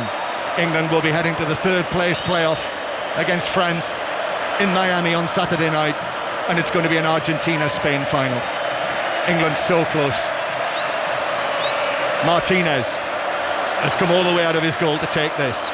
Only seconds remaining. Martinez, long downfield, and it is out of play. Off Lautaro Martinez for a throw-in that O'Reilly takes. Anderson back to Pickford. Pickford takes a touch, then passes it out to Konza, forward to Rodgers, but England still in their own half. It's been won back by Gonzalez. Now Messi on the edge of the box, but Messi actually takes a little dink of a touch, and he's just going to take it to the corner flag. Even the great Lionel Messi is not worried about taking it to the corner flag when his team are close to winning a World Cup semi-final. England win it back though and clear it downfield, and it's played back to Martinez, and Dan Burn trying to chase that one down. Now we are in the 11th minute of added time. Whistles from the Argentina fans. Forward from Anderson, forward and long, that's headed away, and then Enzo Fernandez just volleys it away. Anywhere will do for Argentina, and it's out for a throw-in for England. They're thinking, the Argentina, De Paul is saying to the referee, how much longer? We've played almost 2 minutes over the 9. Throw-in taken over there on the right-hand side. England's World Cup dream is ending right here. Got to go long. It's got to go long. Back to Pickford. Pickford's running it into the centre circle. White shirts flood forward. Pickford with a long ball. Martinez comes. He's not got it. It's flapped away. Oh, the whistle's gone for a foul on the Argentina goalkeeper. And Emi Martinez punches the air. I think he knows that that's it. England have only seconds left. Lionel Messi says, goes across to the American official and says, and the referee is saying to Martinez, put the ball on the ground. Martinez is saying, time surely must be up. I don't know where he's taking this free kick. The free kick was given around the penalty spot. Taking the free kick outside the box. But this is it. Final moments before England's hopes end here in Atlanta. What a turnaround by the world champions. There's the final whistle. Argentina have beaten England by 2-1. The England players fall to the pitch, flat on their backs, and the Argentina players drop to their knees in celebration. England were leading in the 85th minute. That's how close they were to a World Cup final for the first time for 60 years. But Argentina dug deep, and the world champions have won through. Those goals from Enzo Fernandez and Lautaro Martinez, that one set up by Lionel Messi, and Lionel Messi will take Argentina, the defending champions, to New Jersey for a World Cup final against Spain. And England, so near, but yet so far. England out to the defending champions, just like 4 years ago in Qatar. And there's a bit of nonsense now going on again on the pitch. And I think Morgan Rogers was involved in a bit of that, and the referee's in the middle of it as well, and the players just milling around. It's not too angry. Absolute agony for the England players. Harry Kane looks disconsolate down there. Jude Bellingham too. Thomas Tuchel, the man who is taken on by the Football Association to win the World Cup, well, he's fallen short, but in the most dramatic of circumstances. And Argentina, the serial winners, have knocked England out. Paul Robinson. They've done a job on us. They came here with a game plan in the first half, and you could see what it was to disrupt, to fly into challenges, to upset the England players, to ruffle them up. And they got to half-time, and that was half the job done. They've got the quality in Messi. I mean, he's a little magician, he really is. He's done it all tournament now. You look at the goals he's scored, you look at the balls that he's putting into England's box. They've done an absolute job on us, but let's be honest, they were the better side in the second half. You think of the opportunities that they've had. Jordan Pickford made 2 outstanding saves, both posts were hit, and it was only going to be a matter of time before they got that equaliser. I think England went too deep too early. I think they took the attacking players off, went to a back five and thought they could sit in, and I think that was a mistake against a team with the quality of Argentina. You look at the quality that they've got and the players on the pitch.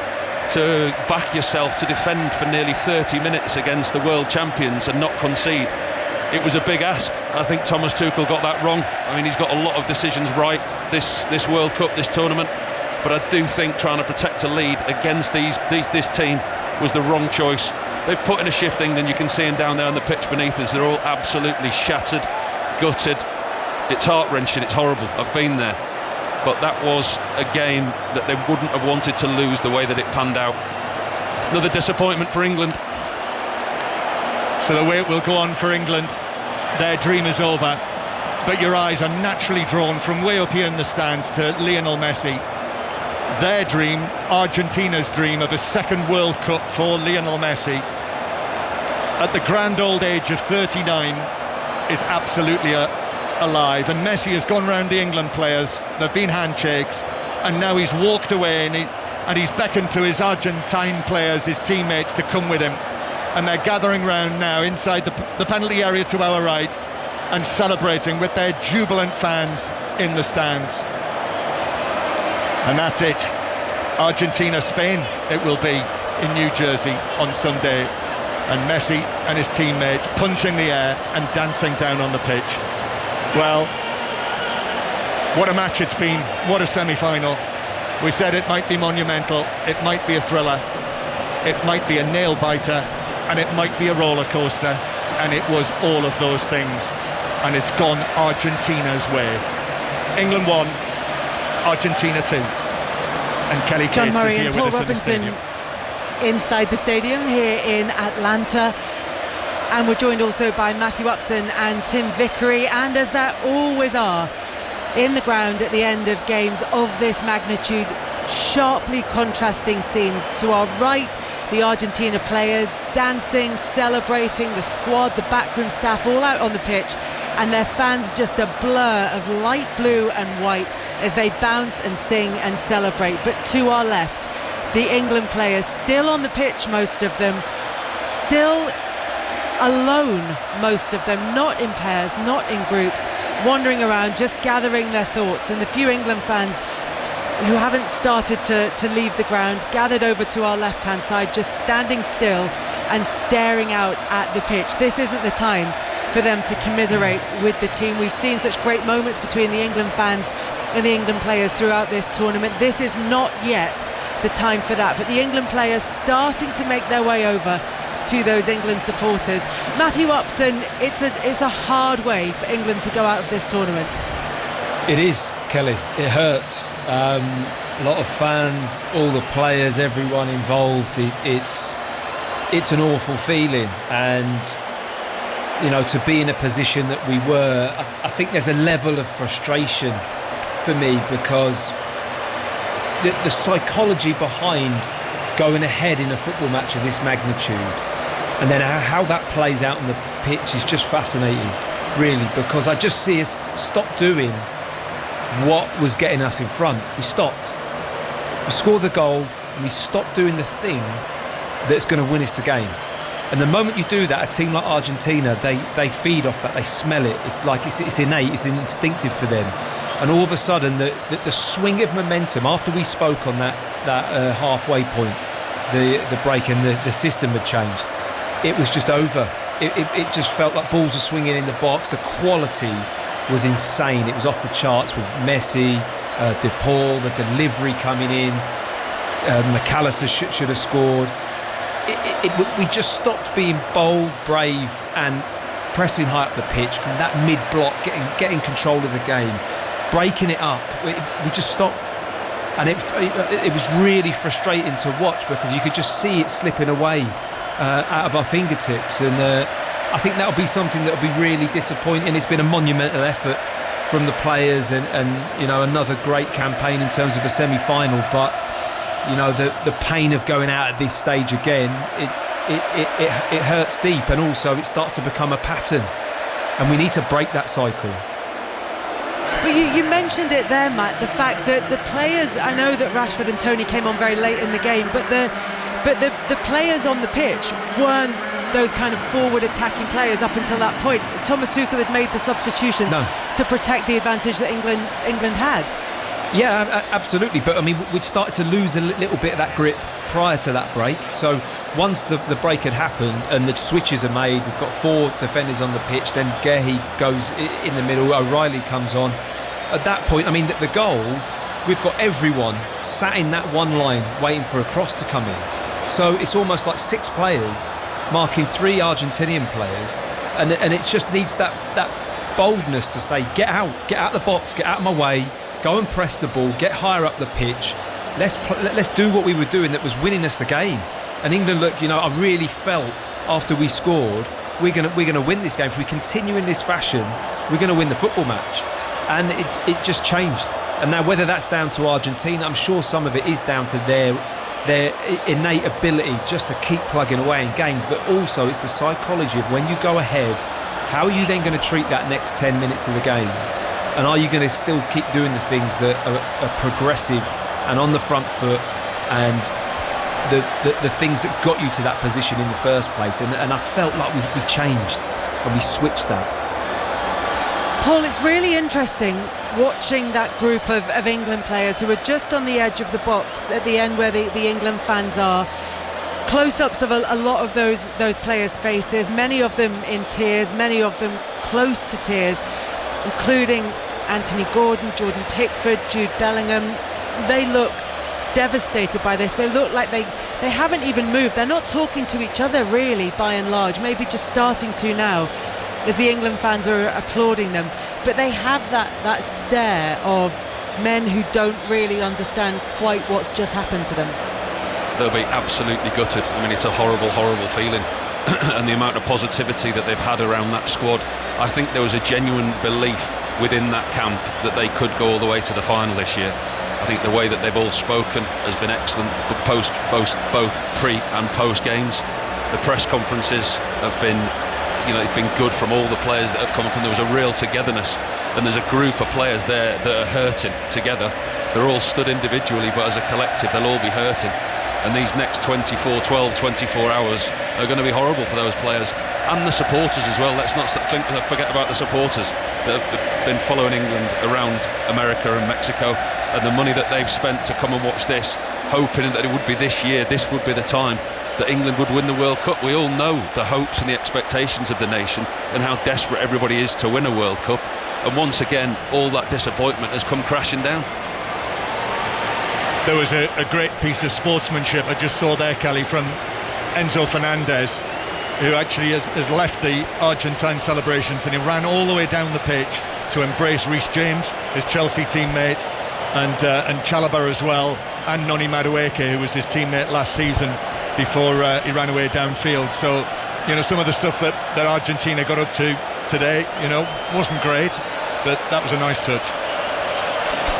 And that's the fine margins of international football. You have to use every weapon at your disposal, and even if the opposition doesn't like it, that's kind of not the point of it.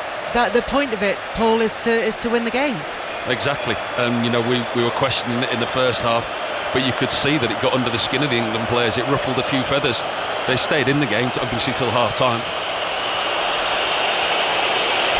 And we're watching as the England players make their way off the pitch. The whistles are because the exit that they go through, the tunnel on the right-hand side of the ground, is right underneath the Argentina supporters, and so the Argentina fans are whistling as the England players make their way off the pitch. But they are not leaving those Argentina supporters, and the Argentina players are now making their way over to the advertising hoardings in front of them to celebrate further with their supporters as they reach a second successive World Cup final. Can they make it second successive World Cup? Tim Vickery is with us. Tim, is this Argentina side capable of this? Are they a team who are capable of the moments required to take them to World Cup glory once again? Well, they have lots of quality, but I can't believe that Spain will self-destruct in the way that England self-destructed. And England had Argentina exactly where they should have wanted them. Exactly. And we said at half-time, the space will open up. Argentina are terrified of England running at them. And that's where the goal comes from, the space opening up. Then it's a case of tearing them apart on the counter-attack. You've got both centre-backs on a yellow card. And what do England do? And I'm absolutely baffled by the decisions that the coach has taken here. He got away with a bad one at half-time against Norway. This one really didn't deserve to come off, because everything Argentina wanted England to do, they did. Argentina terrified of all those runners going at them at pace. England take off all of the people who can do that. Argentina have been finding it very hard to pass their way down the field. England say, well, you don't have to do that. You don't have to pass your way down the field. We'll hang off our own crossbar like a team of bats, and we'll give you all of the space to do it. Against Switzerland, Argentina were allowed back into the game by the Swiss centre-forward getting sent off. Against England, Argentina were allowed back into the game by the England team choosing all of the wrong decisions. And I'm afraid this has to be on the coach. I've found the decisions that he made, the substitutions that he made, absolutely baffling. It was as if there were 30 seconds left when in reality there were over 20 minutes. And in the end, I think England had everything to close out that game and win it. But in the end, the defeat, I fear, was thoroughly deserved. Lionel Messi on the shoulders of Enzo Fernandez getting the bumps, and I'm fairly sure that's not exactly what you want to be doing with your prize asset just before a World Cup final on Sunday. But he's still there, he's recovered, and he's walking around the pitch now and chatting to people. But the point that Tim makes about Thomas Tuchel, Paul, you know exactly how the conversation is going to go now. This is the way it turns after an England exit, when the recriminations start and people are feeling extremely emotional about this decision.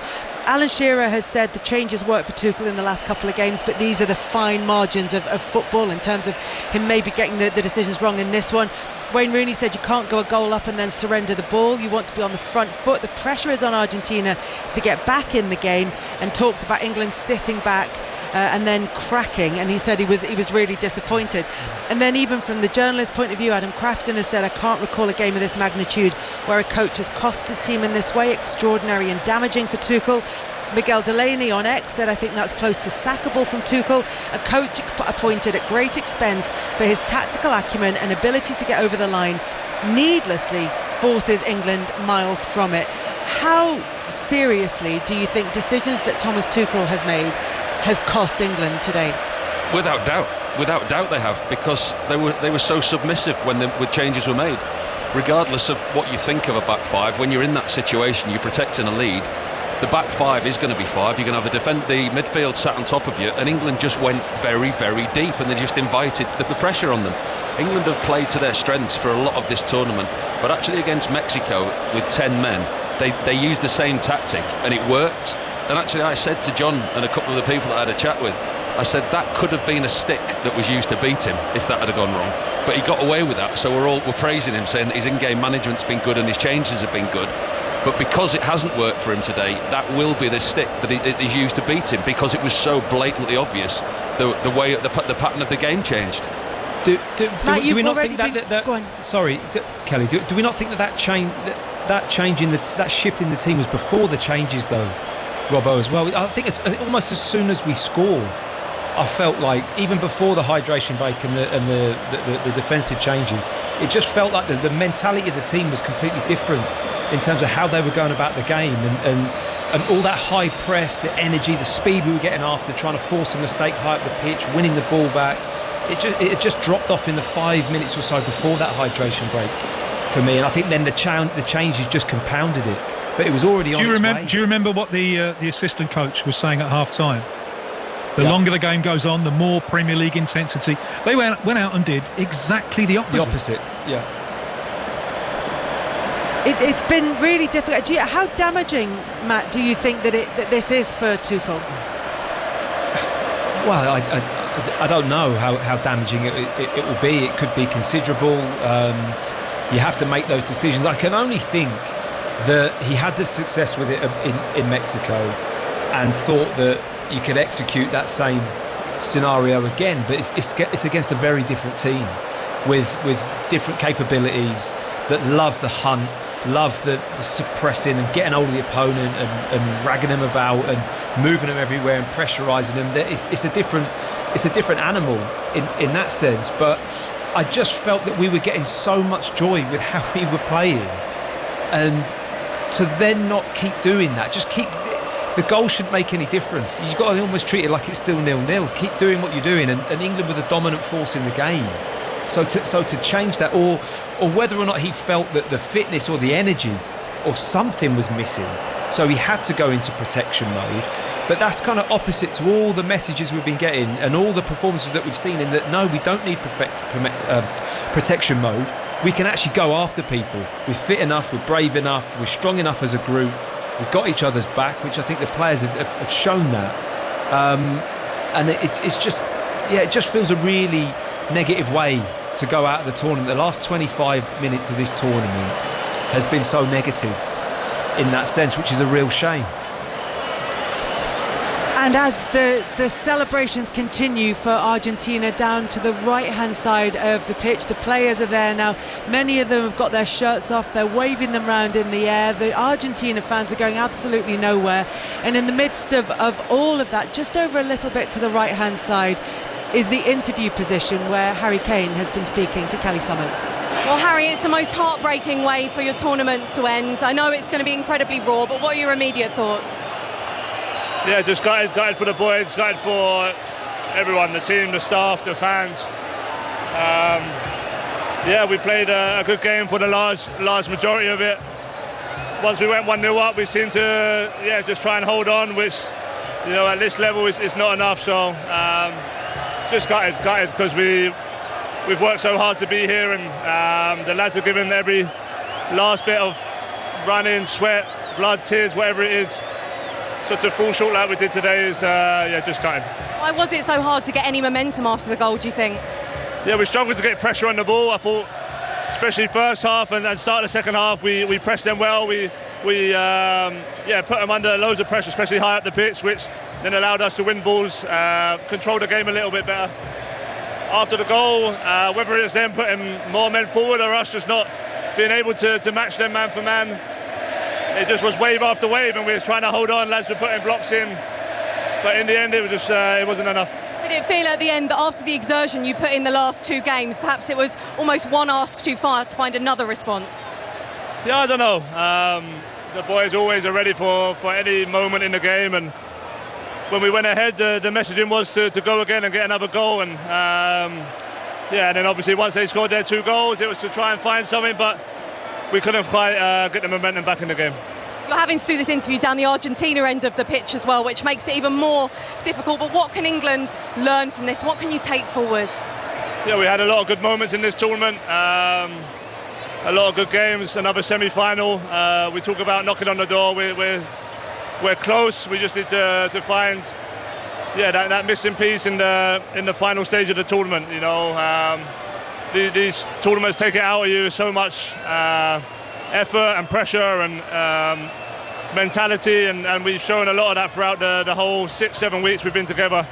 But yeah, we're just missing that final piece. Thanks for talking to us, Harry. Thank you. While Harry Kane is giving that interview, Lionel Messi was just over to the side. He's sitting down on the pitch, just taking a moment to himself with a sort of half smile playing over his face, and then getting up and making his way slowly around the group of players. Such an icon in football, but particularly not just to the Argentina fans, but to the Argentina players as well, many of whom are coming over to him, and they want to celebrate with him. They know how important he is. They're still singing, the players and the fans, along together. And I think what was interesting about what Harry Kane said, Paul, was that the messaging at 1-0 up was to go and get that second goal. And yet, when we watched England, it did look just like two defensive lines, and almost in their own penalty area. Well, if that was the message, it fell upon deaf ears, because the England players didn't sanction what the manager wanted of them, because as soon as they got the first goal, that was it. They were very submissive, sat off, went into a defensive mode. But I found it hard to believe that was the message, because then we had the hydration break and the changes were made, and he made those defensive changes at that point. If that wasn't the message, you make a different tactical change. I don't think you can play for that long against Argentina in that way. Remember, you can get your thoughts in on what went wrong for England, what you think worked for them over the course of this tournament, how you think Thomas Tuchel has managed the team over the course of this World Cup, what you think happened in this game against Argentina, where England had Argentina exactly where they wanted them and lost to those two late goals. They were 1-0 up as late as the 85th minute, but 85th minute, Enzo Fernandez, 90 plus 2, Lautaro Martinez with the winner in this game to cancel out Anthony Gordon's 55th minute goal. So 08085 909 693 if you want to have your say on what's gone wrong for England and how you feel this tournament has gone. It is a semi-final for England, but it is yet another semi-final exit for England at the World Cup. England have been eliminated every time they've faced a top 10 ranked nation in the knockout stages of the FIFA World Cup since 1998. Is it just a case, Matt, of coming up against a side who have more experience, who won this trophy last time out? No, honestly, I don't think so. I mean, if it is that, then nobody would ever beat anyone with more experience, would they? I mean, it's a factor. Yeah, you're playing against a team that doesn't panic. It's got world class. They've done it, all of those things. But really, they shouldn't have been given the opportunity to display that. And I think that's the key here. That instinct that you need when your opponent's wounded in that way, that you have to then go into overdrive again and go even harder at what you believe in and what you're doing. I think if England would have done that and been able to physically carry out that act, we'd have won the game. But we didn't, and there was a good 13 minutes from that goal to the break, the hydration break, and in that period Argentina just got momentum, started to build. Jed Spence made a super tackle, getting back in position, and it was almost like we had to then. There was a turning point there for me where you either go, right, we're now going to, this is everything, this is the whole tournament wrapped into this 25 minutes, we are going to stick to our guns, we're going to go sometimes man for man at the back, I back my players to deal with it, but in midfield you're going to get after them, we're going to get on the front foot, you're going to empty the tank, and we're going to play in a way that if we go out, you go out swinging, and okay, we've been beaten, but it didn't play out like that, and it went into protection. And I think when you do that against this team, it's like what Harry Kane said in his interview. Can you see that amount of time out? And Tim said it earlier. It's too long. It's far too long. There's nearly half an hour left of the game. They're going to create chances.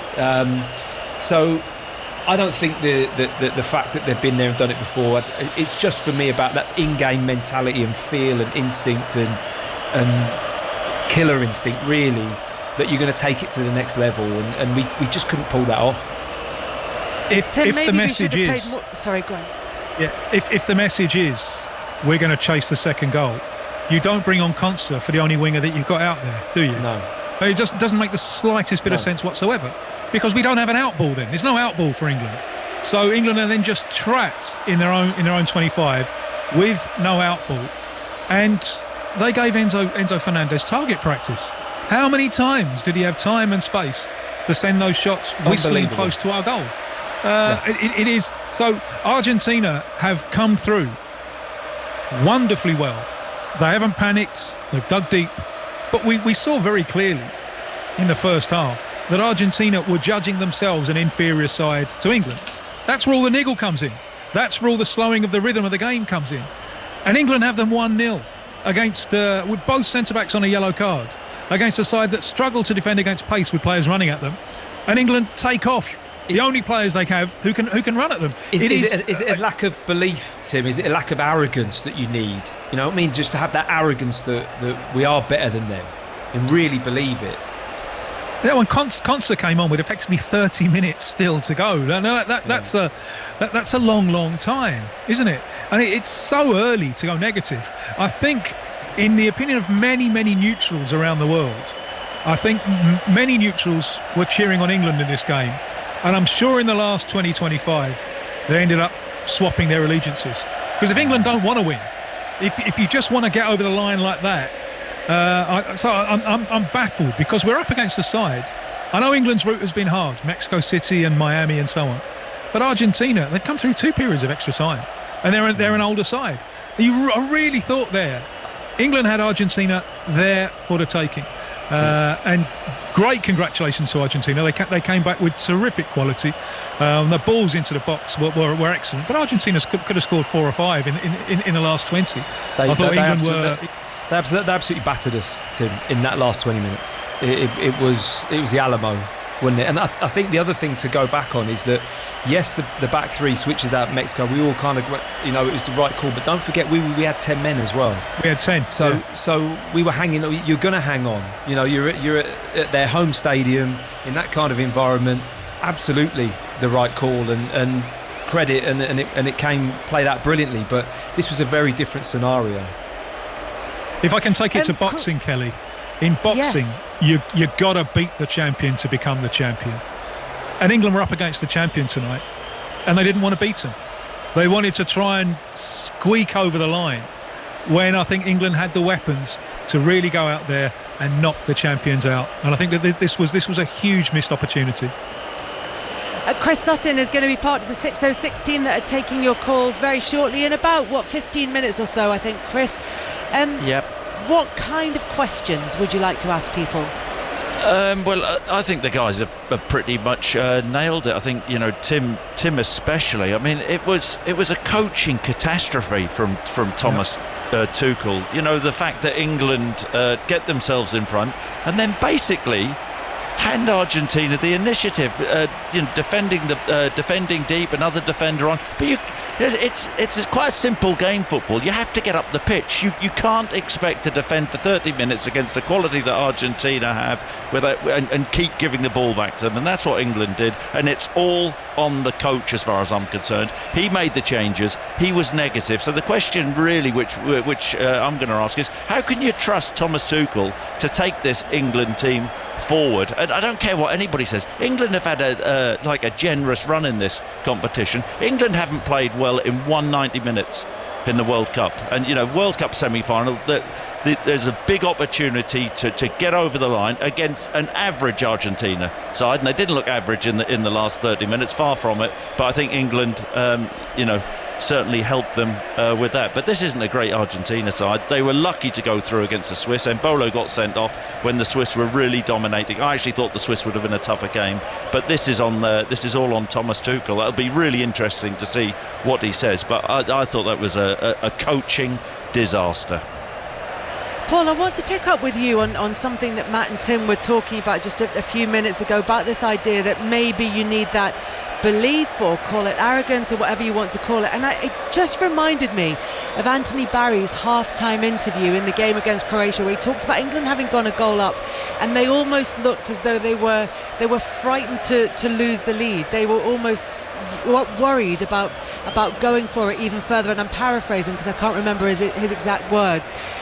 If and Harry Kane's told us that, you know, that the messaging was to go for a second goal.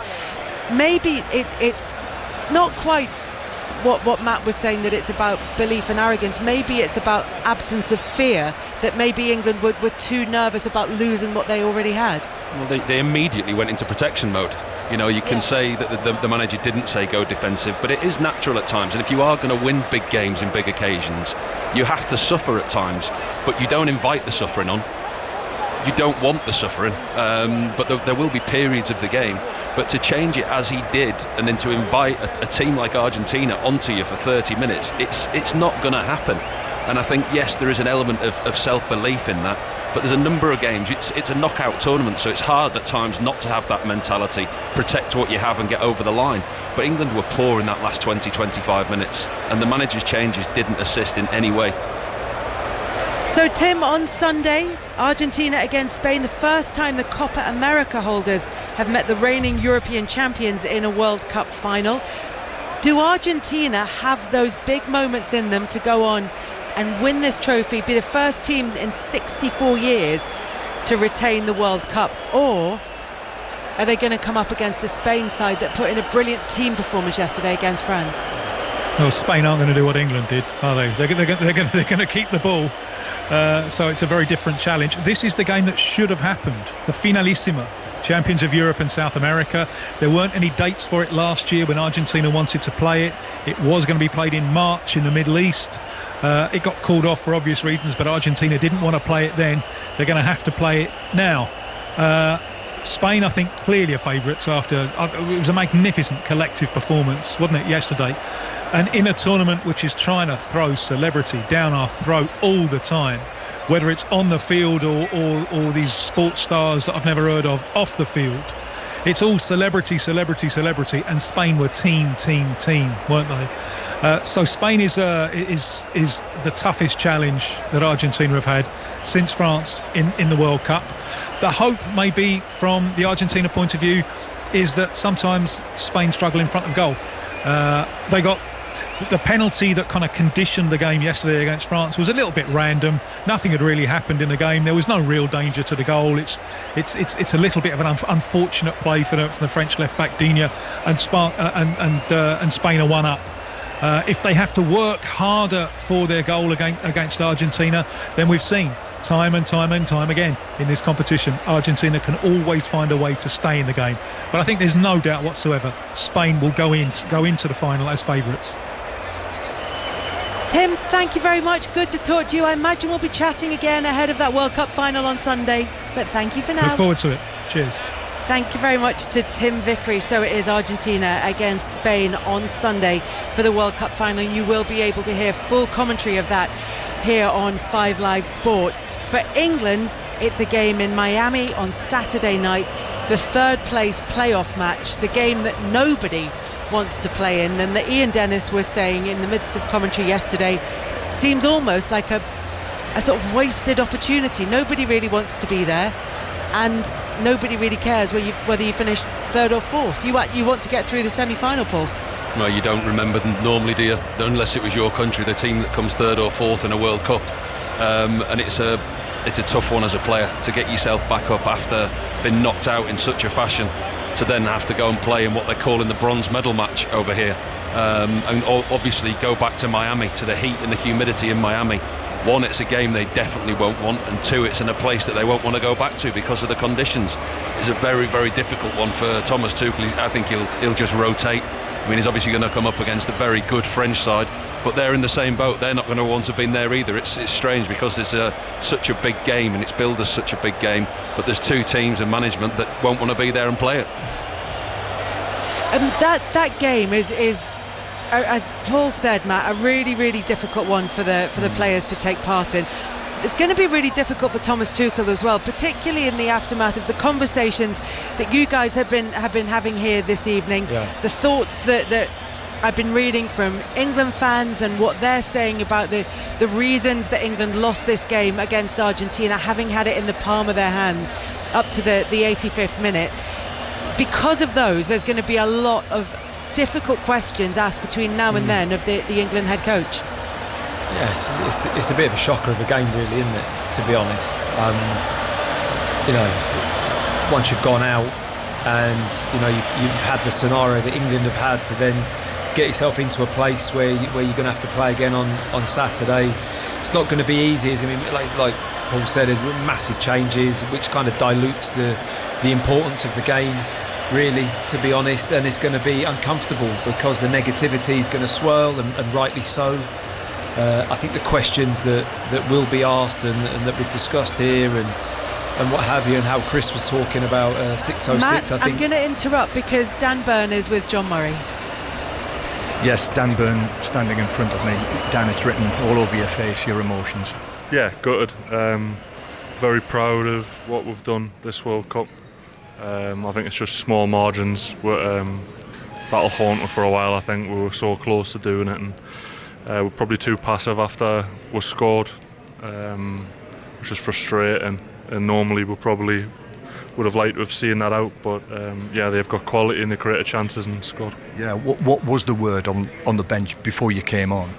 Yeah, much of the same as what I've done before. To be honest, I think I feel like we played like we're a man down for some of it. I feel like we were too passive, but we know that they've got quality. We're comfortable defending our box, but players found too much space, which hasn't happened in the previous games. So as I said, frustrated, very, very proud of what we've done, but I thought we could have done it.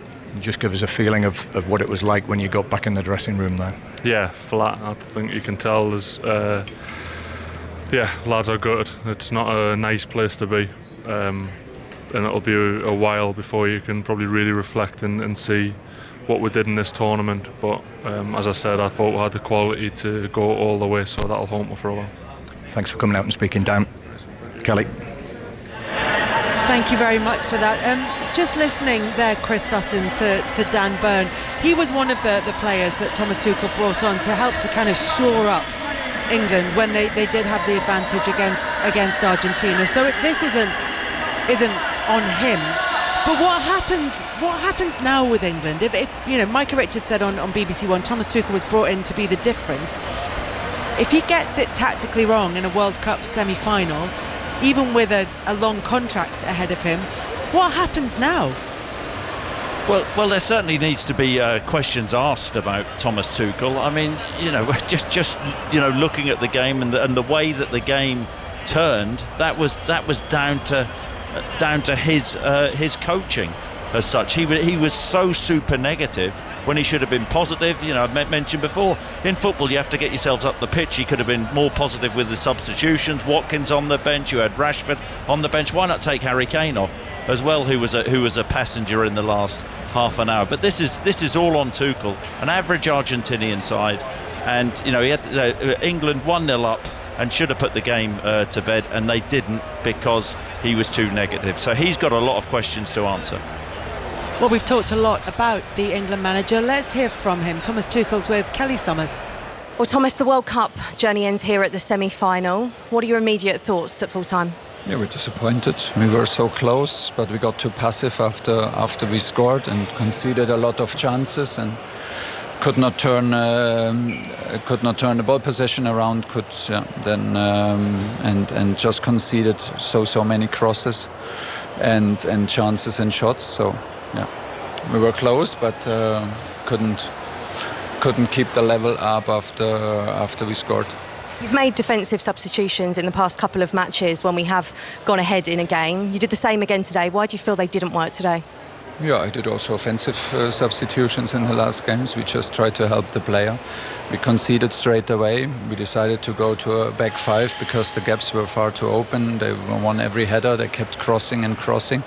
So we went to a back five to close the gaps inside and be stronger in the air, because straight after our goal with no substitution. We just conceded way too many crosses and way too many chances. So we tried to help, but of course the responsibility is on the coach. And if it doesn't go wrong, it's easy to say that it was. If it doesn't go well, it's easy to say that it was wrong. Given the point in the game that it was there ever any thought process in your mind about maybe trying to go for the second goal?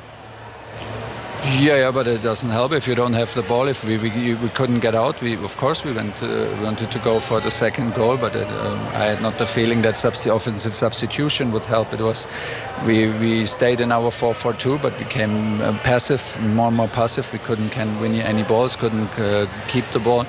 So I think it was not a structural problem. We changed nothing after the goal, but the match changed completely. But again, it's no problem. I can understand that these discussions are out there, and of course, million of coaches after the game who know it better. Yeah. I guess the question would be as well, though, did it perhaps invite more pressure on a defence that had already put so much into previous matches? Well, you can discuss this with a million coaches. I have to make a decision on the pitch. That's how I analyze the match, and I did the decision. And I take the responsibility. No regrets over that, then? Any other regrets, Thomas? No, in the moment, no regrets. The team gave everything, and we were very, very close. I think we deserved to be up 1-0. Played one of our better matches, maybe the best match in the circumstances. Team was top. We couldn't bring it over the line. No, in the moment, no regrets. You mentioned throughout the tournament that we'd see a better England. Did we ever really see Thomas Tuchel's England that you wanted to see? I don't know. I have no answer to that question because I don't really know what that means. It's. I don't know. I think we saw the mentality throughout the match and the strong group, and we played the matches how they were. We played a strong against strong teams in the group. We had a lot of miles, a lot of traveling. We played in altitude. We played in 10 men. We played in the heat. We overcame every obstacle. We were very, very close today. It's not the moment now to analyze the full tournament. We just went out because we lost a crucial match. Thanks for your time, Thomas. Chris Sutton, from what you've said, this sounds like this is going to be a 606 that is extremely critical of Thomas Tuchel. Is anything that he said in that interview given him any more credit in the bank with you? Not really. I mean, for him to say he has no regrets, I think he really needs to give his head a wobble. I mean, he was watching a different game to everybody else, and if he thinks that the team have played well throughout this tournament, England have had a pretty gentle run. The fact of the matter is, England were 1-0 up against Argentina, looking to go through to a final, and because of the way that he changed things and because of his negativity, that's why England are out. This is all on Thomas Tuchel. 08085909693. Tell people to get in touch with you, Chris, shall we? Yeah, or text 85058. But there we go. Either way. Thank you, Chris. We'll be hearing from you very shortly. Matt? Yeah, I just think it's interesting, Kelly, when you hear him talk. I mean, he talks about the players being passive once you've gone 1-0 up and you've got an hour's gone in the game. That's an interesting word to use, isn't it? And it's an interesting way to think that you would then become passive. And to me, that starts to... I think you can analyse his choices and look at them as negative, 100%. And that definitely doesn't sit well with me. But I also look at it and think, well, perhaps he feels, how can in this moment, how can I change the player's mentality off the side of the pitch with 65 minutes gone in a game like this? I don't think you can. So for me, his option, his go-to then is to do what he did and just be negative and defensive and sure, like exactly what he described. But it just makes a little bit more sense to me if that's how he feels and he looks at his team and goes, right, because for me the reaction at that point, you go 1-0 up, there should be a spring in your step. It should be like, right, we're super aggressive, we're on the front foot, we've got the arrogance, we're believing we're going to go and win this game. We went the other way as a team. So for his reaction as a coach then, this is how I'm seeing it, is that he thought, right, perhaps we can just be really negative, shore it up, defend the box well, we might get away with it. And we didn't. But yes, he's going to get a lot of stick and they're going to be really negative. But to me, there, how he described that made a little bit of sense, if I'm honest, because I'm not. I think it's easier for him to do that on the touchline as a coach than it is to change the players' mentalities mid-game. Yeah, I think that's obviously something that they've worked on before.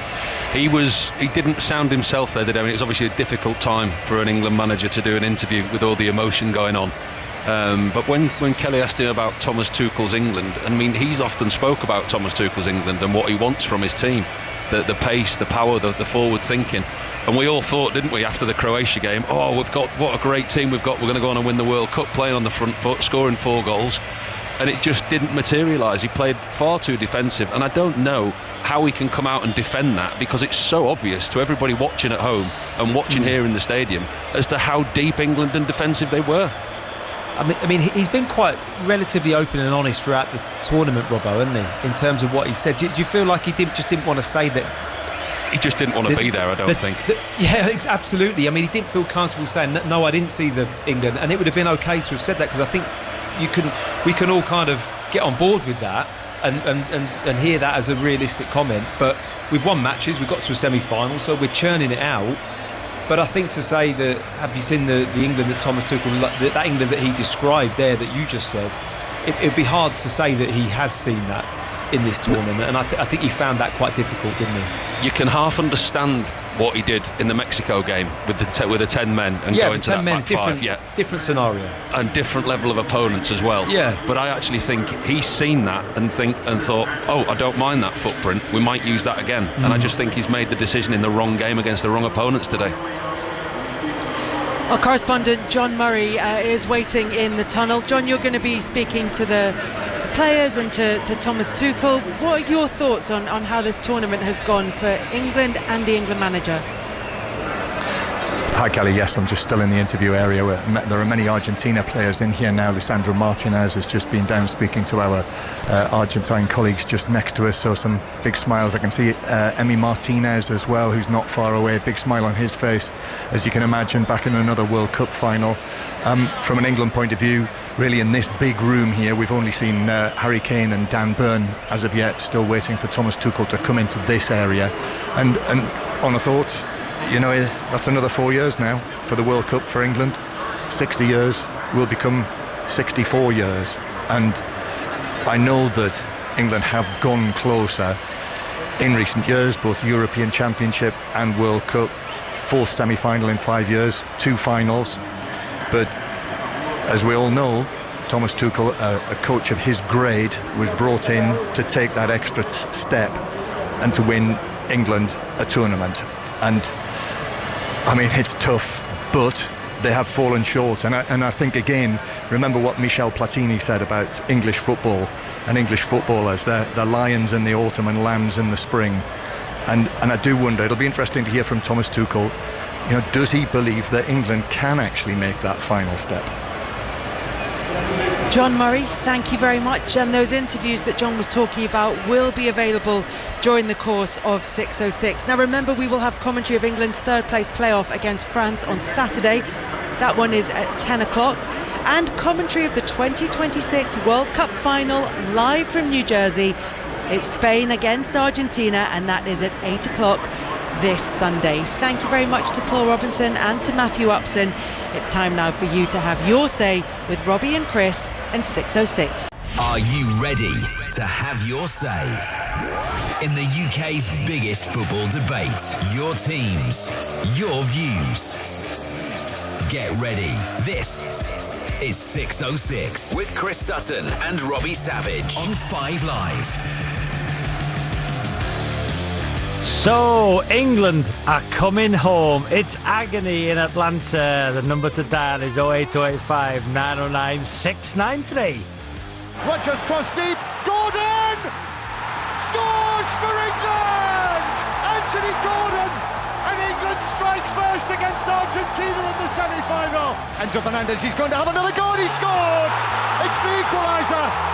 Argentina draw level. Messi on the right. His cross to the back post is headed in. It's 2-1 Argentina.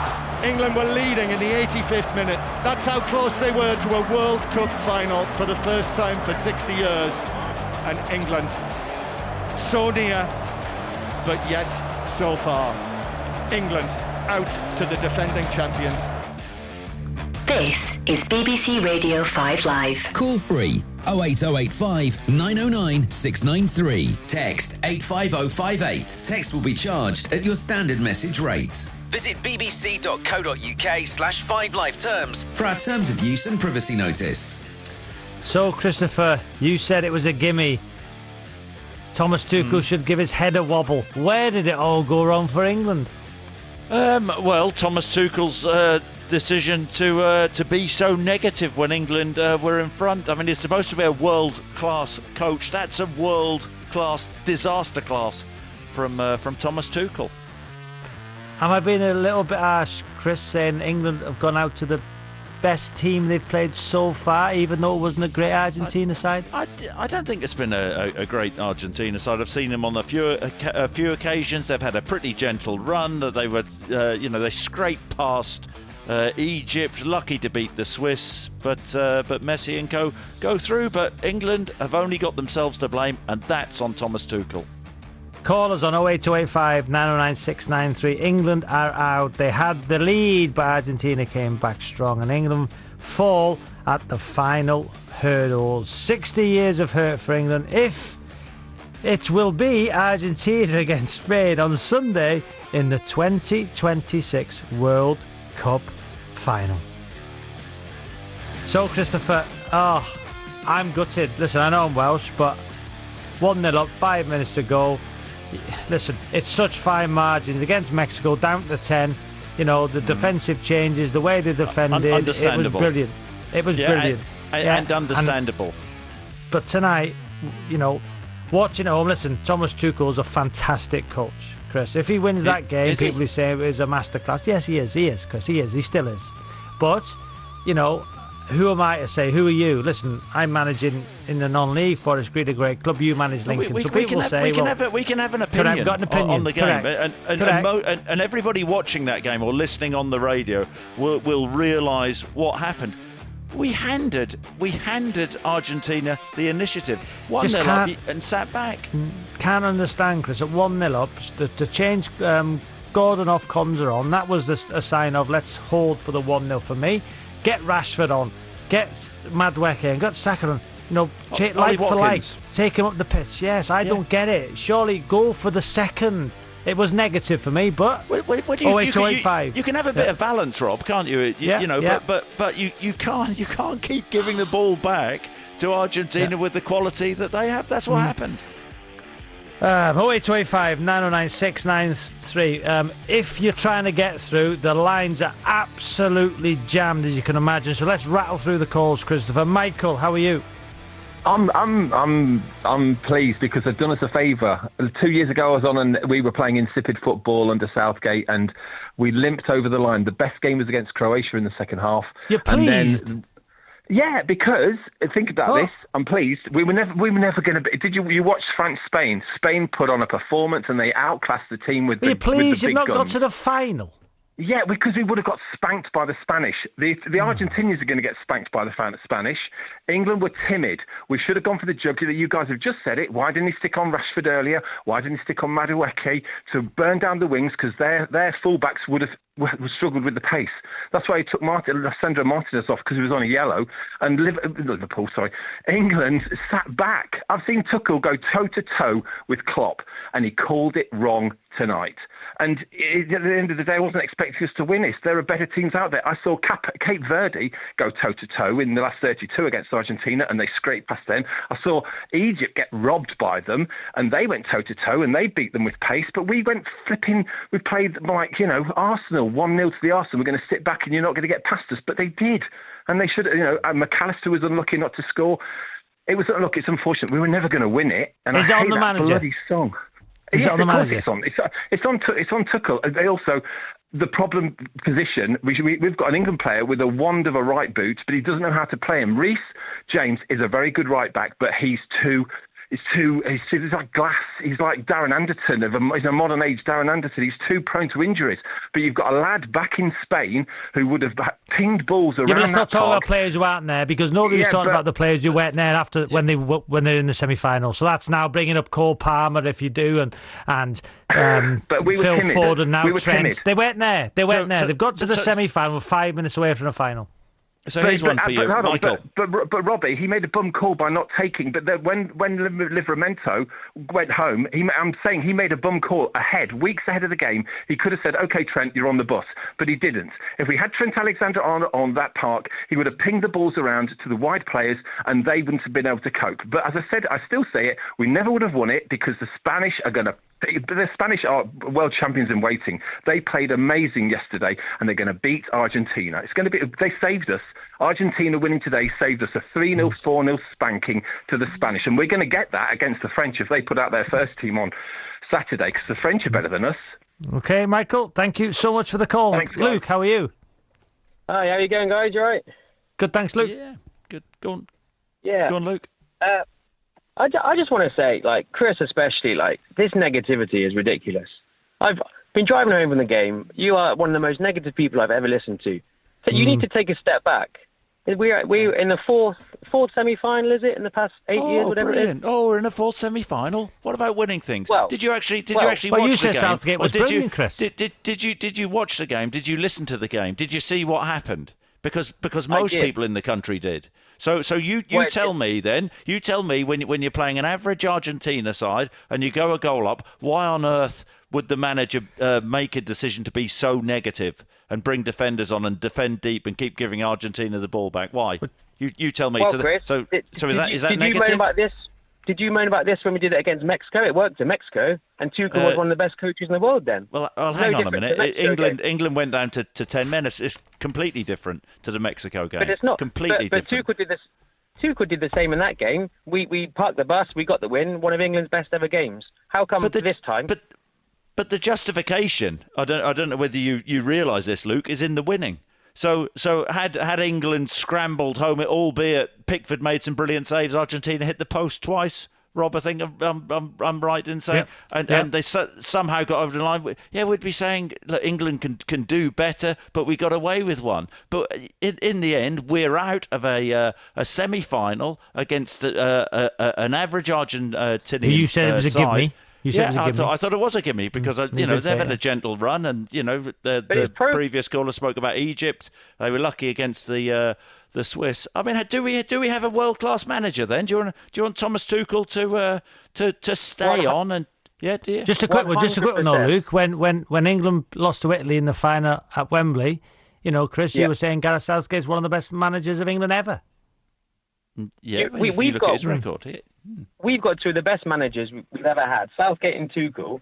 I'm mid-30s. I've seen England, not qualify for tournaments. We've been out in the group stage. This is one of the best periods for most people in this country, aside from 66, of course, that we've ever had. And I turn on the radio, all I hear is negativity. Yes, we wanted to win tonight, but we were close. We're getting there. Like Arsenal with the league, it takes a while. It's a process, but we're getting there. Patience. And if Tuchel did make those changes and we went on and won, we'd all be saying what a hero he is. Imagine if we tried to go for a second goal and then we conceded, you'd be saying, oh, what a ridiculous thing. You can play with balance. Changes to defend. You can play with a bit of balance, Luke. Okay. Luke, thank you so much for the call. Thanks, There's going to be a split opinion tonight, Luke. Christopher. But to be fair to Luke, Gareth Southgate, Chris, you were absolutely all over him, saying how good and brilliant they were. Italy 1-0 up, negative. Didn't win. No, that was just off memory. That was slightly. Chris, that was slightly different. The way that they played at Wembley. England. Steve, how are you, Steve? It wasn't to the extreme which happened. Just saying, Steve. Today. I'm just saying, Christopher. Steve, how are you? Yeah. What's the difference between Tuchel and Southgate tonight? Tell me what the difference is. Go on, Chris. Yeah, that's a great Well, question. you said Southgate was one of the best managers ever. I'm saying Gareth Southgate. You look at his record for England, was excellent, but he was accused of being negative. But when Gareth Southgate built England up from the bottom up all the way, and he did exceptional to do what he did. And I thought when he beat Holland and he put that master stroke on, and we managed to beat them, and we got to a final. He did fantastic. So we were told that Tuchel was the next coming. He was going to push us on. We weren't going to see this negative stuff. Fair enough, Mexico was at altitude. They did lots of dirty tricks with us. We got through it. Brilliant. Argentina, by the way, today were absolutely disgraceful the first 30 minutes. They left so much on us and they got under our skin. And I think they should have gotten 3 yellow cards in the first 30 minutes. And they were given a free pass completely. So they could have gotten red cards. I think we were at a disadvantage. I was in a pub tonight and people were screaming. They couldn't believe what was going on. You know, so I just want to know why Southgate was a horrendous time for building England up. Tuchel is the next coming. You know what I mean? It's just bizarre to me. I agree with everything you say, Steve. I really do. This was supposed to be the next level, Thomas Tuchel, and so negative. Steve, thank you so much for the call. Yeah. No worries. Thank you very much. I was just going to say, in the Champions League final, he played quite defensive, and Manchester City were the better team, and he got through it by scraping through. So I don't get the whole Tuchel thing, really. I just don't get it. Like, Steve, right? Thank you. No bother. Thank you, Steve. Paul, how are you? I'm not bad. But Tuchel, I'd agree with Chris. He is just so negative. So here's a stat. From the minute that we scored to the winner from Argentina, we only had 12% possession. If that is not negative, tell me what is. That's horrendous. I 1,000,000% agree with everything you say. I'll reiterate, you cannot keep giving the ball back. He's got to go, Chris, hasn't he? He's got to be sacked. Has he got to go, Chris? I think that's a decision for the FA, the powers that be. But can you trust him, Paul? That's the question. I mean, what's to say that the next tournament England are in Mexico, it was the best ever performance. People have seen it ever in England. That was because England were disadvantaged. 5 minutes away from a World Cup final, when arguably the substitutions weren't correct. The 90 minutes previous, it was the best performance ever people have seen in England. No. That's what people are saying on this show. Some of us go back to 66 and we remember. We're never going to do it again. We are never going to do it again. Just keep dreaming on.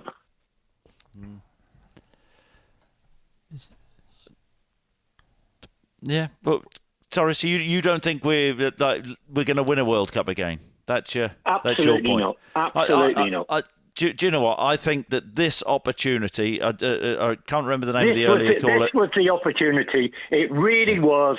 We were there. If we'd have brought Rashford on and Tony on and Maino on, we would have been there. There was a little bit of arrogance, though, wasn't there, from you, Chris? There were minutes to go. A little bit of arrogance from Chris saying it's a give me. It's a give me against Argentina. The world champions, by the way. It is never a give me against Argentina. That's what Chris said last show. Believe me, I've been to South America and seen how they play. What does that matter whether you've flown over there? I mean, just watching Argentina, the way they've played in this tournament, 550 mile an hour. They've been average. So just because you've flown over to South America doesn't mean that Argentina are a great team. No, I'm not saying they are. No. Your air miles. It's the way they play. And we saw that in the first half, surely. Yeah, but they were better. They were better second half, much better. Yeah, but the whole thing, I thought the way that Argentina actually set up in the first half and played, they were fearful of England. That's what they were doing. They were trying to rough England up and disrupt it, turn it into an ugly game. They weren't fearful. There was no shots on target in the first half. But come on. What game are you watching? I fear for your team this season. Honestly, Rob. In the first half tonight, Chris, there was no shots on target. But a lot of that was the way that Argentina set up to nullify England. That's the point. Well. Sometimes I worry about you. Game management, which Argentina done game management better than England tonight. Well, definitely. Definitely. And why? Because of the manager, the England manager. Okay, Paul, thank you. We're going to hear from Thomas Tuchel very shortly, Chris. Let's go to Steve. Hello. Hi, Steve. Hello, Steve. Hi. I do think Tuchel, he hasn't resigned, so therefore he should be fired. It is one of the most cowardly displays I've ever seen. I think he's done a lot of blundering in the knockout stage that hasn't been picked up that much. I think against Mexico, I take what people have said, it was a very difficult situation, down to 10 men, went defensive, got through it.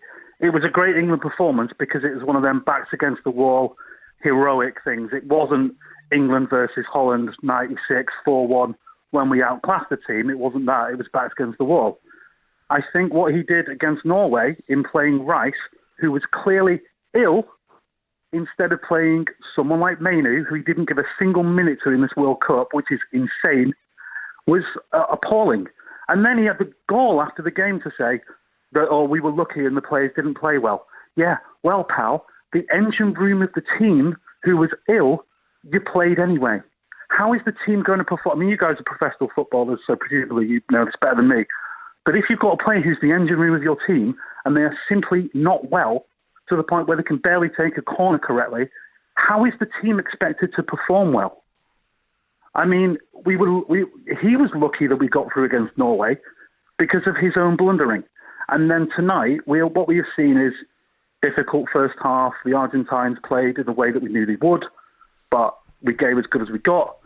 Fantastic goal from Gordon, putting that move together. Good to see Rice had his energy back. I have never seen a capitulation to match it, ever. I'm a 47 years old. It was a good decision to start Rodgers, though, wasn't it? Set up the goal. It was a good decision. Look, I don't think Rodgers contributed particularly he set up greatly.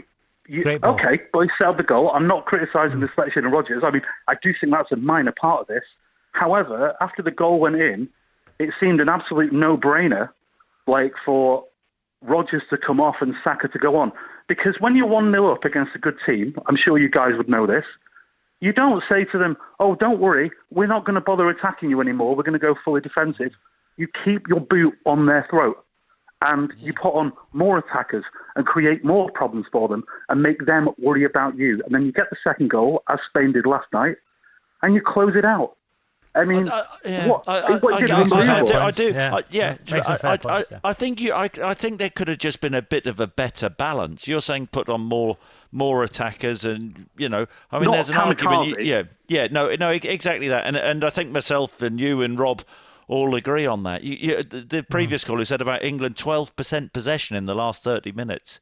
You're going to get pummeled. And just imagine the lift the Argentina players would have got with the way that Tuchel had suddenly gone to a back five and defending deep and had gone so negative and had that fear. The last 30 minutes was a pummeling.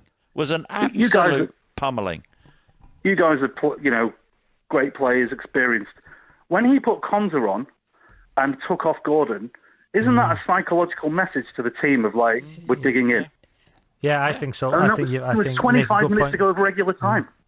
Yeah, and even at the end of the game, thanks for the call, Steve. Rob, just at the end of the game, the desperation and Dan Burn playing as a centre forward. England just playing hoofball, and this is supposed to be a world-class manager. Come on, Patrick, how are you? Hello, guys. How are we? I'm a bit disappointed. I wanted to see England in the final. So did Chris. Come on in, Patrick, what's your thoughts? The Tuchel hatred that I'm hearing is absolute ridiculous. Absolute ridiculous. Hatred is a strong word. I don't think anybody hates him. I'm hearing England fans saying that Tuchel needs the sack. He needs to go. That doesn't mean they hate him. No. The fact that Mexico, that was the greatest performance that England have done. Everybody's not denying that. That's the greatest result that England have got. That's Norway, not ever. Norway, they've gone to extra time in Norway and they beat them 2-1, right? What have Argentina done consistently all this tournament? They go 2-0 down. They go 1-0 down. They go 1-1. Hydration break after 70 minutes. And they go and find a way to win. Tuchel went and did those defensive things to try and close the game out, to try and suffocate them, and try and maybe go on the counter-attack, right? And the fact that he signed a new contract till 2030, and he's got the home Euros ready to go, and he could have the Morocco, Spain, Portugal World Cup to go as well. Give him time. Give him the time. And do you know what, Patrick? England haven't gone out to Iceland or Cape Verde. They've gone out to Argentina. To a bang average Argentina side. They're world champions. They're world champions, Chris. I don't care. I don't care if they're world champions. That was Are 4 they years third ago. ranked in the world? Higher than England are fourth? Champions. No. Listen, the world. No. The world champions. What did FIFA just got to do stop this you there, season? Patrick, because Thomas Tuchel is live with John Murray. Yes, here he is, Thomas. I've spoken to a number of the players, and we've heard from them. I think you've said it yourself. The phrase that is being used is too passive. Yeah. Why couldn't that change? I don't know. It's very strangely enough, because we went 1-0 up in a total even match. We used the one moment that you have to use if you in a even match, in a close match like this, on a big evening or a big occasion. So we went 1-0 up, but it totally turned the momentum in their favor. They took all the risk after. They played totally free after that, with all the risk, a lot of quality. They made offensive substitutions, had suddenly 4 players in the last line. And their second line started running into our box, and the deliveries, we couldn't stop the deliveries, we couldn't stop the crosses, we couldn't stop the runners into the box. So we were basically not physically enough to stop them from entering into our box. We couldn't win duels anymore, and we couldn't get hold of the ball anymore. So total momentum shift, and even if this can happen for some minutes, we could not turn it around. And we gave everything, but from our goal, basically, we invited too much pressure. And I know there were probably 100 things going through your mind, but what more could you have done? Is there anything you could have done to change that? No, I'm thinking about that, of course, after every match and after every defeat, and not sure. I have to see it again. I think, like I said, the most important is to use also small moments of ball possession. We could not escape the pressure anymore, and struggled in decision making, struggled physically. Players gave everything over the last weeks. We had a very, very demanding tournament, and felt almost like that Reece James put him like half injured on the field. Declan Rice still suffering from illness, so it cost us a bit. I felt.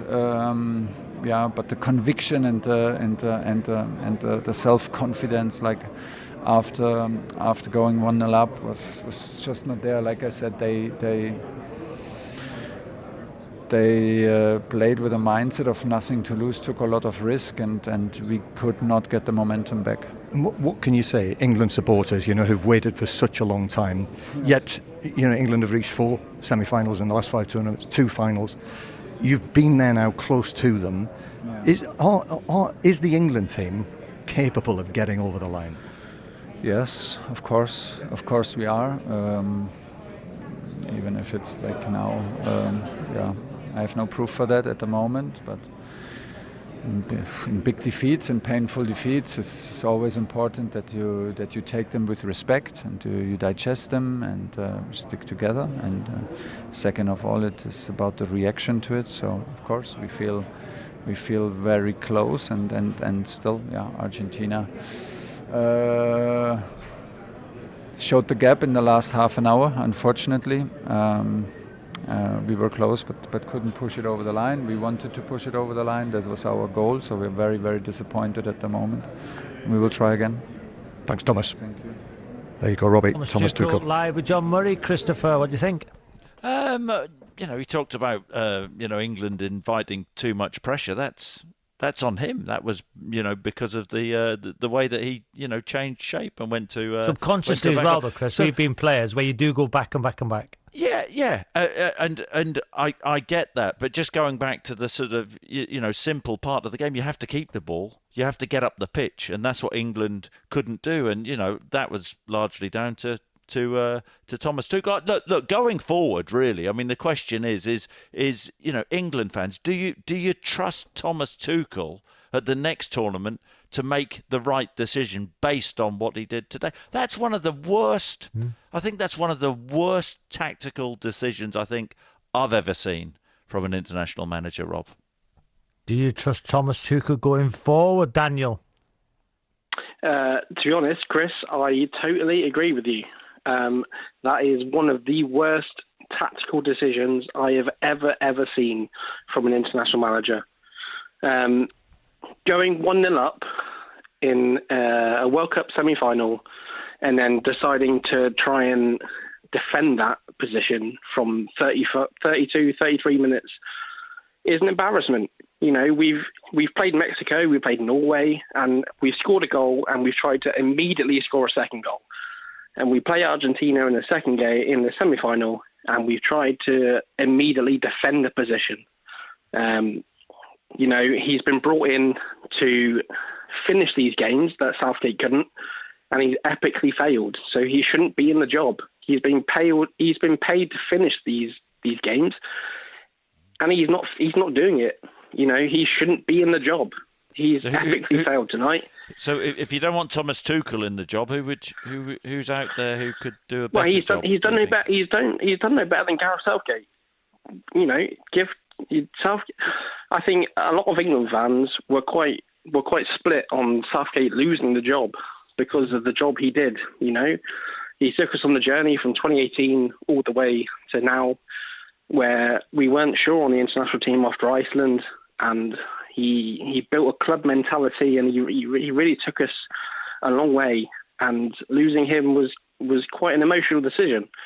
And we trusted in the FA that Tuchel was given the job because he was given the job to do what Southgate couldn't. And now, tonight, he's epically failed that position. And why has Southgate lost his job for Tuchel to do even worse than Southgate could have done? Thank you so much for the call. Daniel Patrick, what do you think? Hiya. How you doing, guys? Yeah, it's really disappointed with the game, actually. Completely agree with Chris just on the line.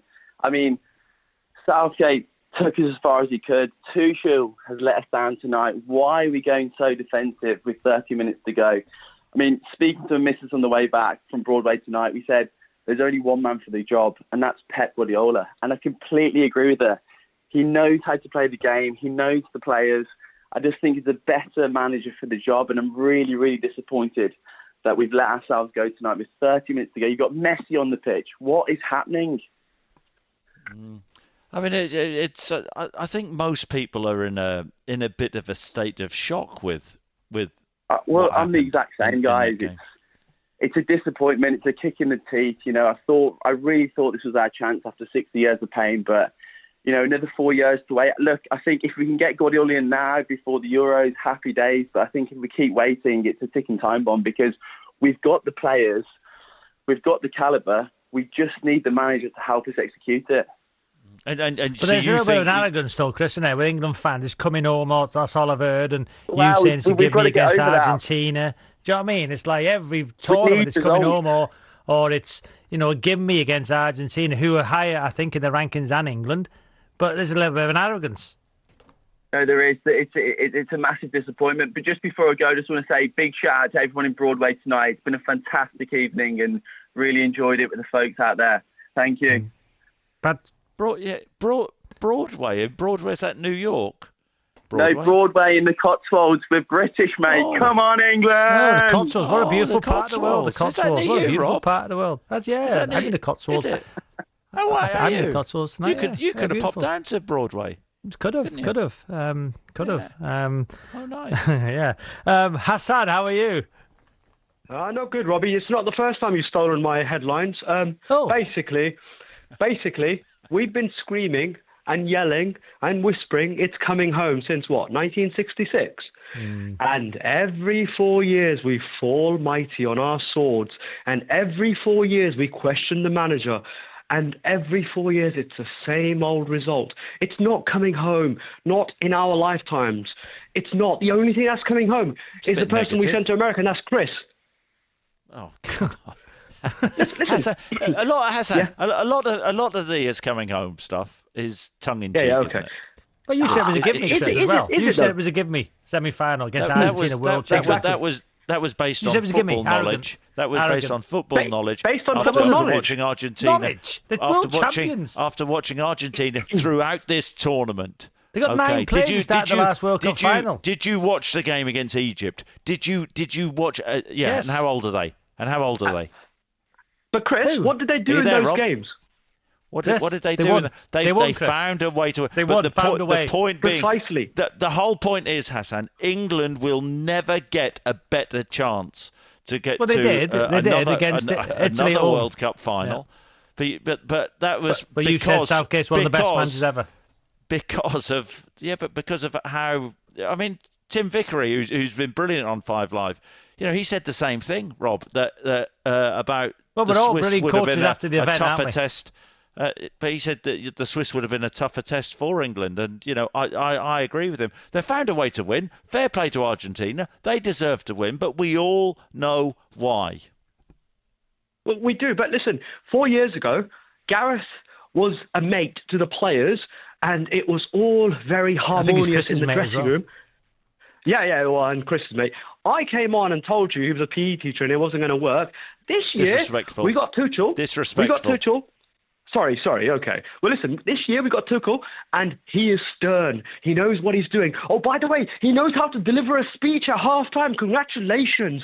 Oh, we're going to do it. After Ghana, I listened to your callers coming on saying, it's coming home. We're the best team in the World Cup. We played Ghana and Mexico. Come on. When we face Argentina, Brazil, France, we get our pants pulled down. And let's just face it.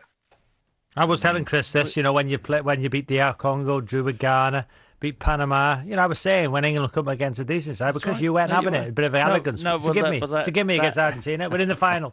I don't think England have performed well for 90 minutes over the whole World Cup, and I was thinking that performance was coming. Here's one just quickly, Hassan. Would you be proud of a 3rd place finish if we can beat France? Bronze? No, it's called the bronze medal. Bronze, yeah. Bronze medal. And by the way, your caller Luke's come and had. No, I wouldn't. Your caller Luke came on and had a go at you. Said this is our 5th or 4th semi-final. What are we now celebrating semi-finals as one of the top countries in the world? What, we're Stoke FC now, are we? Honestly, guys, look at yourselves. It's a bit disrespectful to Stoke. Oh, okay. Well, Chris, on a serious note, though, England, and actually, Pep would be an unbelievable shout. But Pep wouldn't touch us with a barge pole. Hassan, you don't know that. Thank you. You don't know that, Hassan. Call back in when Pep gets the job. Yeah. Andy, how are you? All good. Just 2 words. Reality check. We're a good team. Not a great team. Great teams win finals. They get over the line. They find a way. For as long as I can remember, every time we play a team ranked higher than us in the FIFA World Rankings, we lose.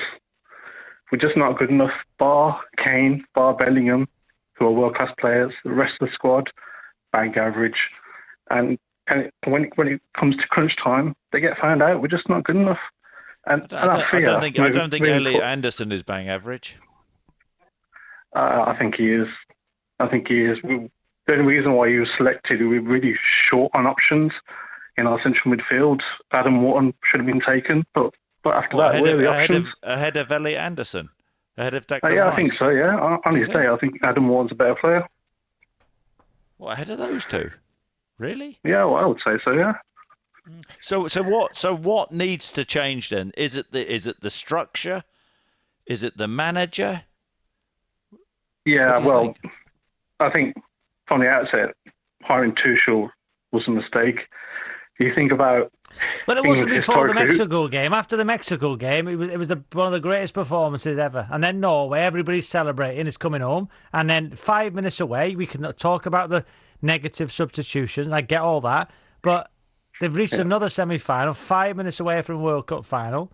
Everybody's ringing this show. Chris Southgate, one of the best managers ever. Where surely we got to give Thomas Tuchel another tournament? I think due to lack of options. Who else is out there who's good enough? I think Eddie Howe's probably not good enough as an English option, but for me, they should never ever have hired a German manager. Historically, Germany's been one of our biggest rivals throughout history. I mean, that's just ridiculous. So never. So what if Jurgen Klopp was the next England manager? Would you like that? would he take the job? I doubt it Well, very yeah, much. but the point being he's German.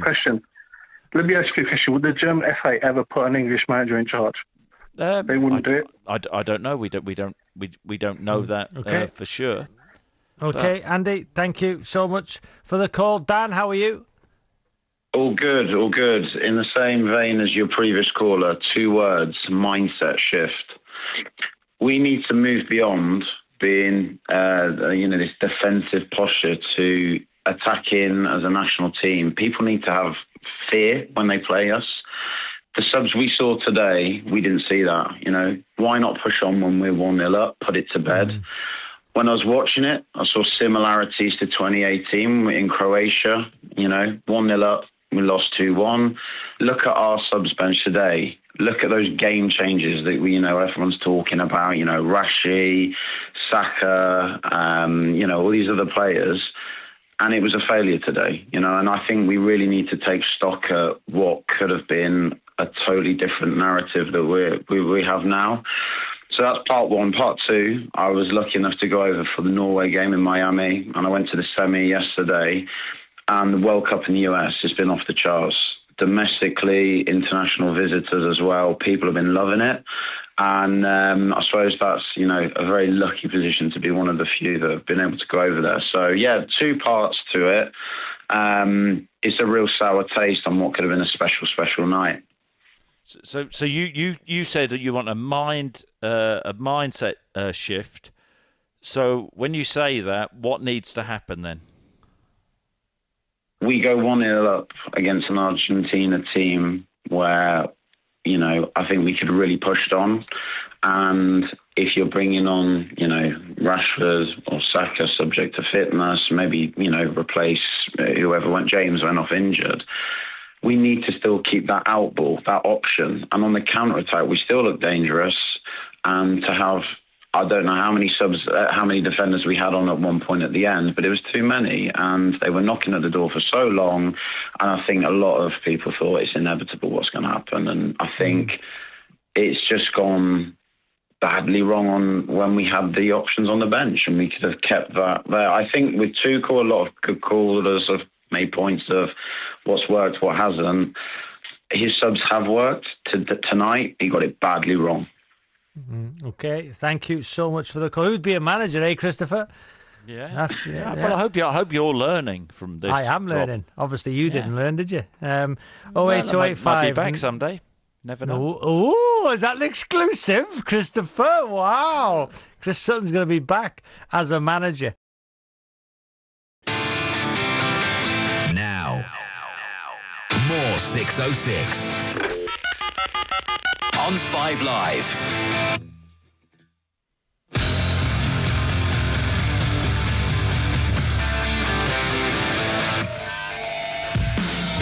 This is BBC Radio 5 Live. Call free 08085 909 693. Text 85058. Text will be charged at your standard message rates. Visit bbc.co.uk/5live terms for our terms of use and privacy notice.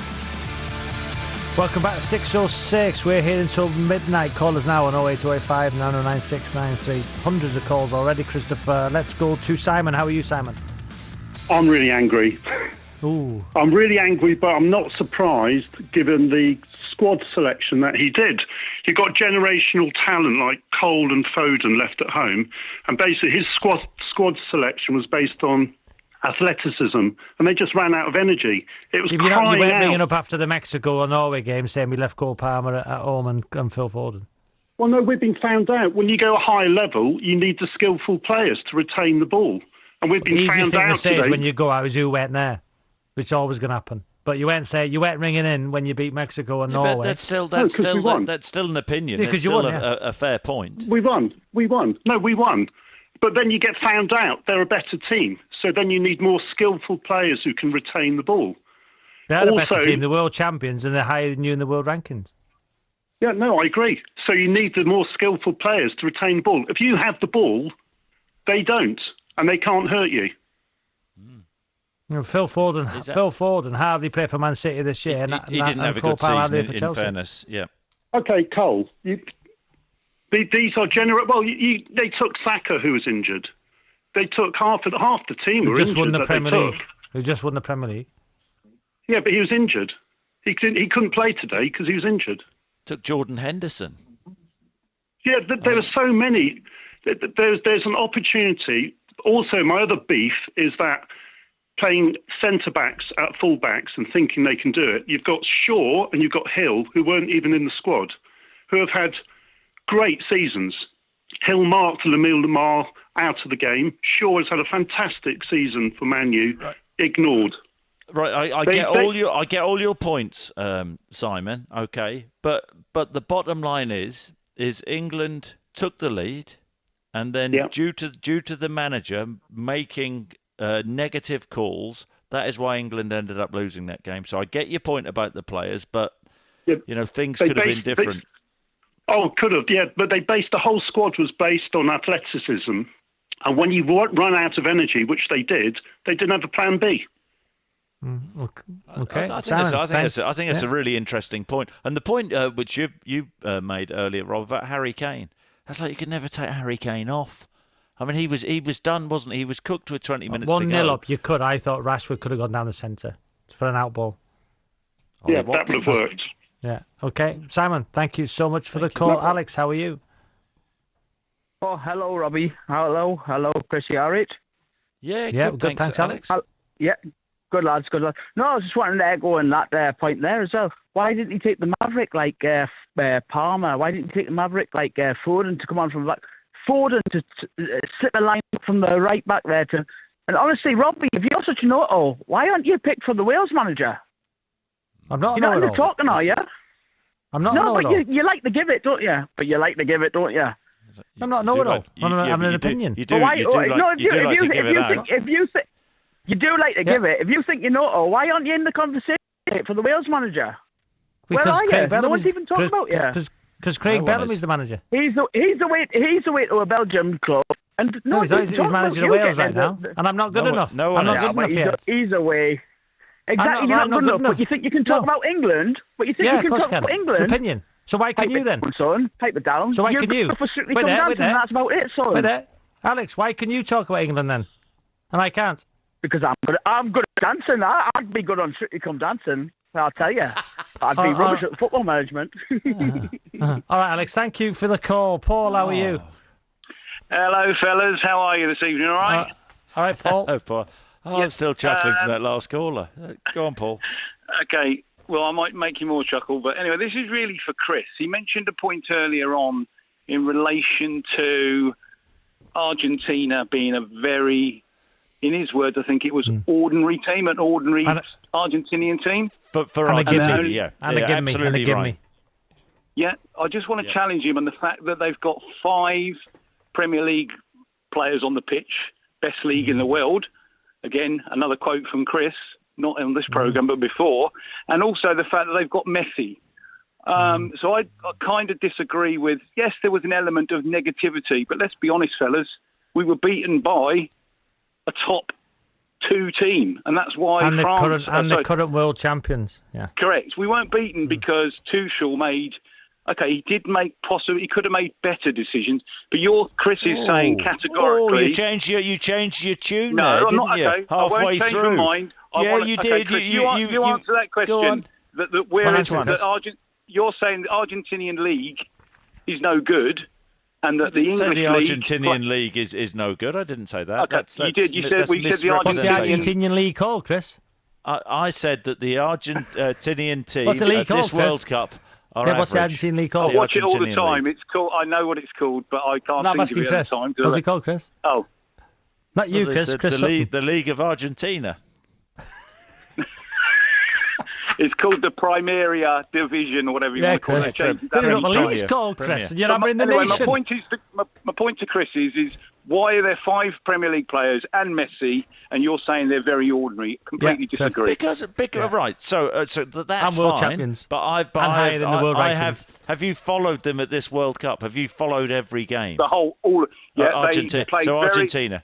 Yeah. Yes. When have they played well? Paul has. I'd say they've played much better than England, because you tell me a team... If we played Norway tonight and we were... Norway wouldn't have beaten us 2-1 tonight. and nor would Egypt. But Argentina beat Egypt 3-2 by doing exactly what they did tonight, because they can just press a button and score. We haven't got any players that can do that. Hang on a minute. Did you watch the game against the Swiss? Yes. Yeah, they pressed the button and scored. They had one game. Okay, that's one game. But what I'm saying, England, every single game. It's not one game. They had a really gentle group. They got out of the group, and then they struggled to get through the knockouts, and that was the whole point. And it doesn't matter if they had 5 Premier League players. By their standards, Messi out of possession does nothing. He's got 8 goals, he's brilliant, and the fact that he's influenced. You're not listening to me. Against the top teams, the other side of the draw, the game which I covered, set up 2 tonight. Spain against France. That was the winners. The winner was always going to come from that semi-final. You just said always going to Chris, can I just add in Spain? How did they get on against Cape Verde, mate? Saying that? Well, it's not. Exactly. Hey, hang on a minute. It's not how you start the tournament; it's how you finish. And Spain. Argentina started. You just said Argentina started very, very ordinary. So with hang on, their they were ordinary. When have Argentina played? When have Argentina finishing like a train? They just beat England. They've had a good 30 minutes against England. 2-1, Chris. Yeah, and why? 5-1. And why was that, Chris? And why was that? Why did they hammer? Why did they hammer England? Because Thomas Tuchel turned negative. No. And just out of interest, how many games in the Primera League have you watched? I watch them all the time, but I normally watch them. Give us name like 5 or 6 teams then. Do you want me to tell you who Bielsa was manager of?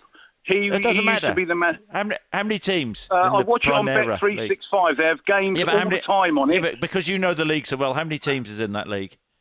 You don't know, do you? A lot. They split it into 2. They've just recently done it. 2 How many teams is in the league?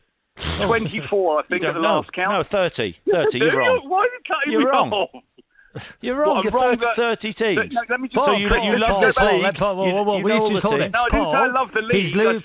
Paul, he's losing the argument, so he's talking absolute nonsense now, because you're right. They've got 5 Premier League players. They've got Messi. Now, Paul. Chris is all over the place. Anyway, look, I've had nothing to drink because I don't drink. All I'm saying is we got it wrong, but Argentina are quality, England are ordinary. Thank you so much for the call. You still here, Chris? Let's go to Jason. Jason, you're at the game. Yeah, that's correct. I guess unfortunately or fortunately. Well, come what on was then. The atmosphere like? Yeah. Well, they lost, Rob. Not in the stadium. Yeah, no, I was at the stadium. And it's the second semi-final I've seen lose with my daughter. The first time she was, I think, 16, and now she's 24. So, I think we gave that away. All the fans could see that we were just sitting back for 30 minutes and trying to defend. And it just seemed stupid, frankly. Everyone was shouting at England to get out, get out, get out, and more they went back. And I think we, that was there to win, and unfortunately it wasn't the case.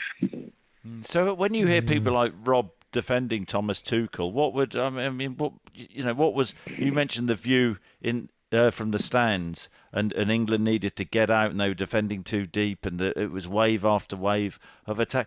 I mean, what were the England supporters saying after the game about England being that negative? Yeah, I think everyone was just as disappointed. I mean, we could all see it was coming, right? We're in the stadium. They had 3 or 4 chances, I think, before they scored.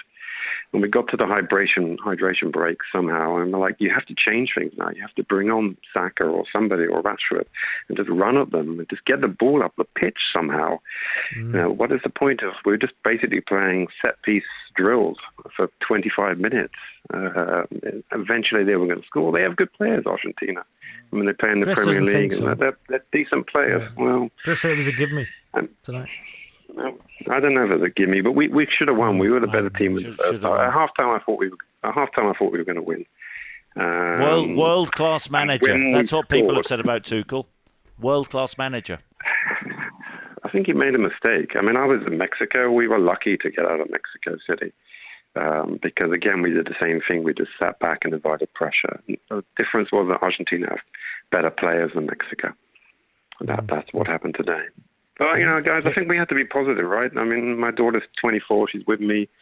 We've been to 2 semi-finals. We've been to the Euro finals. I mean, I'm 57. When I grew up, we never went anywhere because England either didn't qualify or they went out of the group. The first time I took her on to World Cup, it was Brazil, and we didn't even get out of the group.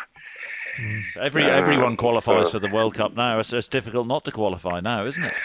Yeah, that's true, but not everyone qualifies in Europe, right? Wales didn't qualify. Italy didn't qualify. Italy didn't qualify. It's not a gimme. No, it's not. It's not, Jason, like it wasn't for England tonight, which Chris said on the last show we did. It's a gimme. Thank you so much for the call, Jason. Michael, how are you? Hello? Michael? Hello? Hi, Michael. Can you hear me? Yeah, we've got your mic. Yeah, we can. Michael, go on then. What's your point? The point I was going to make is I completely agree with you, Chris. I put that entirely on Thomas Tuchel, and I cannot recall a single game where I would blame the manager for the result as much as that one. And the second point was someone mentioned earlier about Pep Guardiola being the England manager. I think that would be absolutely horrendous. Why? Because if you look, the most comparable thing for World Cups and Euros is the Champions League. I think what you do in a league isn't really as relevant because in a league you can afford to lose matches, whereas in knockout tournaments you can't. And Pep's record in the Champions League is abysmal. With Man City, he's put in what? Well, with Man City, he took him 10 goes. So if we get him in now, I think that means we win the 2070 World Cup. So that would be good. But how many times you won it for Barcelona? At least it's a win. Yeah, all right, it may well be. It would take too long. He's been eliminated by Monaco. You'd be sacked for the equivalent in the World Cup. Been eliminated by Lyon, sacked by the equivalent in the World Cup. Been eliminated by Tottenham, sacked if you do the equivalent in the World Cup. Lost to France, Chelsea. Again, sacked. It's not good enough. Is Pep a better manager than Thomas Tuchel, in your opinion? Overall, in football, I think Pep is a better manager than Thomas Tuchel. I think in knockout competitions, until about 2 hours ago, I would have said Thomas Tuchel, and I would have preferred him. But I think, Chris, you mentioned Jurgen Klopp earlier. I would sooner go for Jurgen Klopp because also further to the point, England are not the best team in the world. I think Pep has always had the best team. So, Michael, just a quick one. How many times did Fergie win the Champions League? Twice, wasn't it? Okay, so he was one of the greatest ever. But how many times was he in it? More than two. Pep's won it more than How many times was Fergie favourite? Yeah, fantastic. I also don't want Fergie in charge, by the way. I'd rather have Jurgen Klopp. I think Jurgen Klopp's achievements with Liverpool are more akin to the job you'd have with England, and he has got success with Liverpool. I can't remember how many years it took Klopp to win the Champions League with Liverpool, but I'd see it was less than it took Pep with Man City. And Liverpool are more like the Liverpool that Klopp took over weren't the best team in the world. Pep took over the best team in the world. England aren't the best, are we? I'd say you'd say probably fourth after tonight, but no one thinks we're better than Spain and France, do they really? True. I think it's really interesting. Over the best team, I think he gets us over the line again, but we're not the best team. We need someone who's going to be a bit more of an underdog, which Tuchel was when he beat Pep, and which Klopp was when he's won things. Okay. Paul, Pep's Michael, thank you. To paraphrase that, Pep's a bit of a flat track bully, isn't he? That's what Michael was saying. Thank you so much for the call. That's an interesting point. Yeah, is it? Come on, Pep's an unbelievable manager. Pep would be a great England manager. Paul, do you agree? Hello. Hello, Paul. Hello. How are you doing? Yeah. Come on, then. Good. Go on. Awesome. Listen, I've been listening to you guys every week, so I've never phoned in, but I've been watching football all my life. Never won England. Never seen England won anything. Right. 55 now, and it's getting to a point where I just kind of go. I look at it and I go, well, with 20 minutes to go, let's see now what Tuchel's all about, because we had 20 minutes to go. 1-0 up, 20 minutes away from being in a World Cup final for the first time in my life. And then it's like the same old stuff happens again. We play not to lose. We don't play to win. I played professional tennis back in the 90s, and, we know in tennis, one guy gets to walk away with the trophy. Everybody else goes home.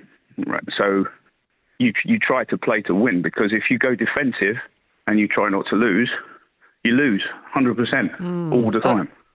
Table tennis. And I just look at sometimes in table that. tennis, if you're defensive in table tennis, you can win because your opponent can make mistakes. We played to not to lose tonight. Now, that's true. Tournament football, one team wins.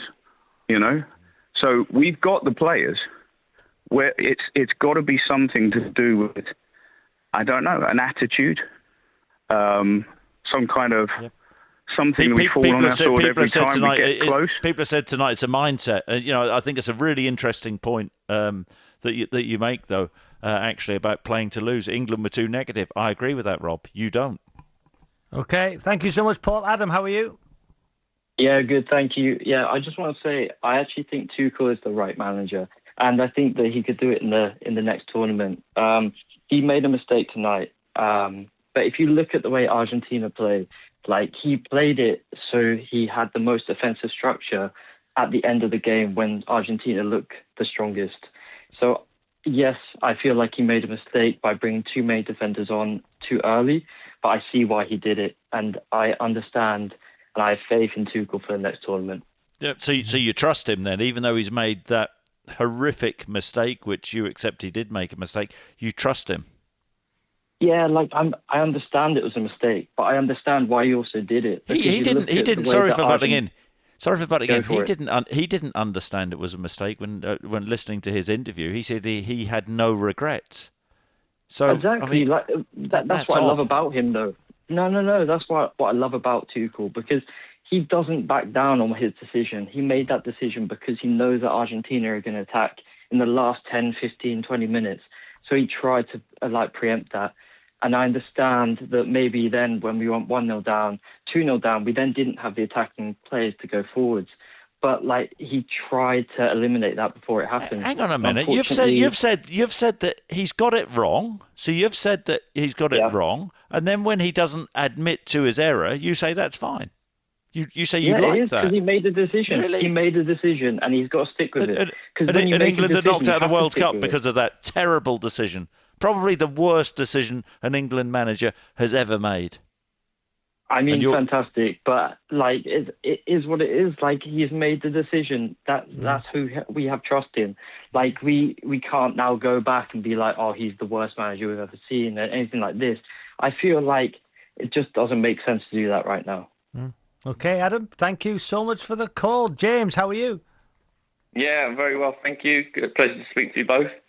And I just wanted to say that I'm really frustrated tonight because I thought we really had a good chance to make it through to the final. I'm normally quite a level-headed fan, so if I didn't think we had a fair chance of beating Argentina, I'd say so. But tonight, I really thought we had a chance. And watching the game, I would have thought that we still had Southgate as manager. The way that Tuchel, from the moment we went 1-0 up, it was like watching Southgate as manager of England again with his substitutions. And that kind of just flowed through to the players. And I know listening to the show tonight, people have been talking about, okay, well, who would you have if you're not Tuchel? And Pep's name has been coming up quite a few times. And I'll be honest with you, boys, Pep, the way that he structures his teams, he needs day in, day out training on the ground to get his philosophy of play. And to meet up with players, every other quarter is very difficult. Mark Gahey joined the club, and even after 6 months, he's learned so much because day in, day out. And so the name that I want to put into the conversation is someone who's got proven track record in tournament play, winning tournaments, and he had a spell as interim manager and did well for us. That's Lee Carsley. He didn't want the job, did he? Lee Carsley, am I right in saying? No, he didn't. He didn't get offered the job. I'm not so sure. Chris, going back to James's point when James said he thought it was Southgate in charge tonight. Well, you'd have been happy with that because you said he's one of the greatest managers ever England have had. You'd have been happy with that. Hang on a minute. Why are you always going back into the past? Because we are talking about what happened. Didn't win a competition at home. It was one of the greatest ever. Listen to you with your Thomas Tuchel scarf on tonight. I mean, that's embarrassing from you, actually. Really, based on what actually happened today. Probably the worst decision a manager has ever made, an England manager has ever made, and you're backing him and saying that's okay.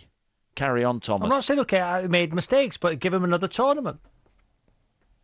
Okay. James, what do you think? Not another tournament or not? No. He had his chance, and to be honest with you, he got away with one with Norway. Mexico, you can understand, given the circumstances, going down to 10 men, having 5 at the back. But today, 1-0 up, we were doing all the right things, had them on the ropes, 2 centre-backs on a yellow card. You know, that was the time to really press down and get that second goal. They'd have been, we had them exactly where we wanted them. They'd have been chasing us, leaving gaps at the back, and we just sat back. And Tim Vickery put it perfectly when I listened to him earlier. He said it was like having bats hanging underneath the bar. We were just asking for them to come and come into our area. And it was so frustrating. I'm an armchair fan with my mates tonight. And I could see from 60 minutes onwards, you could see the direction of travel. It was only going one way. And it was so frustrating. If I can see that, then what about some multi-million-pound contract, international proven class manager? And you're telling me that he couldn't see that on the touchline? Only 2 people in the world didn't see that: Thomas Tuchel and Robbie Savage, the Forest Green manager. No, I see it. They're going to be great to watch. They're going to be great to watch, aren't they, this season? As a Welshman, by the way, you know, and you've got half a cap. You know, I'm being more positive than you. Patrick, how are you? I'm listening to the majority of the callers and saying, what are they talking about? Because I completely agree with Chris Sutton. I mean, Tuchel's made an absolute howler because we were dominating for the majority of that game. And then it comes to that point, he gets defensive. We score the goal. We honestly look like we're dealing with the shenanigans that Argentinians are doing. We're given as good as we get, in fairness, but also not rising to the bait. But if you put Southgate in that dugout now, he would be getting absolute pelters. But I would argue Southgate would never do that defensive. Chris, you'd be saying he's one of the greatest managers ever after tonight. Yeah, but what? So I think it's a very fair point. But I don't, you know, Thomas Tuchel, as you know, everybody is saying the same thing about Thomas Tuchel. He's made a massive error, and he's got this long contract. How can he be trusted when he can't actually hold his hand up? I'd rather him come out after the game, Patrick, and say, I got it wrong. I made a mistake. Perhaps he might, Chris, when emotion's taken out of it and he watches it, he might say that. England are out of a World Cup semi-final, the chance to make a final, and he has no regrets when he made 100% agree. 100% agree, Chris, because that is outrageous to say that you have to hold. Like, I mean, I would say 90% of the people watching that game would say Tuchel has made a massive howler there, and to come out after the game and to say anything other than that, the players should take none of the flack. None of the flack, because they've done an absolute shit. I saw the squad and I thought, actually, you know what? Gareth Southgate picked a better squad. Thomas Tuchel took who he did, but tonight he picked a great squad to beat Argentina. We worked to the plan. We scored a goal. He should have done what Spain did when they scored a goal, and they should have stuck to the plan and got a few more legs on the pitch and got some pace on there. And invigorated what he already wanted to do. But no, he put on a load of defenders and completely parked the bus. And what totally happened agree, Patrick. Totally agree. Oh, thanks, Patrick. Thank you so much, Patrick, for the call. But my headphones fell out, Christopher. Yeah. Did they? Come on. Thanks for listening, Chris. You've had a great World Cup. Are you doing the final? Yeah, I'm there. I'm there Sunday go on, you made it. Yeah, Chris is not coming home, England are. 6:06, we'll be back tomorrow morning. Natalie Pike and David James. 9 a.m. Next up on 5 Live, it's a chance to hear the rivals, Messi v Ronaldo. 6:06 is a Shooting Sharp production for BBC Radio 5 Live. Chris is not coming home, but England are.